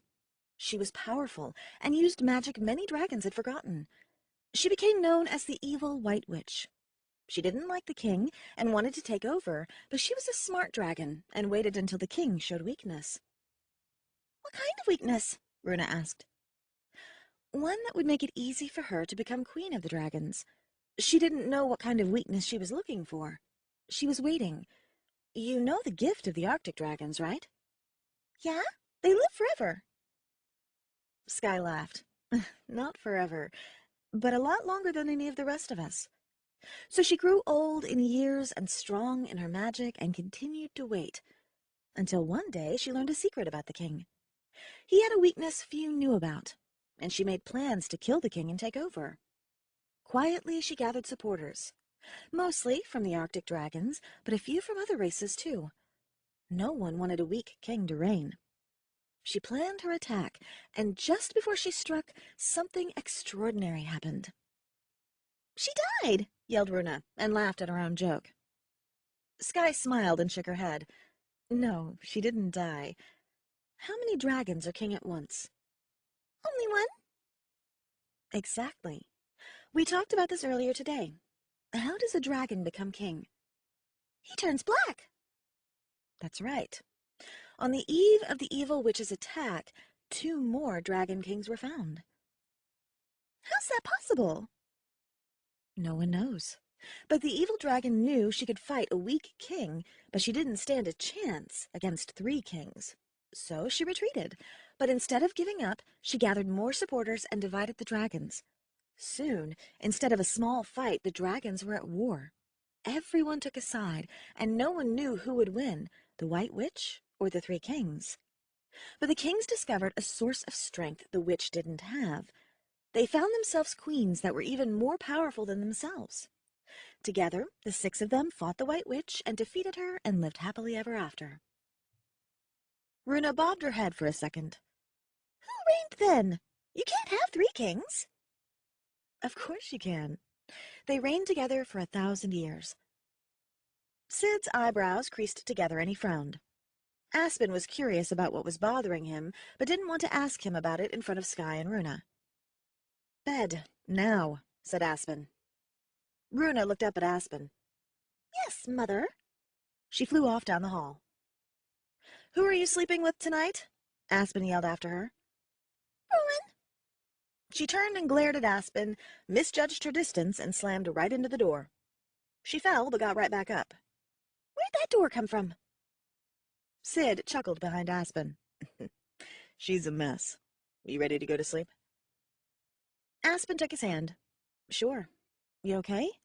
You looked like something was bothering you. Yeah. Sky modified the story a little bit. First off, not all the kings survive. In fact, only one does. He looked down at her. Also, it's a prophecy, not a story. Aspen's stomach clenched. Sounds scary. It's one of those stories we hear and hope never happens. He scratched his head. I realized something as Sky was telling the story. What's that? I'm going to be a weak king. Aspen grasped his hands. No, you won't. You'll be a great king. No, Aspen, you don't understand. Because I can't take a queen, I literally will be physically weaker than other kings. I've known that since we started all this, but the prophecy worries me. Aspen leaned up and kissed him lightly on the lips. I see only one king around here, so I'm guessing the prophecy isn't being fulfilled today. Let's go to bed. Chapter 25. That night, Sid woke to the door creaking open. He looked up, but didn't see anything.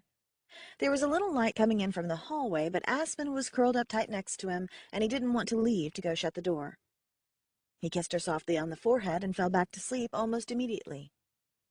What he didn't see was the little dragon who landed softly on his headboard, muttering things under her breath. You think I'm too young, huh? You think I can't handle the responsibility? Well, I'll show you.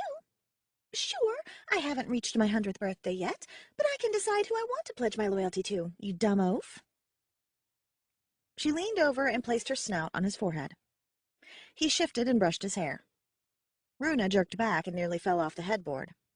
She righted herself and waited. After he finished moving around, she remembered that she was supposed to say something first. She thought back to what Sky had taught her. Of course, Sky thought she was just teaching her history, but really Runa just wanted to know how the loyalty seal worked. On behalf of all the underground dragons, I pledge my loyalty to you. Then she placed her snout back on his forehead, and she felt her chest burn.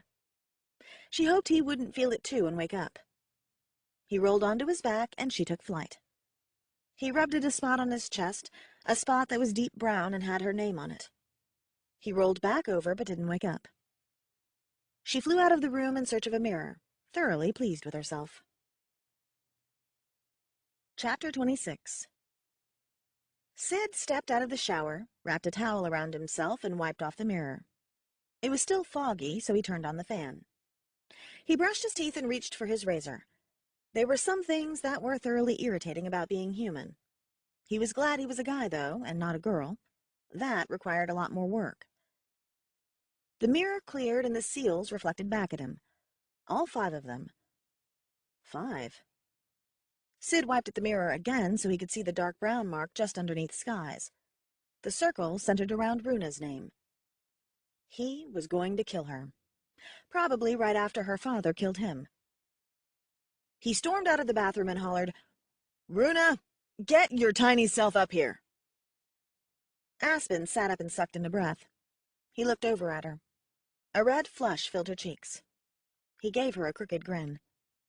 "Like what you see?" She nodded, then looked away. "Why are you yelling for Runa?" He sat down on the edge of the bed. "She didn't listen." He pointed at his chest. Aspen shook her head. "That little girl's got a death wish.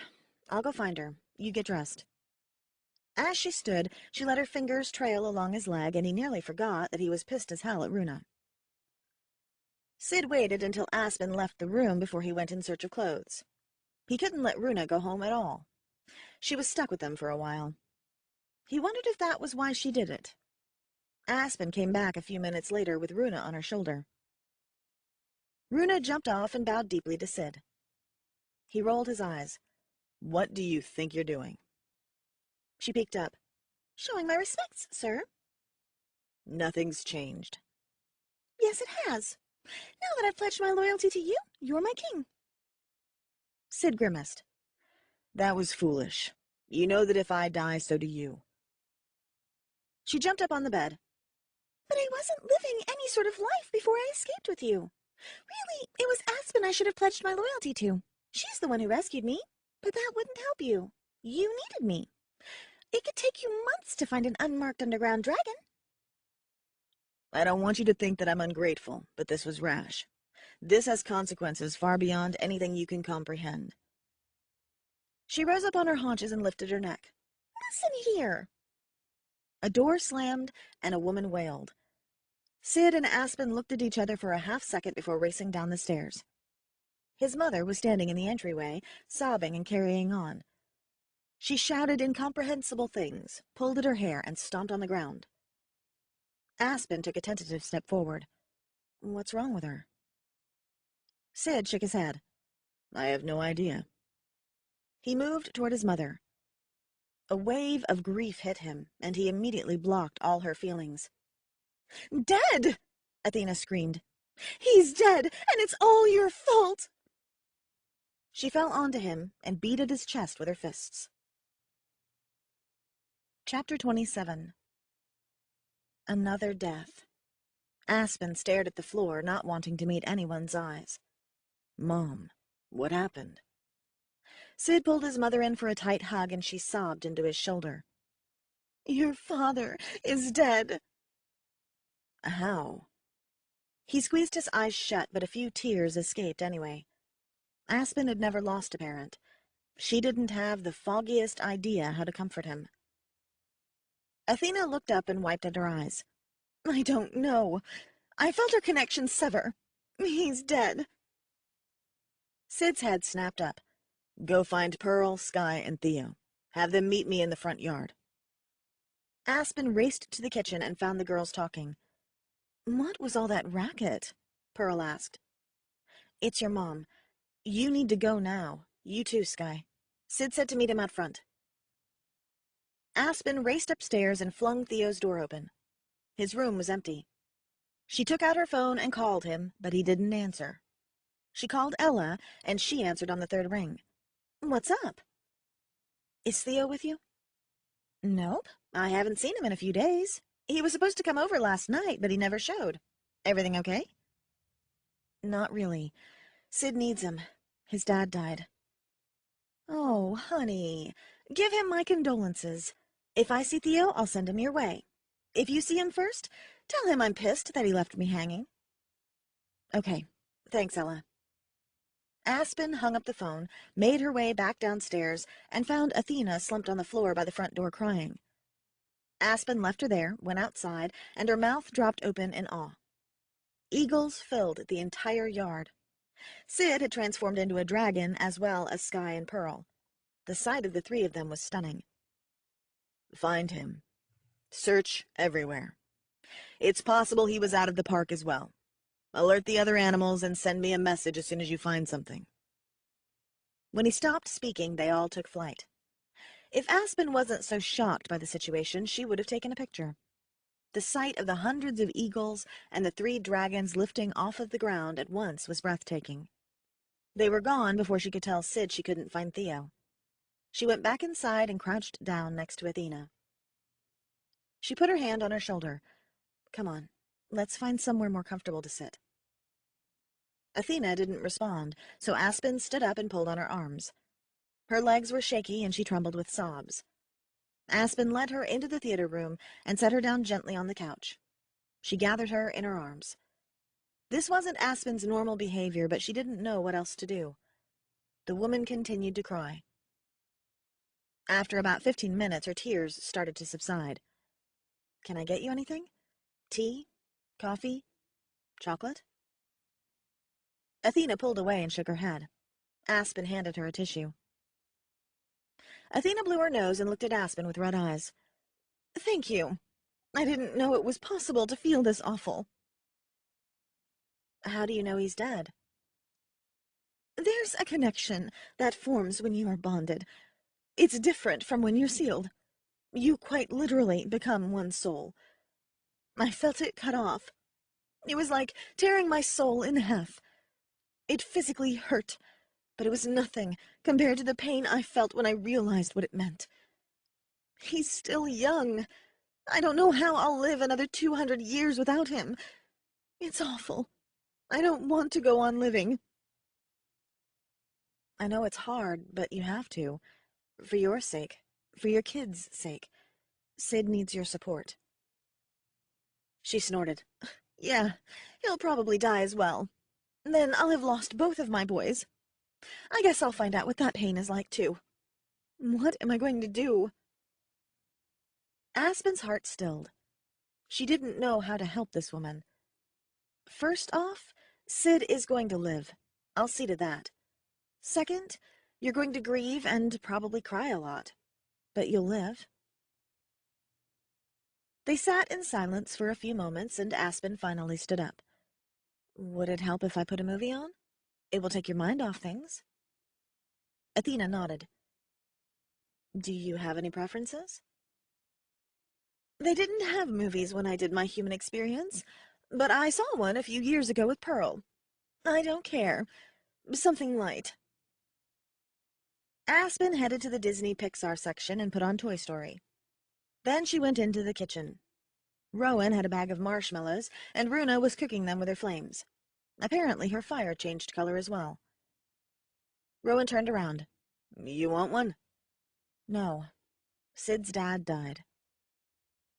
Rowan caught the marshmallow that had just been toasted with a brilliant green flame. "Ouch," he said, and dropped the marshmallow. He looked at the gooey mess on the floor. "Did you say Sid's dad died?" "Yeah, and his mom is in the theater room." "Really? Where's Sid?" Rowan took off his glasses and rubbed at his eyes. "Out trying to find him." Runa hopped off the table and flew toward the theater room. Aspen and Rowan followed her. She settled on the couch next to Athena and laid her head on her lap. Athena put her hand on the small dragon's head. Aspen and Rowan sat on the other side of the couch. The movie started, but Aspen watched Athena instead of the screen. Her red hair hung in strings around her tear-streaked face. Aspen had never seen someone who was in so much pain. She hoped she'd never have to feel that kind of sorrow in her life. She knew she wouldn't be able to handle it. Chapter 28. The three dragons spread out. Sid was alone as he flew around South Yellowstone in search of his father's body. His heart hurt, but he also felt a burning anger. He wanted nothing more than to rip whatever dragon did this limb from limb. Sid's father wasn't a warrior. He was a tracker. He wished now he had sent him out with a partner. His dad might be alive now. Shame replaced his anger. He would make a horrible king if these were the kinds of decisions he made. An eagle flew near him. "He's been spotted, Your Majesty." Sid jerked around. "Where?" "Near Lamar Valley." Sid didn't bother answering. He just turned and flew north. He saw Pearl and Sky first. He landed next to his father's lifeless body. His wings had been ripped to shreds, and there were bite marks everywhere on his scales. It looked like he put up a good fight. Sky nudged him. "We can't let him just lie there. Let's take care of him and get back to your mother." "I can't believe he's dead." Sid felt a hole open in his chest. When his mother told him his dad was dead, he didn't want to believe it. But seeing his dead body made it real. His dad always had his back, and now he was gone. "You take his head, and Pearl and I will each take a flank." Sid watched as Pearl's and Sky's blue and silver flames devoured the body. His father slowly disappeared. Soon it was Sid's turn. He let out a jet of black flames, and his father was gone. Their flames lingered for about 30 seconds, and when done, there was a shiny gold gemstone about the size of an ostrich's egg in place of the ashes. Sid picked it up with one of his claws and took off back toward his house. He would make sure this monster died a slow and painful death. Chapter 29. The movie was almost finished when Aspen heard voices floating down the hall. Athena jumped up and ran for the door. Sid, Sky, and Pearl stood in the entryway. Pearl was crying, and the rest were subdued. Athena ran up to Sid. "Did you find him?" Sid held out a large golden crystal. "We did." Athena gripped it tight, fell to the floor, and buried her face in the stone. They were all sitting in the kitchen when Theo entered the room. "Where the hell have you been?" Sid asked. "What do you mean?" "I go to D.C. for a couple of days and come back, and you've gone missing." Theo puffed out his chest. "I told you I was going to California to visit some of my old friends. If you were going to be gone, there was no reason to hang out here." "Well, you picked a crappy time to leave." "What's that supposed to mean?" "My dad died." "What?" Theo clenched his fists. "That's why my mom is here." Athena got up and gave Theo a massive hug. "I've missed you." He returned the hug. "I'm so sorry. I had no idea." "Next time, answer your phone." "Sorry. We spend most of the time out on the water. I left my phone here." "You should call Ella. She's pretty worried," Aspen said. "Oh, yeah. I forgot to tell her I was going." Aspen snorted. She knew this behavior. She'd seen her sister do this 1,000 times. Theo was trying to break up with Ella, but blowing it big time. "You know you can just tell her. She'll understand." Theo creased his eyebrows. "You want to break up with Ella. I can tell. There are easier ways to do it than to just up and run away to California for a few days." "No, that's not it." Theo squeezed his eyes shut for a second. Aspen started to argue with him, but Sid interrupted, sitting down next to Theo. "Can you replace my dad's mark for me?" He pointed to his missing circle. Theo didn't say anything, and Sid worried that maybe he would say no. "He most certainly will not." Athena stood. "You are my son. You will have my mark." Pearl blanched. "I'd really rather Theo do it. I've already lost my father.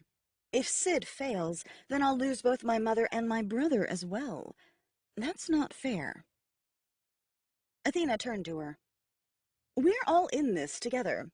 We keep it in the family. Blood is stronger than friendship. By giving Sid my loyalty, he'll be stronger than if it was Theo. I'm sorry, Pearl, but I won't let any other royal dragon do this. Sid and Athena left everyone else to go outside and take care of replacing the royal seal. Afterwards, Athena studied all the marks. Any plans for the other three? Pearl has contacts out looking for a river dragon. So far, nothing. I have a canyon dragon who will do it as soon as everyone else does.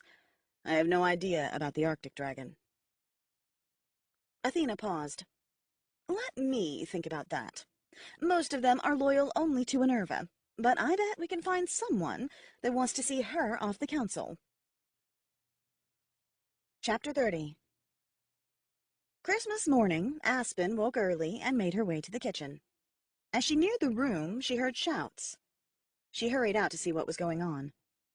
Runa was cowering on the floor, and a bright yellow dragon the size of a golden retriever hovered over her. "What in these stars are you doing here?" the yellow dragon roared. "Just playing, Mama. I like it here." "I get home from visiting your aunt, and I find that my daughter has run away. Explain yourself." "Daddy keeps me cooped up all the time. I just wanted to see the sun.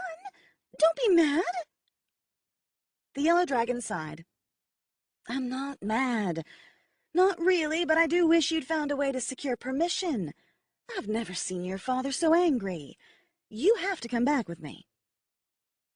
Runa stood up, her head reaching the chest of the yellow dragon. "No, Mama. I'm not coming home. I want to stay here with Obsidian and Aspen." She took flight and landed on Aspen's shoulder. She buried her face in Aspen's hair. Aspen grabbed an apple from the bowl on the counter and sat down at the breakfast table. "So you're a river dragon. What's your name?" "I'm Stella, and I want my daughter back." "I'm not keeping her here." Runa stuck her head out. "Yes, you are. Tell her I'm not going back with her. I can't anyway. I'm sealed to Sid." Stella's face turned red, and yellow puffs of smoke came out of her nostrils. "You're just a baby. How can you be sealed to anyone? Who's Sid?" "Mama, it's not that kind of sealing." Runa stuck out her chest. "He's the king, and I swore allegiance to him." Stella's face went as pale as the moon. Aspen didn't know that was even possible. She chewed and swallowed a bite of her apple. "I'm going to go get Sid. He can explain all of this." He was pulling a hoodie on over his t-shirt. "You're just going to have to take that off again." Sid gave her a crooked grin. "Merry Christmas to you, too." Aspen laughed. "As much as I'd love to stay in here with you, we can't. There is a furious yellow dragon in the kitchen wondering why on earth her daughter swore allegiance to you." Aspen watched the color drain from his face. At least the two dragons would match. Stella studied Sid as he approached. "I would like to see the marks." He took off his shirt, and Aspen once again completely enjoyed the view. "You are missing a river dragon." "Yes, I have not yet secured their loyalty." "Then I will give you mine." Sid opened his mouth, closed it again, and then finally asked, "Why?" "Because my daughter is already entangled in this. By swearing my loyalty to you, I've gotten you one step closer to surviving, which means she'll survive. I think I can also get you another of your missing marks." "I appreciate it, but I already have a canyon dragon. He just didn't want to pledge his loyalty until I secured all the others." "With all due respect, Your Majesty, I have an Arctic dragon, not a canyon dragon." Sid's eyes bugged, and Aspen's head spun. If that was true, then they had everything they needed. He would survive and be king in spite of the obstacles placed before him. "I hope you don't mind the rush, but I'd rather like to get this over with." Sid and Stella entered the cave. Sid had no idea where he was. Somewhere in Canada.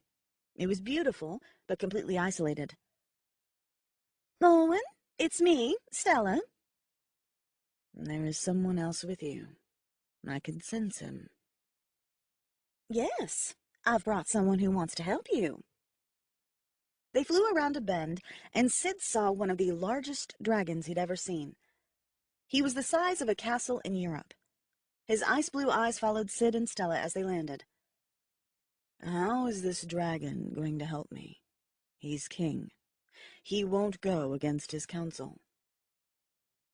He's pissed off the council and is trying to create his own. The dragon brought his house-sized head down and blinked at them. Stella must have looked like a fly to him. You've invoked the loyalty seals. I have. How many do you have left? 2. Arctic and Canyon. I have a canyon dragon who has sworn to pledge his loyalty once I secure the rest. The dragon lifted his head and moved back several feet. I have not seen many dragons in the last several years. My race despises me. I will not be welcomed among them. You will have a home with the royal dragons. I can promise you that. You're welcome to come with us tonight if you wish, even if you choose not to pledge your loyalty to me. No one deserves to be isolated like this. Why are you here anyway? That I cannot divulge. I discovered things I shouldn't have, and when nervous spread rumors about me. I could not stay home. They would have killed me. Stella is the only dragon who has visited me in the last 200 years. I would rather wait until you succeed before I come out of hiding. Until then, it will not be safe for me. Will you pledge to me? After a very long pause, he brought his head down, and Sid worried that he'd be crushed like a bug. But the dragon rested his snout on Sid's head, and Sid felt his chest burn once again. Thank you. Good luck.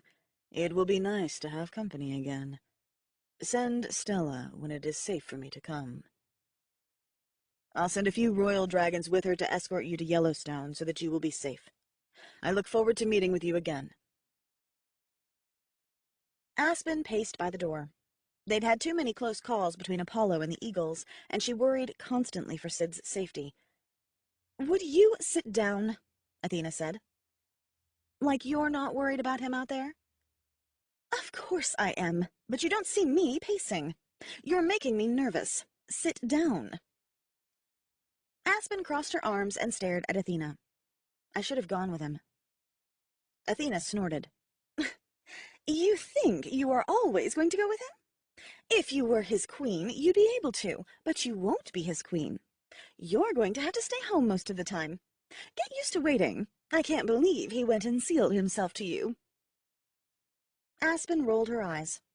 Athena said something similar every time they were together and Sid wasn't around. "Sky, do you want help?" Aspen asked. She was making a cake or something. Aspen never bothered to even ask what it was anymore, since Sky always had something in the mixer. She shook her head.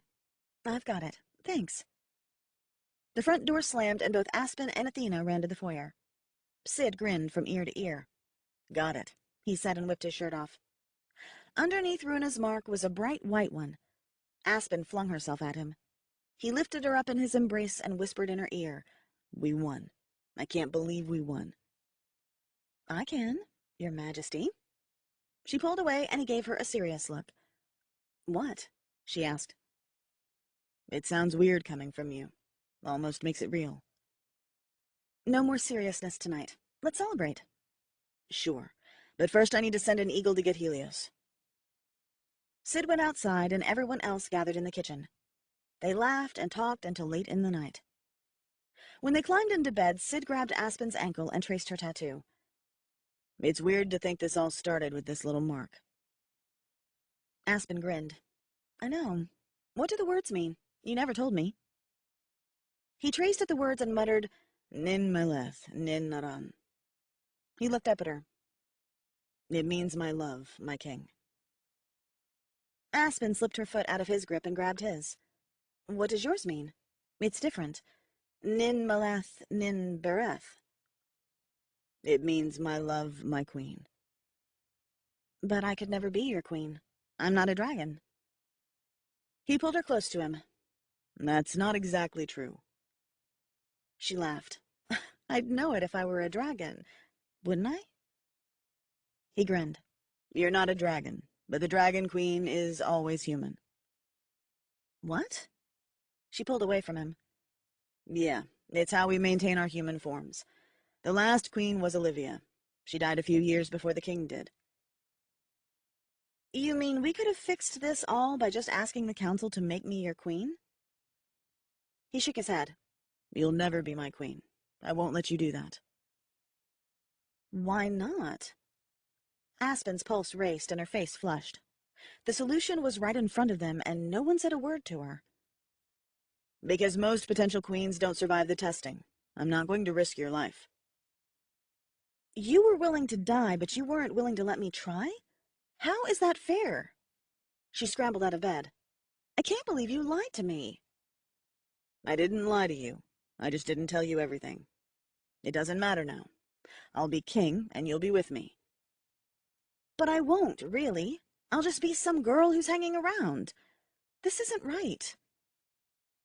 He shook his head. Even Olivia was a little mentally unstable because of her testing, and she survived. I won't put you through that.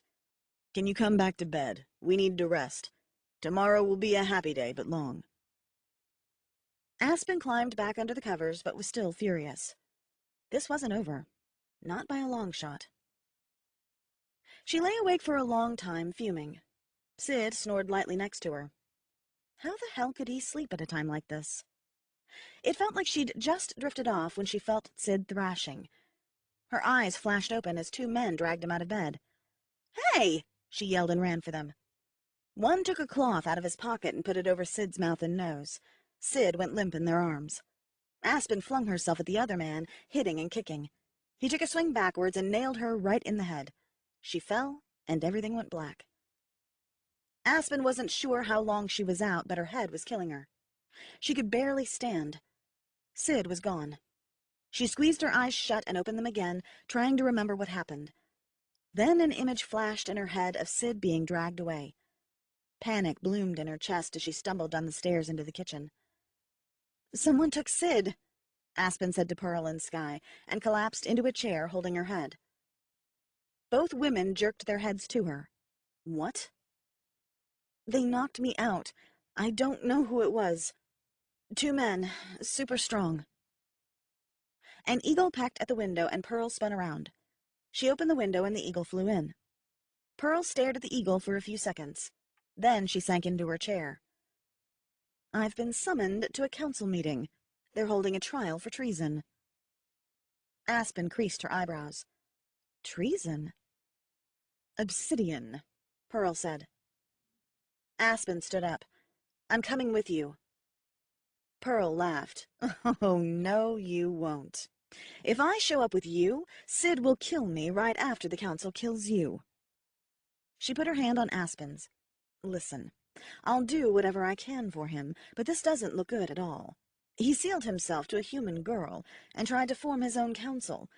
They won't let him live. Prepare yourself for that reality." Chapter 31.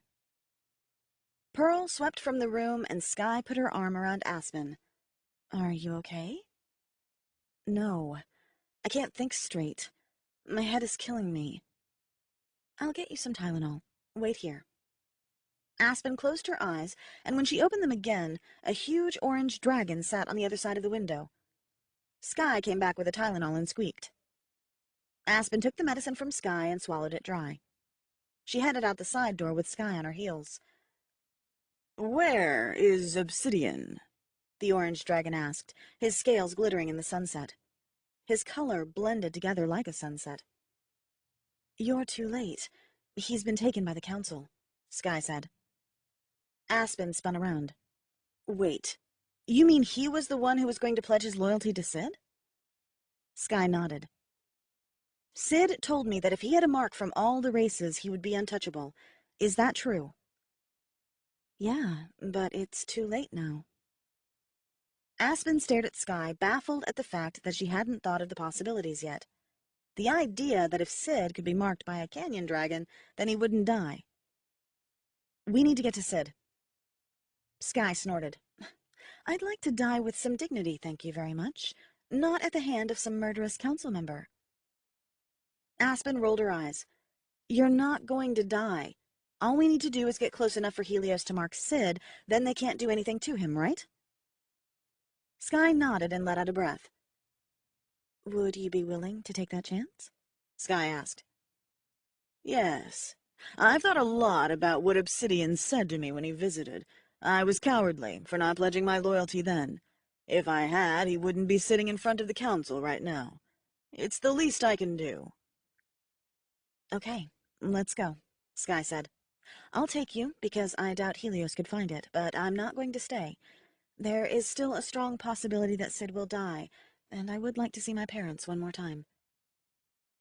Wait! Shouted a voice from the bushes. I'm going with! Runa hopped out and looked up at all of them. No, you're not. You stay here with Rowan. You can't make me stay. I'll just follow. She's got a point, said Sky. Aspen didn't want to waste any more time. If Sid died, Runa would anyway. If you could keep up, you can come. Let's go. Chapter 32. Sid woke up in the middle of the council chambers. He'd been here many times before, but never like this. He transformed into a dragon and looked around. 8 dragons surrounded him. It was completely silent. He knew them all and even considered some of them his friends. Hell, Pearl was his sister. But today, they were his enemies. They were going to kill him. Xanthus, the river dragon and speaker for the council, spoke out loud. We are saddened by this meeting. We expected a lot of things from you, Obsidian. Treason was not one of them. There was no other way. Of course there was. You didn't give us a chance. You just went behind our back and tried to create your own council. You would have killed me anyway when you found out I sealed myself to Aspen. The dragon sat back on his haunches. Maybe. Your sister has told us all, but I'd love to hear the story from your own mouth. It doesn't matter now. I'd rather get this over with. Xanthus laughed. I wish it were that simple, Obsidian, but believe it or not, we haven't decided your fate just yet. Obsidian froze. What are you talking about? I sealed myself to a girl who could never be a queen, and I went against the council and formed my own. You said yourself that it was treason. I wish you were our only problem. As bad as it was that you tried to usurp our power, we are more concerned with the other Dragon King possibilities. No one knows how they are chosen, and there is one among you who has betrayed us worse than you have. I don't understand. Kingston has sealed himself to an Arctic dragon. If you die and he becomes king, we lose the ability to continue to take human form, and we need that to maintain peace with them. So just kill him too. You don't seem to have a problem with taking out those that oppose you. We don't want to be murderers. If you cooperate, we may not need to kill anyone. Obsidian flicked his eyes to Pearl. What's he talking about? I can't tell you that. I'm sorry. I'm not allowed to divulge information we discuss. Only Xanthus can do that. We need the girl, Xanthus said. Excuse me? What girl? The one you sealed yourself to. Aspen. No way. You leave her out of this. Xanthus paused for a minute, and then smiled at Obsidian. How fortunate for us. Here she comes. Obsidian felt a cloud come over his mind. He tried to project a thought out to Xanthus, but he couldn't. I'm sorry. We'll remove the block after we've had time to speak with her. Sky flew south into the park, Runa next to her little wings beating 4 times as often as Sky's. She gained altitude, and Aspen noticed they were flying near Eagle's Peak. Sky crossed over the mountain and circled back to a cave on the other side. She flew straight through the opening. They were in a large tunnel studded with ruby gemstones. After several feet, she touched down, and Helios landed next to her. This is where I leave you. I don't expect we'll see each other again. If you survive, tell Rowan that I cared for him a great deal. Don't be like that. We're all going to survive. You have a great deal of courage and faith. I hope you're right. Sky nudged Aspen with her great head and then flew back out of the cave. Come on, girl. Let's go save Obsidian. Aspen crawled onto Helios's back, and he flew down the rest of the ruby-studded tunnel and into a huge crater. At the bottom sat Obsidian, surrounded by several dragons of varying color and size. Helios touched down behind him. Aspen scrambled off his back, and immediately several gold and silver dragons surrounded them. They descended on Helios and wouldn't let him pass, separating them from Obsidian and the council. Fear. A word that had no place in Aspen's vocabulary. It crept up on her when she least expected it, and now she found herself afraid. If Helios couldn't get to Obsidian, they would all die. Runa nudged Aspen's knee and took flight. "Grab my feet." Aspen didn't hesitate. She held tight to Runa's feet and was lifted out of the middle of the circle of dragons that surrounded them. To her surprise, none of the gold and silver dragons tried to stop them. Instead, they moved in tighter around Helios. Runa set her down next to Obsidian, then landed and kept her body close to Aspen. Aspen knew that her life was about to end, but her fear ran deeper for the dragons sitting next to her who would also be killed. Because of her. Never before had her dangerous adventures threatened others. She put her hand on Obsidian's side and felt the fire within. His heart raced. "Obsidian, talk to me." A voice answered, but it was not Obsidian. "He can't talk to you, foolish girl. We've forbidden it." Aspen smiled because 6 weeks ago, had she found herself surrounded by 8 dragons, she would have been ecstatic and enamored. It said a lot for Obsidian to hold such sway over her that she'd hardly noticed them. The circular cavern was wide and deep.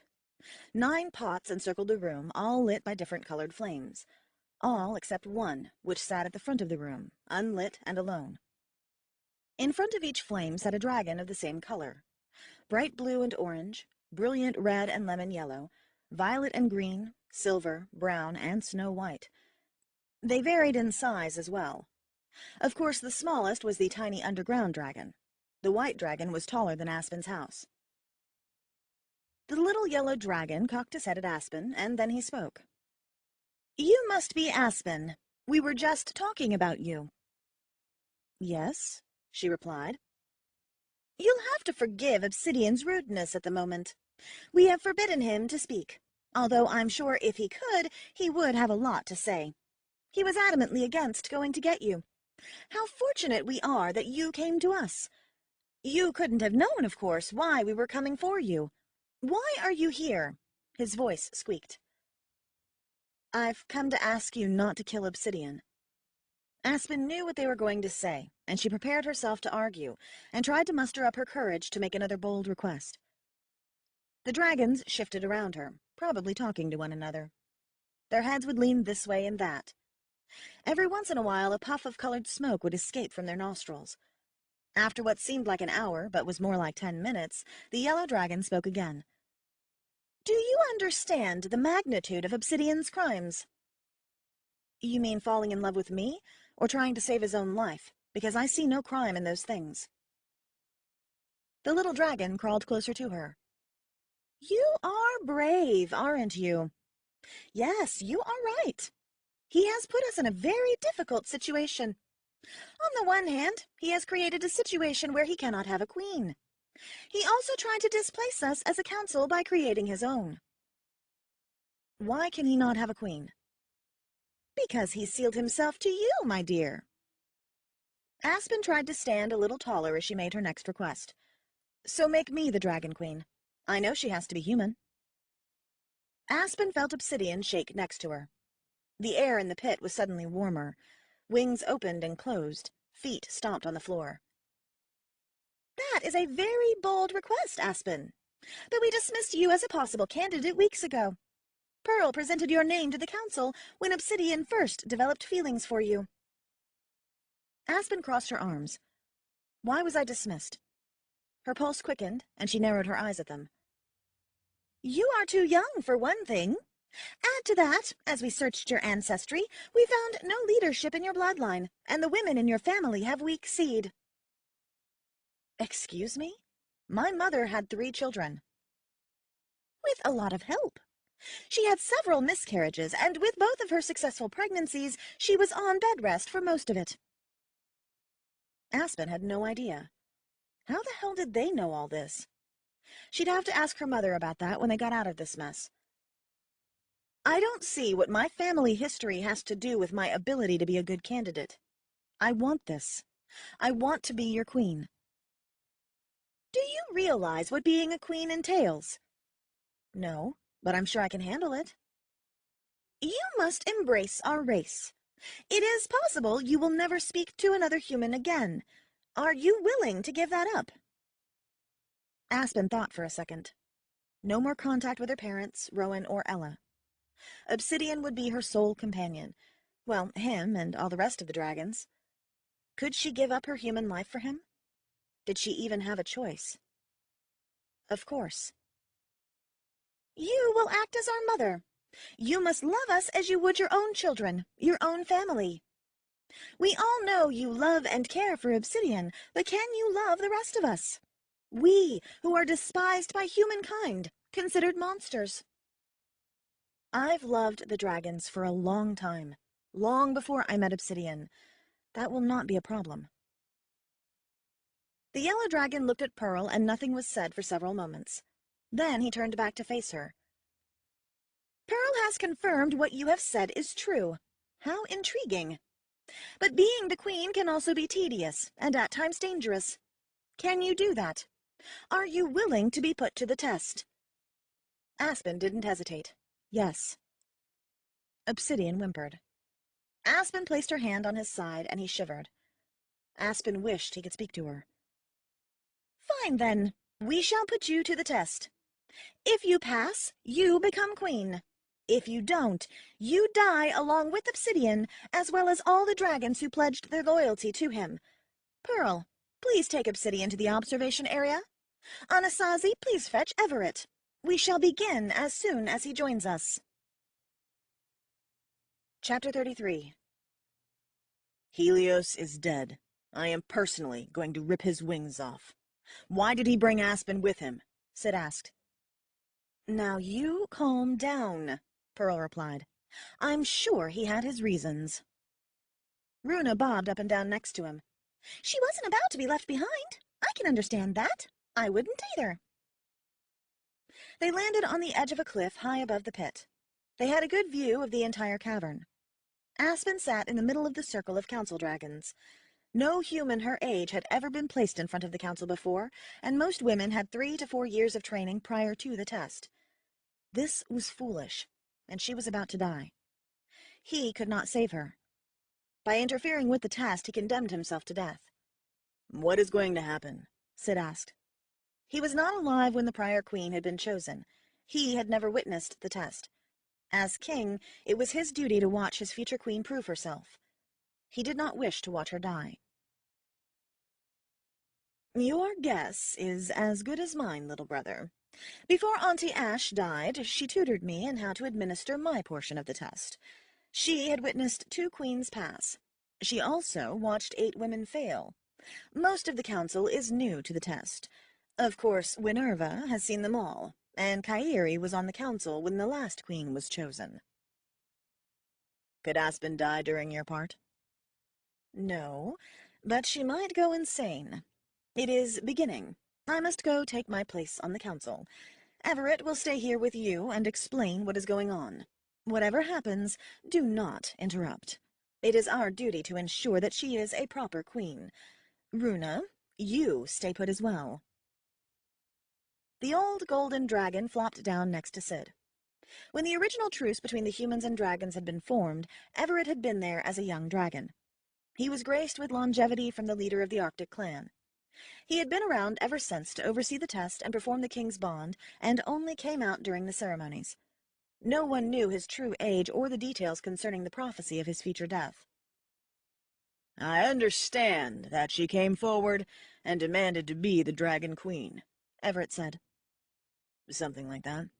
She is very headstrong. I've never met anyone, dragon or human, who is as tenacious as she is. Sid watched as the 8 dragons circled her. She stood in the middle, unmoving. Sid didn't even think she was shaking. You are feeling a great deal of fear. Why? She is very young and has not been trained in any way. I fear for her life. Women die during the test all the time. The weak do not survive. No king has ever feared for the life of a woman before. Aspen and I know each other quite well. I am very fond of her. Ah, you are in love before the test. This has never happened. I shall have to take great care in explaining to you what is going on. He scooted forward and hung his withered snout over the edge of the pit to better observe the proceedings.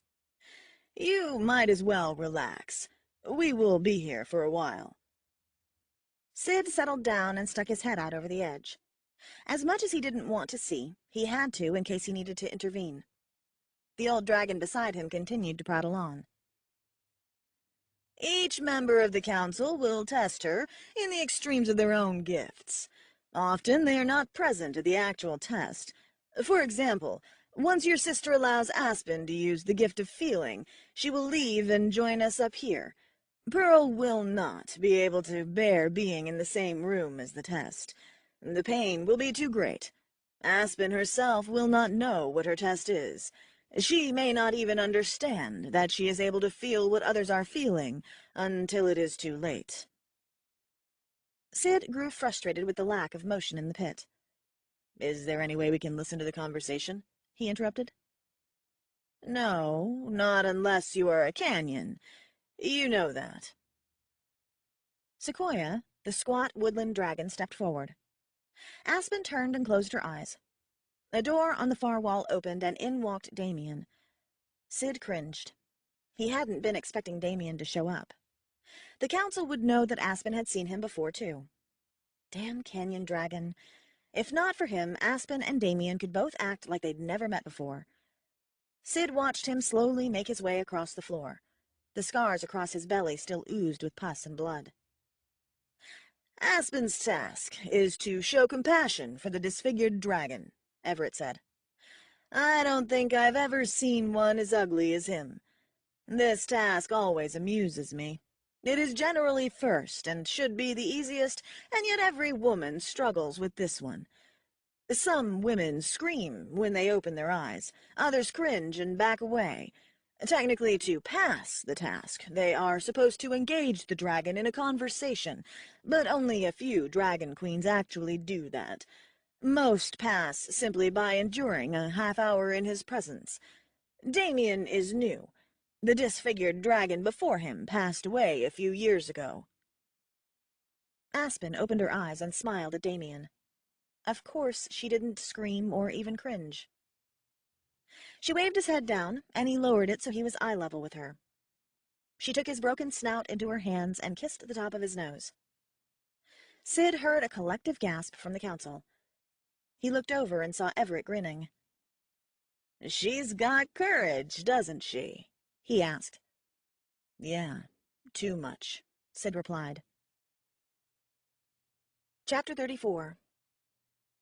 Damien, it is good to see you again, Aspen said, looking up at the pitiful dragon.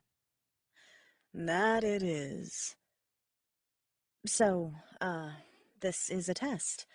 What am I supposed to do? Damien's whole body shook like Sid's did when he laughed in dragon form. Your task is to show compassion to me by conversing with me and not fearing my appearance. Since we've already met, I'm not sure what you are supposed to do. Aspen supposed that most women, when faced with Damien, would be scared.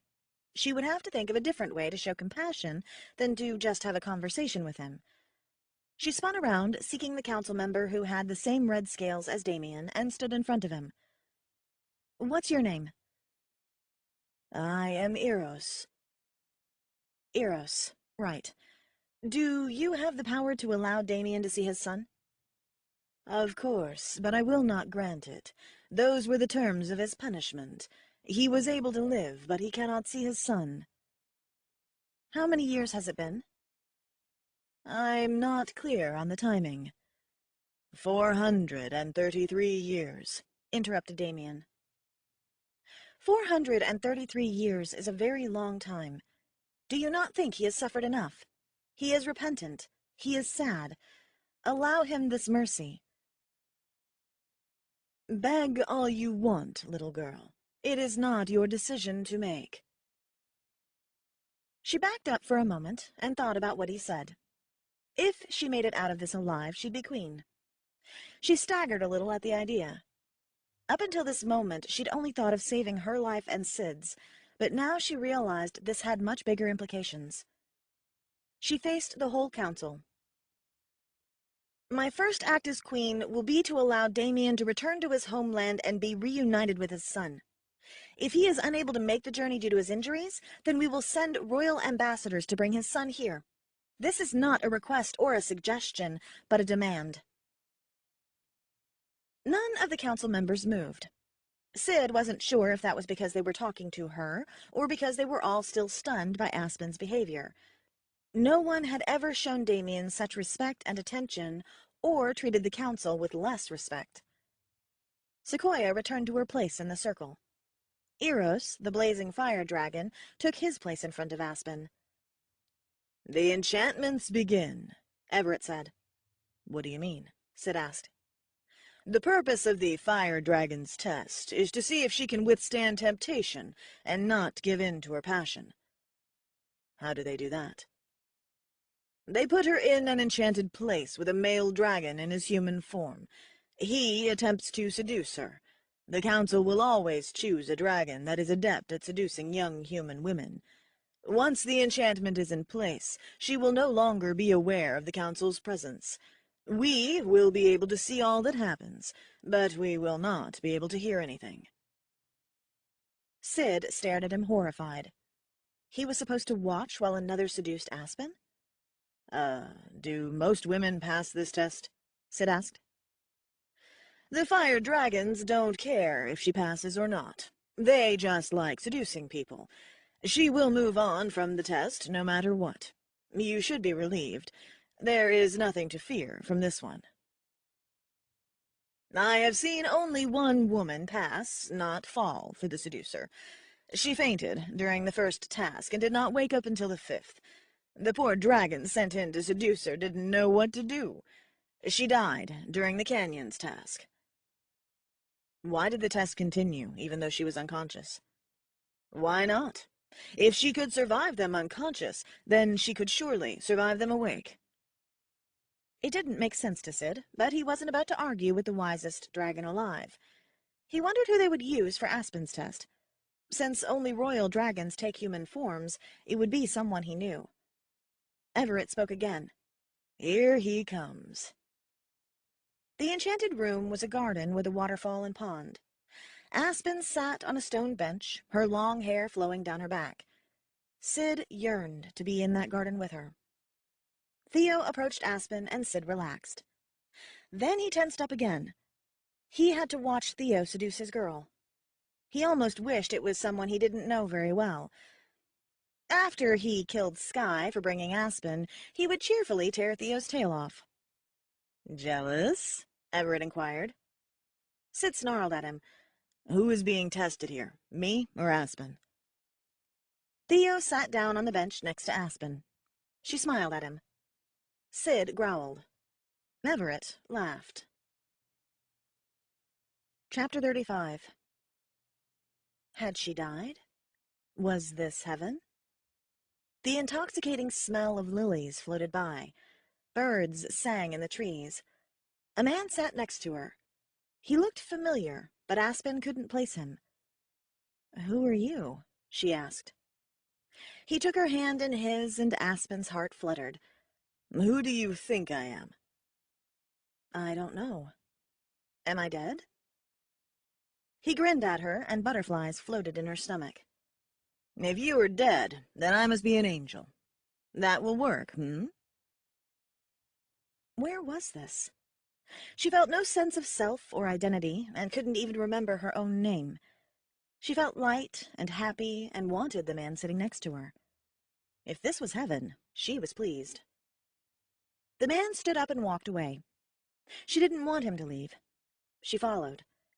He paused at a patch of flowers and plucked out a lily and slid it into her hair. He moved his hand so that it caressed the curve of her jaw, and his fingers rested lightly on her chin. Her heart raced, and her stomach burned with desire. A flower for my angel, for if I'm to be an angel, then so will you. Aspen watched his mouth as he spoke. He had entrancing lips. She reached her hand up and traced his lips with her fingers. He closed his eyes and sighed. She took advantage of his sightlessness and moved closer to him. When he opened his eyes, he snaked his arms around her waist and pulled tight, his lips on her ear. I thought the goal was to make you want me, my dear Aspen, not the other way around. His words surprised her. Her name. Her name was Aspen. She lived in Yellowstone with a twin brother and her parents. She knew this man, but she couldn't remember who he was. He pulled away and intertwined his fingers with hers, and her mind clouded once again. He led her along a path. The trees overhanged and the wisteria tickled her nose. He glanced back at her every few seconds and smiled, her stomach flip-flopping each time. She heard the rushing of water. The path opened to a large pond with a tall waterfall. She knelt down next to the pond and dipped her fingers in it. It was warm, like a bath, the scent of jasmine in the steam.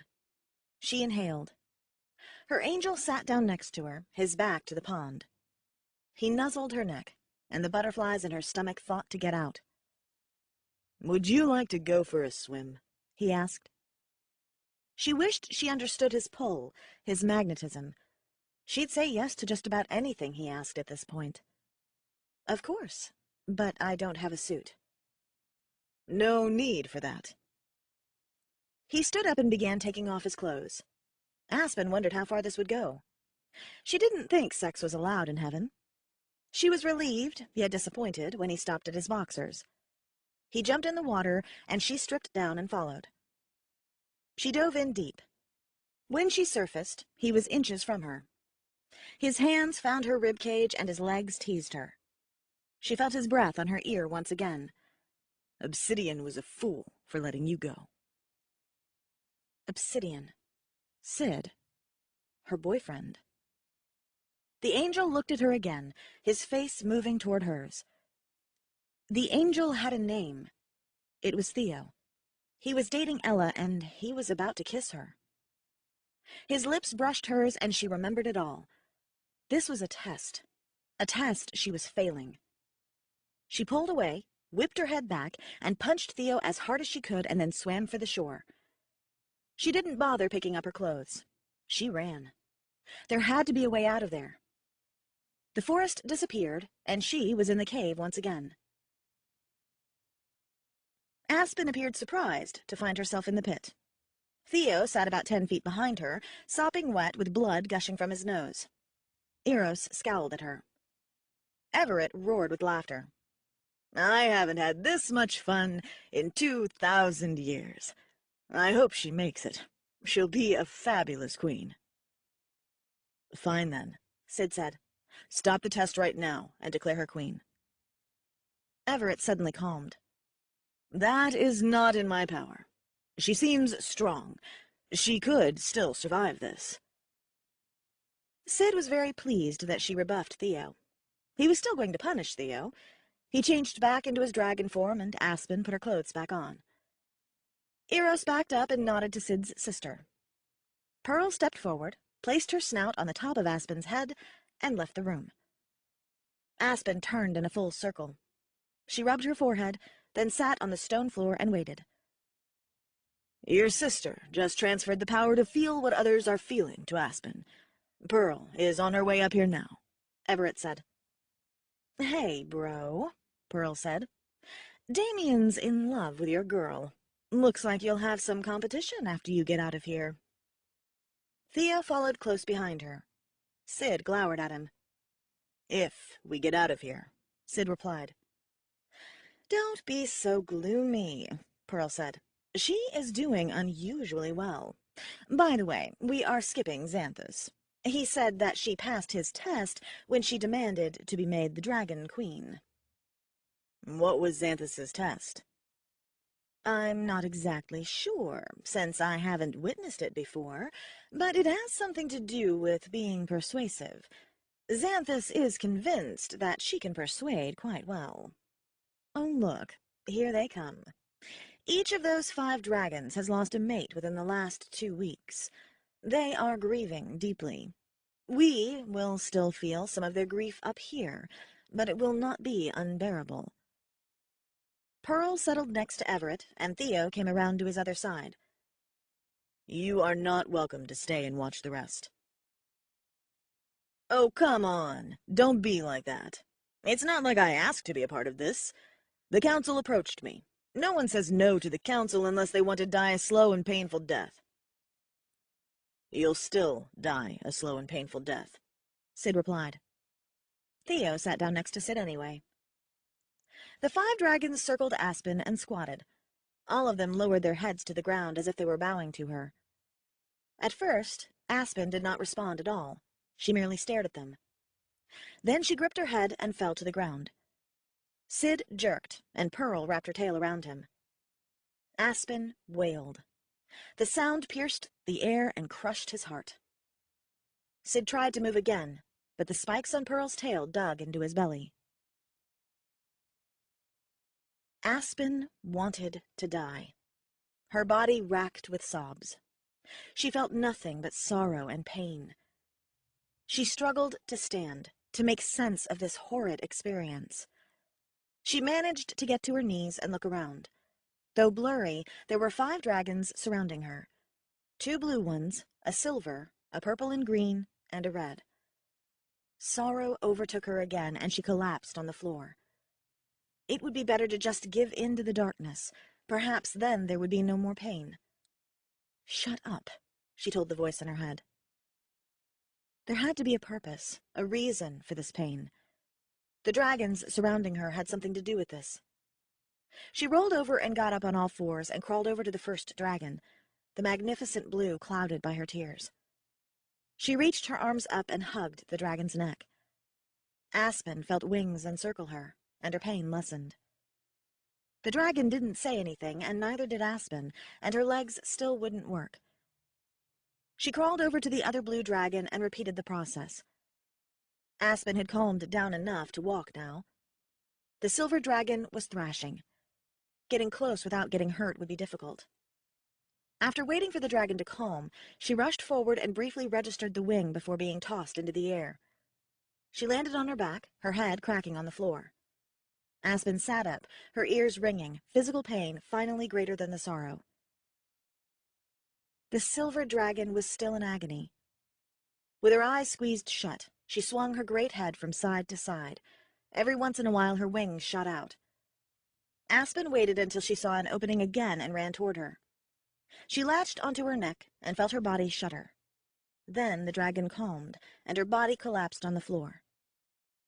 Aspen let go and moved on to the purple dragon, and then the red. After finishing, she sat down in the middle of them again. Her body was no longer heaving, though tears still flowed down her cheeks. For the first time in her life, she felt that she had a purpose, a reason to be there. She felt more at home with the dragons than she'd ever felt among her friends and family. Multiple voices assaulted her at once. We were together 680 years. I miss him so much. I was supposed to die first. I thought being bonded meant we'd be together forever. Why are we separated now? I want to join him. I want to die. Each voice was unique, although she had no idea whom each one belonged to. She sent an "I'm so sorry" to each of them. They had each lost someone close, their companion, she guessed. She had never felt grief so deep, not even when Mrs. Dufour died. She wondered if this was what it would be like when Sid died, or would she go first? Either way, she knew now that she would be okay even if he did die. It wouldn't be pleasant, but she'd survive her grief. Each dragon thanked her on her way out and asked that Aspen visit in the future. She hoped that meant they thought she'd make it. Sid was so enraptured by the scene that he did not notice Pearl had let go of him. I have to go back down, she said, looking concerned. What's the matter? Sid asked. She shows a great capacity for compassion, Pearl explained. She's never going to pass Minerva's test. I'll see you when this is over. Theo, make sure you hang on to Obsidian. He almost flew straight into the middle of the grievers. He would have gone mad before he got there. Can do. Have fun down there, Theo said. Runa, I need you to come with me. Pearl sat back on her haunches. Why? Runa asked. Because Nedra asked for you. I think he wants your help with his test.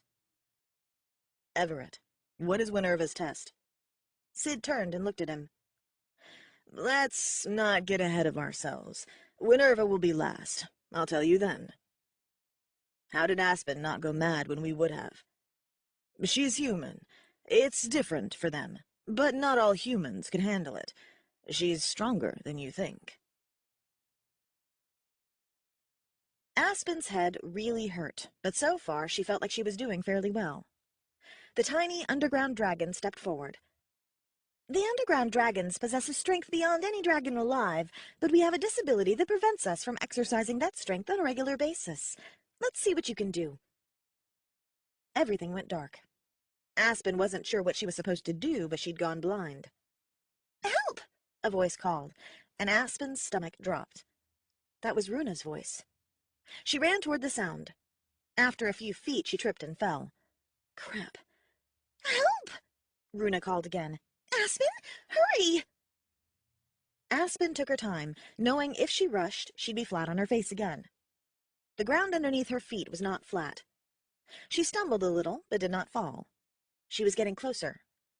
Runa continued to yell for help. She shuffled forward, and her right foot didn't connect with the ground.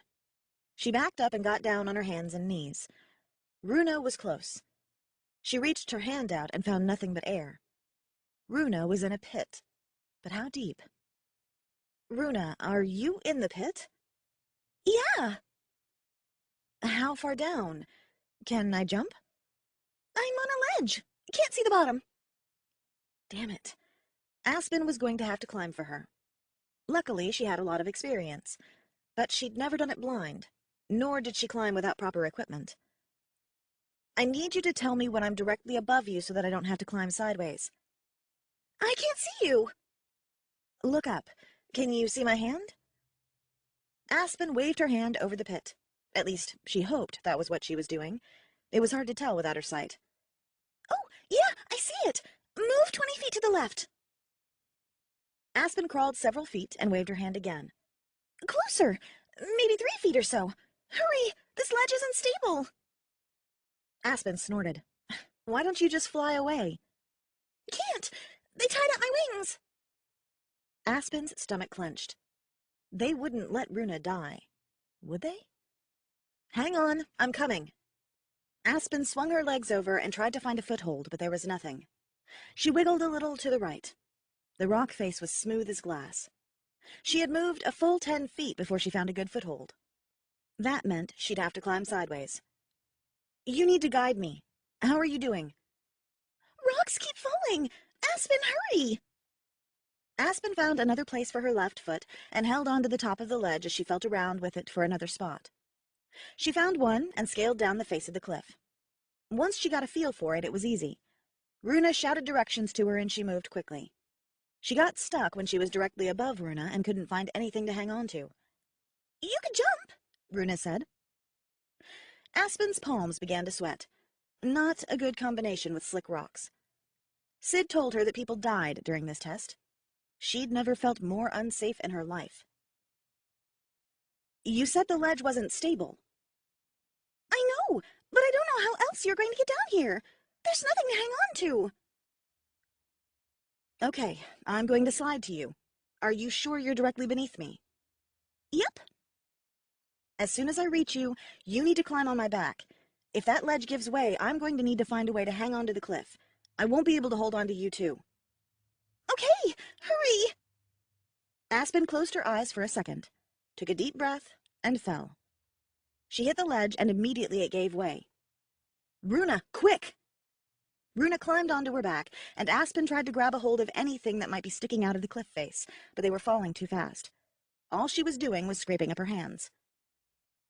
"Aspen, grab my leg!" Aspen didn't hesitate even though she knew it was suicide. They were falling to their deaths, but she trusted Runa. She grabbed her leg, and soon they were going up instead of down. "I thought you said your wings were tied up." "I'm a pretty good actor, huh? I had you going." "That's not funny." "I know, but you passed. Thanks for rescuing me." Runa dumped her on solid ground again, and Aspen's sight came back suddenly. "Very good, Aspen. Good luck with the rest of the test." Aspen only survived that one because she had extensive knowledge of how to climb. She stood up and waited, positive that this time she'd be stumped. A bright blue dragon with ice-blue eyes stared down at her, and a foreboding entered Aspen's heart. This dragon did not have good things in mind for her. Kairi, the sea dragon, stepped forward. "Theo," Everett said. "you might want to hang on to obsidian." Sid froze. This meant something awful was coming. "Everett, you need to tell me what is about to happen." "If I explain, it will only make it worse. You do know what the sea dragon's gift is, right?" "Yes. You can tell them anything, and they will never reveal your secrets." "Correct." "Are they going to try to get Aspen to reveal his secret?" "Something like that. Watch." Theo's tail squeezed Sid. Sid watched as two humans, dragons presumably, entered the cavern. One pushed a long table with straps. The second rolled in a table with several pitchers of water on it. They approached Aspen and spoke to her. "Kairi just told you a secret," the first man said. "What did she tell you about this secret?" Sid liked it when they spoke out loud. Then at least he knew what was going on. "That I am not to reveal it to anyone, even in the face of death," Aspen said. "And did you agree?" "Yes, of course. I keep my word and my secrets." "We'll see about that. Please lay down on the table," said the second man. Aspen did as she was told. The men bound both her arms and legs. They tilted the table slightly so that her feet were elevated and placed a cloth over her mouth and nose. The first man held her head in place, and the second took a pitcher of water and poured it onto the cloth. At first, Aspen did not react, and then she strained against her bonds. Her whole body flailed. Sid did not understand what was happening. After about 30 seconds, they put the pitcher down and removed the cloth. Aspen gasped for air. "Will you tell me the secret now?" "No," she rasped, and then coughed violently. In spite of her coughing, he replaced the cloth and poured the water again. Both her nose and mouth were covered. "Everett, what are they doing to her?" He sighed. "They are filling her lungs with water." "You mean they are drowning her?" "Some drown, yes. It is really more the feeling of drowning. I'm told it's dreadful. Kairi and her ancestors have been doing this same test for thousands of years. The first woman I watched blurted the secret right after the first pitcher. The second died. I believe it was the fifth woman that actually survived. If they tell the secret, they are killed instantly. Out of all the women who last this long, I'd say a third make it through. They will stop when she loses consciousness.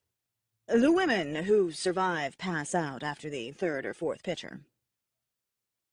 The man in the pit removed the cloth a second time, and Aspen spat in his face. He laughed as he replaced the cloth. Again her body squirmed and fought against the bonds. Again she did not reveal the secret. Sid willed her to pass out. He couldn't stand to see her in such agony. After the fifth pitcher, she vomited. They allowed her to turn her head, but as soon as she stopped convulsing, they forced her face back up and replaced the cloth again. 3 more pitchers sat on the table. 3 more times they replaced the cloth. 3 more times she gasped for breath. And then it was over. They were out of water. The man who held her head undid her bonds and helped her off the table. Her legs shook and she threw up all over him. He let go of her and she fell to the floor. Sid forgot himself and tried to fly down to her, but Theo held tight. "I know this is hard," Theo said, "but she did it. Let her have the glory of this." Don't go rescuing her. Sid stilled. Theo was right. Aspen had to be very weak by now, though. Sid didn't know how she was going to get through the last 2 tasks. Almost immediately, Anasazi, the canyon dragon, stepped forward. Sid cringed. He is going to probe her mind, isn't he? Sid asked. Yes. That's not too bad. It's uncomfortable, but not life-threatening. Sid was relieved. At least she wouldn't get hurt during this test. It is different for a human. Different how? The dread began again. It is excruciatingly painful, and if she resists at all, she will die. He will probe every part of her mind, and she is not allowed to guard any part. If she does, his probing will kill her. This could be the end of her. She just withstood a possible drowning to protect his secret. If she doesn't allow him access to that secret, she'll die. Sid tried to open his wings. Aspen would not allow her mind to be probed without resistance. He had to get down there before it began. Theo's tail was strong and Obsidian was trapped. He tried to pull away, and the spikes on Theo's tail tore holes in Sid's skin. He didn't register pain. "Obsidian, calm down!" Theo screamed. Sid didn't answer but continued pulling away. Everett's tail came up over his other side, and the strength surprised Sid. He continued to move backwards and forward to loosen their grips. It didn't work. Aspen was still lying on the ground, her body convulsing. "Aspen!" Sid yelled. Anasazi looked up at him. "Stay out of this, unless you want to bring about her death." Sid calmed and watched with horror. Anasazi was going to kill her. Sid would never be able to stare into those beautiful green eyes or run his fingers through her hair again. He wouldn't take her flying, and she wouldn't take him to play with the bears. She would never grow up and have children. Sid robbed her of her future. This was his fault. Why should she have to die because of him? It wasn't fair. Anasazi stepped back. Aspen's body twitched. "Is she still alive?" "Yes, she is. Will you stay here?" "Yes." Everett and Theo let go. Sid stood up, the blood flowing down his underside. Everett sighed.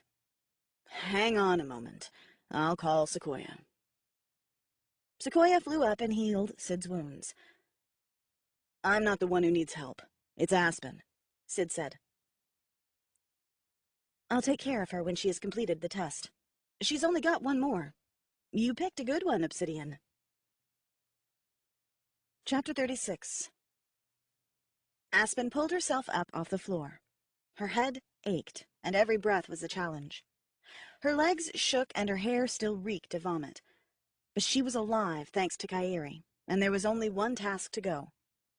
The final dragon, a gigantic white one, stepped forward. "So, you wish to be Obsidian's queen?" the white dragon asked. "Yes," Aspen replied. "Very much so."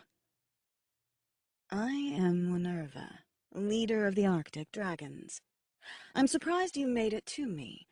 However, you still have to pass my test. You will find that I am not quite as gentle as the others. There is little possibility of you dying during the actual test. However, if you fail, I will kill you. It is my right to do so." "Bring him in," she commanded to the small yellow dragons guarding the door. They opened the door, and in walked a golden dragon. He was magnificent. He approached Aspen and hung his head. "As queen, you will find yourself in a position of handing out judgments to those that break the law. You must understand how to be fair, yet abide by our laws. The council acts as a court and decides whether or not a dragon is guilty of a crime. Your duty, along with the king, is to carry out all punishments." Aspen studied the gold dragon while Minerva spoke. He had beautiful black eyes, and his wings sparkled, even in the darkness. "This dragon has been presented before the court and found guilty for killing several humans and 1 dragon. We decided that due to the horrific nature of his crimes, that he be sentenced to death. A large sword materialized on the floor at Aspen's feet. Your task is to be his executioner. He will not fight back. This should be easy. The sword is sharp enough that it will cut off his head without too much effort. Aspen stared at the sword. It was the last thing she would have to endure to be with Sid forever. But how could she slay a dragon? Even if he had done those horrible things, it didn't seem right that she begin her reign by killing one. She hesitated, but picked up the sword. It was lighter than she expected. Perhaps, the white dragon said, it would be beneficial for you to see him as one of your own. Aspen looked up at Sid, hoping he could give her some sort of hint as to what she was supposed to do. The look on his face was not comforting. He looked angry and tormented. Aspen turned, and a young man knelt at her feet. Having him in human form was not going to be easier. How could she look him in the eye and cut off his head? He looked up, and his face paled.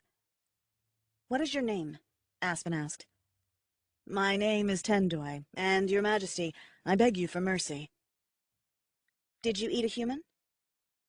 He grasped the bottom of Aspen's pant leg and buried his face in her feet. But it was by accident, I swear. I was going after a cow, and he was standing behind it. I never saw him, I promise. When did this happen? Yesterday. It was an accident. What about all those humans before that? I had nothing to do with that. She spun to face Minerva. Is this true? Did he only eat a human as an accident? The tiny river dragon spoke. He was presented before the council last evening and found guilty of all the human deaths. Did he admit it? No, but that is irrelevant. There is not more than one dragon flying around eating humans. He made up that story when he got caught. How was he caught? One of our guards saw him eat the human. Was there a cow? Yes, but again, irrelevant. He's using that as an excuse. Your job, as Minerva pointed out, is not to judge, but to ensure that the punishment is carried out. Little girl, Minerva said, you are taking too long. Kill him and be done with it. Aspen spun the sword in her hand and took 3 deep breaths. Then she swung the sword. At the last minute, she stopped. This was not right. No, she said, throwing the sword down at his feet. Killing him would be wrong, especially considering we do not know for sure he is guilty. As queen, it is also my privilege to change the sentence if I wish. I banish him from all contact. He will live out his days as a human. Food, shelter, and water will be provided.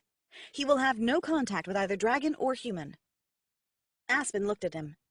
If you fail to meet any of those conditions, your custodians will bring you back to me and I will kill you. You will receive no more mercy from me. Now go. I wish to never see your face again. When you die, we will leave your body to rot in your cage. Aspen looked up and nodded to the 2 dragons guarding the door. She had no idea if she was doing the task correctly or not, but she would not have his blood on her hands. She hoped that afterwards she could figure out if he was really guilty or not. If he was not, she could bring him back out of isolation. She once again thwarted the council's intentions. I'm not sure they know what to do with her, Everett said. I'm convinced she will make a great queen, Sid replied. Me too, but I'm afraid they may not think so. Minerva, especially. This task has always been the most difficult, and Minerva has never done the same one twice. Her tests always have had 2 possible outcomes.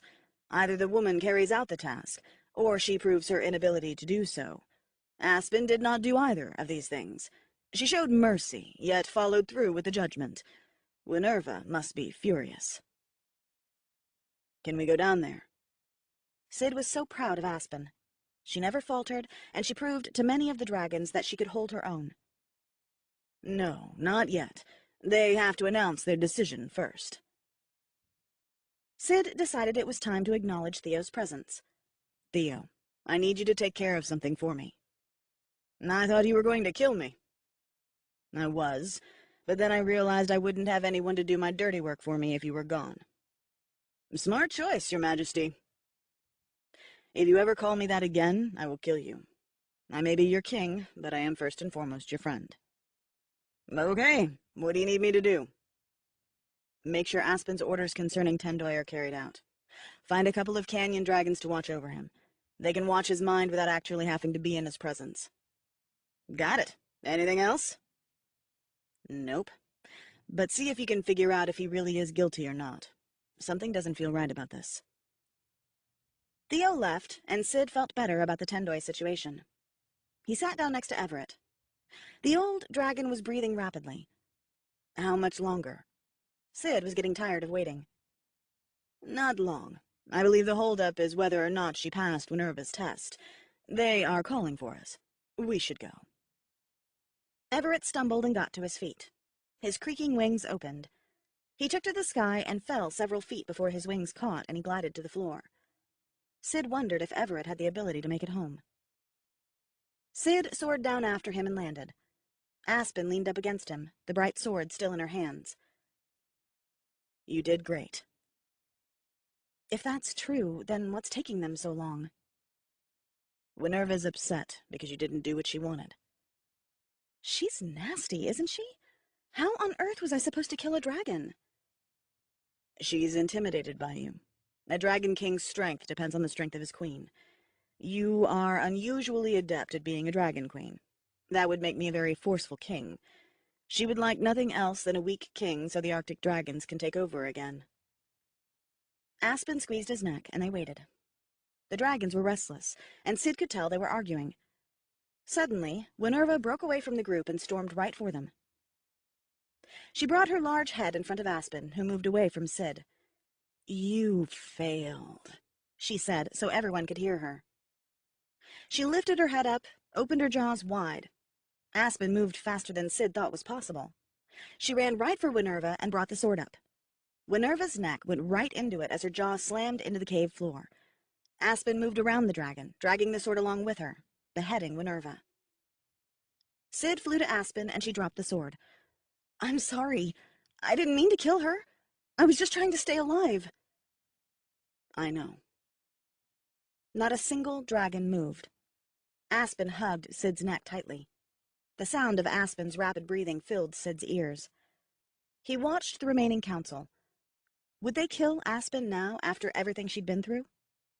The stench of blood hung heavy in the air. Sid wanted to move away from the corpse, but he was afraid his movement might cause a shift in the silence and they might attack. They were talking. He could see it as each dragon shifted his eyes or snorted colored smoke. What would they do? Aspen, Obsidian, come here, please, said Xanthus. Sid moved forward slowly, Aspen leaning on his side. Her body trembled against his. We made our decision, though it was not unanimous. Throughout the testing, Aspen showed great strength and many other qualities that we admire in dragon queens. When Minerva disagreed and tried to take matters into her own hands, you acted as any leader or queen would do and defended yourself. Sid held his breath, unsure if he heard Xanthus correctly. Aspen, he said, step forward, please. She walked toward him. You have passed. You will be the next dragon queen. She sank to her knees and cried. Sid changed to his human form so he could comfort her properly. She sobbed in his arms. There are some conditions, however, Xanthus continued. This is a highly unusual situation. Most dragon queens are in their 30s. We, as a council, decided it would be best if Obsidian finished his human experience. Because of this, we will not perform the bonding. You will wait until Sid has completed his training. A bald eagle swept into the room. Valentine the fire dragon has turned black, the eagle screeched. Sid's heart stopped. Everything in the room seemed to move in slow motion. Xanthus's mouth dropped open. Kairi's eyes widened. Sequoia lit a small flame. After thousands of years, the prophecy of the 3 dragon kings was finally being fulfilled. Aspen, we have to do this now, Sid shouted. Do what? She asked. The ceremony and the bonding, Sid said. She didn't get it. He knew she didn't, but he didn't have time to be patient. If the prophecy was being fulfilled, that meant the war was coming and he needed her strength. He couldn't do this without her. "You mean get married?" she squeaked. Her eyes bugged. She crossed her arms and backed away from him. Sid rolled his eyes. She could stand up to Minerva, but the idea of marriage scared her. "No," Sid explained. "But you must step forward and become the Dragon Queen. Dragons don't get married, but we do mate for life. We do not have to do that part right now. Dragon Kings receive a great deal of power from their queens. That is why the queens go through the tests. A weak queen means a weak king. That ceremony plus the bonding will ensure that power." She put her fingers on her temples and squeezed her eyebrows together. "But I don't understand. 10 minutes ago they said the ceremony could wait. Why does it have to be now?" Sid grew frustrated. "I didn't tell you to do this. I never asked you to become queen. That is a choice you made. You came here today prepared to give your life, and you almost did. I'm sorry if the timing isn't right for you. 10 minutes ago, the dragon community was at peace. In a very short time, we will be at war, and I need all the strength I can get. I will explain this all later. Right now, we must perform the ceremony." He walked over to Everett. "We will do the ceremony now. Are you ready?" Sid looked back and saw Aspen had not moved. She raised her eyebrows at him. "No," she said. "No what?" Sid asked. "No, I will not do the ceremony. At least not until someone tells me what is going on."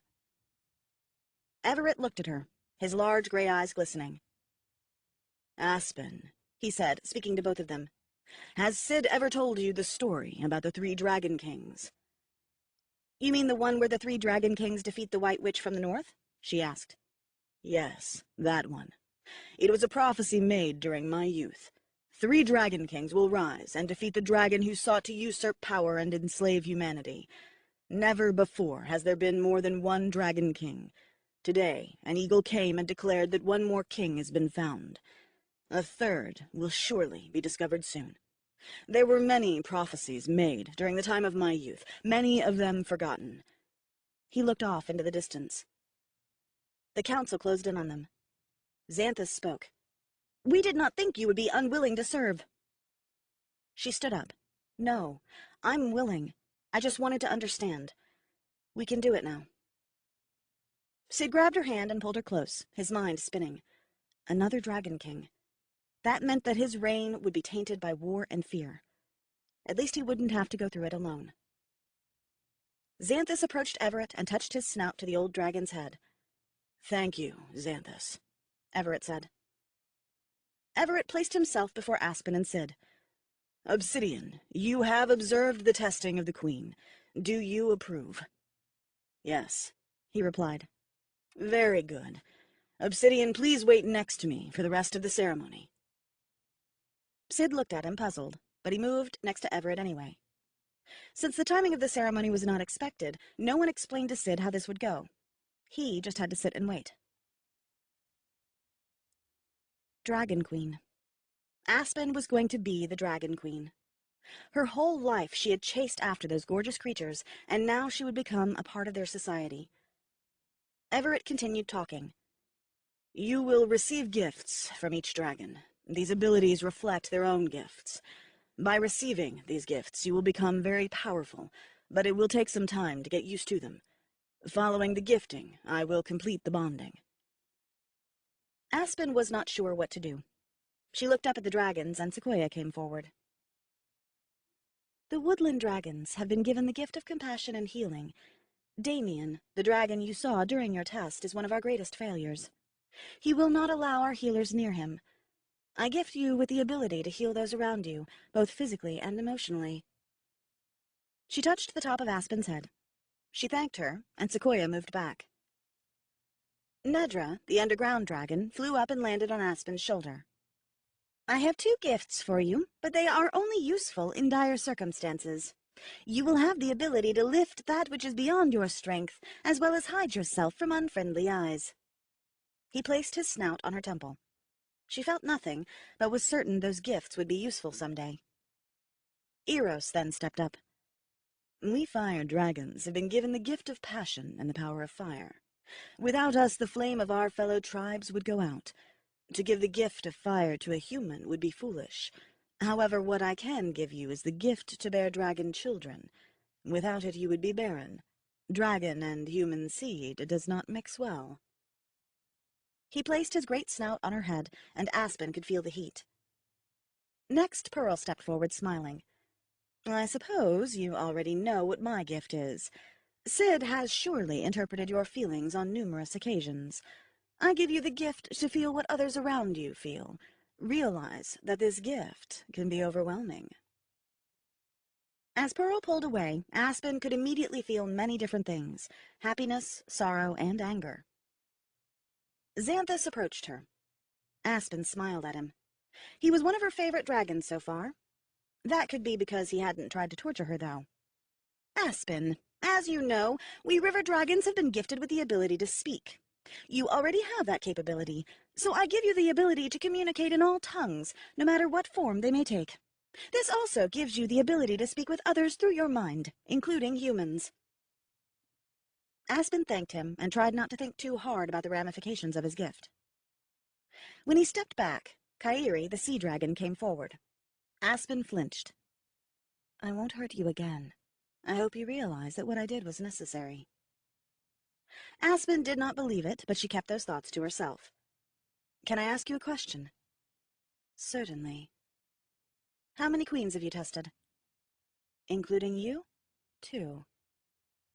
"Did you tell them the same secret?" "Of course. I knew they would be good queens. I did not, however, tell the 5 potential queens who tested before them that particular secret." "What did you tell them?" "Something trivial. I forget. 2 of them couldn't keep the secret, and the other 3 died during Anasazi's father's test." "Thank you for trusting me. I would not have passed Anasazi's test without that secret." "You are welcome. Now it is time for me to give you a gift. The sea dragons have the ability to shield their minds from all dragons, including the canyon dragons. I give you the ability to keep your thoughts to yourself, unless you're willing to give them." This gift Aspen was very grateful for. She did not like her thoughts being open to everyone. There were only 2 dragons left. Aspen was getting tired. Anasazi came to her. "I suppose my gift is obvious. I will not waste time with words." He placed his great orange snout on the top of her head and then took his place back with the other dragons. Aspen was bombarded with thoughts. It was dizzying. She tried to find Sid's and focus on those, but it was too difficult. Exhaustion overwhelmed her. The gifts were too powerful. She wasn't sure she could handle any more. None of the dragons moved for a few moments. Aspen wasn't sure what was going on. "Everett, can you give her the gift?" Sid asked. "It is not mine to give. We need to do the bonding, and then I have one last gift to give."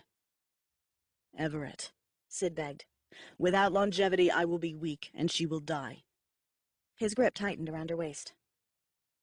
"It looks like you will have to make do without it. I am not an Arctic dragon, therefore I cannot give an Arctic gift."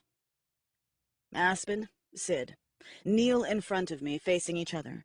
You must stay in the kneeling position, and you must be touching one another." Sid raised his eyebrows at Aspen and scooted forward so his chest touched hers. She collapsed against him. She didn't care what they did as long as she got some sleep soon. She knew this was a big deal.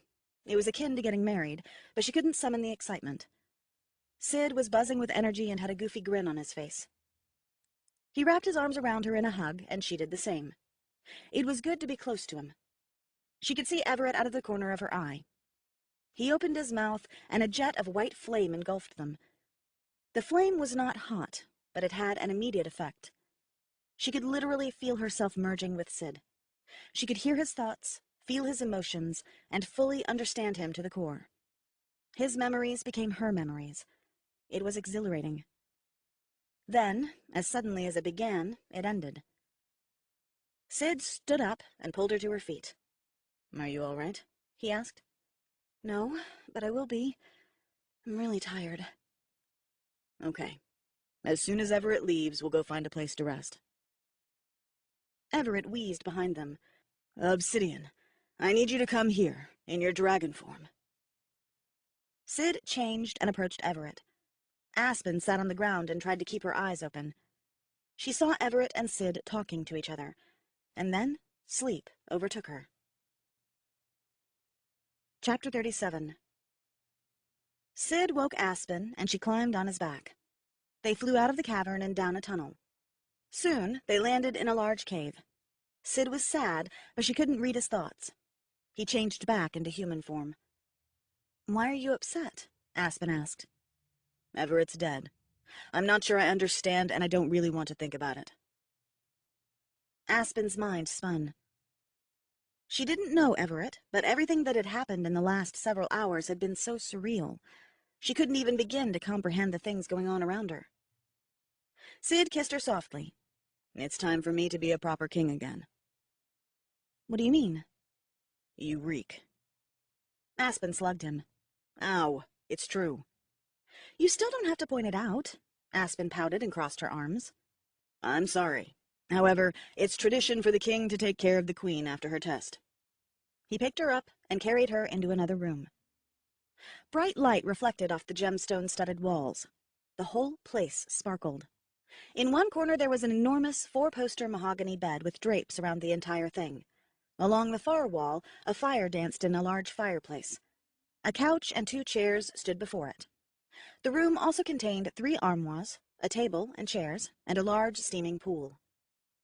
Sid set her down next to the pool. It smelled like lilacs and roses. Everything she went through today was worth it for this alone. Sid tested the water with his fingers and then came back. He stood in front of Aspen. "Arms up." Aspen obeyed, not really thinking about what he said. He tugged at the corners of her t-shirt and then pulled it up over her head. "You know you're not getting laid tonight, right? You told me this wasn't like getting married, so I am not obligated to have sex with you." He grinned. "I know that. I'm not trying to get laid."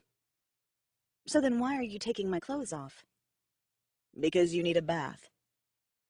"I can take my clothes off myself." "Not tonight, you can't. Tonight it is my job to take care of you.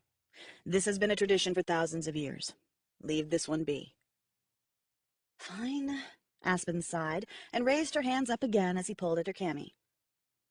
"Why on earth are you wearing more than one shirt?" Aspen giggled as he stared at her bra. "There is a clasp on the back. I'm sure you can figure it out." He exhaled, moved around behind her, fiddled with the clasp for a few moments, and then slid her bra straps down her arms. She shivered as he ran his hands back up and then moved on to her jeans.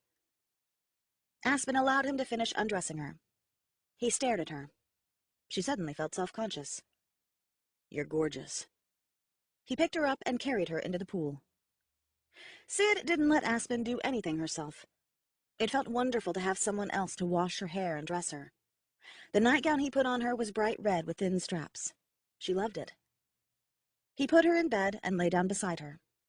He kissed her once more, and she fell into a glorious slumber. The next morning, Aspen woke feeling giddy. She knew at once that the feeling did not come from her. She rolled over, and Sid was sitting cross-legged on the bed. "Hey, gorgeous. Did you sleep well?"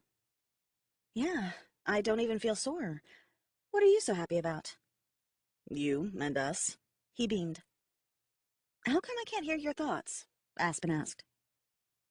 He cocked his head to the side and moved her hair out of her eyes. "Whenever it bonded us, I also gained your shield gift that you received from Kairi. We can both read almost anyone's thoughts but each other. We should visit Anasazi today, though, to learn how to control his gift. It would be annoying to have everyone's thoughts in our heads all the time."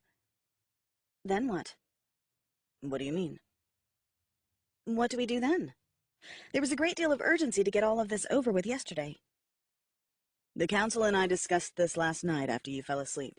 You and I are going back to our lives as humans. We will pretend this hasn't happened yet." Aspen was thoroughly confused. Why? "The news of 2 new Dragon Kings is going to turn the dragon world into chaos.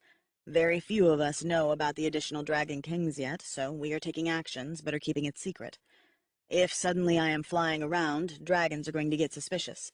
They know that I am supposed to be human for the next 10 years. So what exactly are you all doing?" Pearl, Anasazi, and Kairi went north to smooth things over with the Arctic dragons. Minerva was their leader. The Arctic dragons will be very angry. I expect your killing her will speed things along with the prophecy. Eros and Theo have gone to take care of Valentine. Finding a queen for him is crucial. With the war coming, we'll need all 3 kings at their top strength. That can't happen without queens. Theo's going to bring him back here and will help him. Do you know Valentine? Sid smiled. I've never met him, but he's Damien's son. It's another reason I pushed for training him here instead of in his home in Hawaii. Damien doesn't know yet. Aspen swelled with happiness. She was very fond of Damien, and she was glad he would finally get the opportunity to see his son again. What about the 3rd Dragon King? Xanthus and Sequoia are in search of him. He could be anywhere. Until these things are done, there isn't much we can do. For now, there is peace. Enjoy it while you can. What about Sky? She'll stay with us. Rumors were already floating around the dragon world that I was misbehaving, and she had come to put me in line. It is better for her to stay. Plus, in spite of Sky being a sea dragon, she's not very good at keeping secrets. We need to keep her close. Except when she dropped me off, she said she was going to stay with her parents. We might not find her. She'll come back when she finds out we're both still alive. Can we tell my parents? They deserve to know. Rowan already knows. It probably is best that we tell them. As queen, you may have to take a few trips with me, and you'll be expected to make decisions with me. The only reason we did not consult with you on the decisions we made last night was because you were dead to the world. Your parents are going to have to accept that you are no longer just a teenager in high school. You'll also have to prepare them for the time when you will no longer be part of this world. Aspen's stomach tensed at that thought. She'd forgotten the promises she made when she agreed to be the Dragon Queen. At least, with Sid staying human for a while, she'd be able to see them for a little while longer. Aspen laid a hand on Sid's chest. What about all these? Wasn't the point that you were creating your own council? They've got to be angry about that. Sid sighed. They are. I thought about getting Helios to finish the job.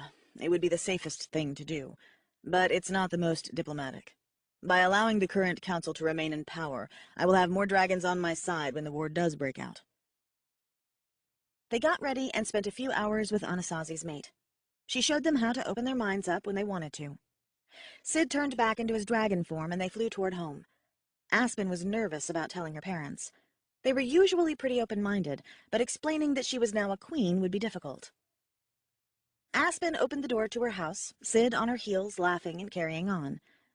They walked into the kitchen and dark feelings filled Aspen's chest. Fear, anxiety, and grief. Her mother sat at a table clutching a coffee mug. Mom looked up, paused for a moment, then ran to her. She crushed Aspen in a hug. "Oh, you're okay! Thank the stars!" "Mom, I'm fine. What's up?" "We went to Sid's house yesterday looking for you, and no one was there. We've tried reaching you on the phone, and you wouldn't answer. No one had seen you. Where have you been? I thought for sure you'd both been taken. Another ranger was killed yesterday. We've been worried sick." Stacy paused and looked around the room. "Where is Rowan?" "He's not here?" "No. Your car was found on the side of the road, but no one was there. We thought the dragon got all 3 of you." "But then, where's Rowan?" Epilogue. A few miles away, on the top of a snow-capped mountain, a golden dragon bowed to a large white one. "You've done well, especially throwing the blame on Tendoy like that," the white dragon said. No one suspected me. It was easy, really. He had been careless. "Winerva would have been proud." I'm sorry I didn't protect her. I had already left by the time Aspen killed her. "I know, but my aunt expected it. She left me ready to take her place. Once Obsidian and Aspen are dead, we'll be prepared to take over the council. And then you, Prometheus, and I will rule as king and queen," said Candide. This concludes Aspen by Kimberly Loth. Narrated by Holly Jackson. Copyright 2016 by Kimberly Loth. This unabridged audiobook is published by arrangement with Kimberly Loth, care of Hirschman Rights Management, LLC, and was produced in the year 2016 by Tantor Media, Incorporated, a division of Recorded Books, which holds the copyright thereto. Please visit Tantor.com for more information on our growing library of unabridged audiobooks and to take advantage of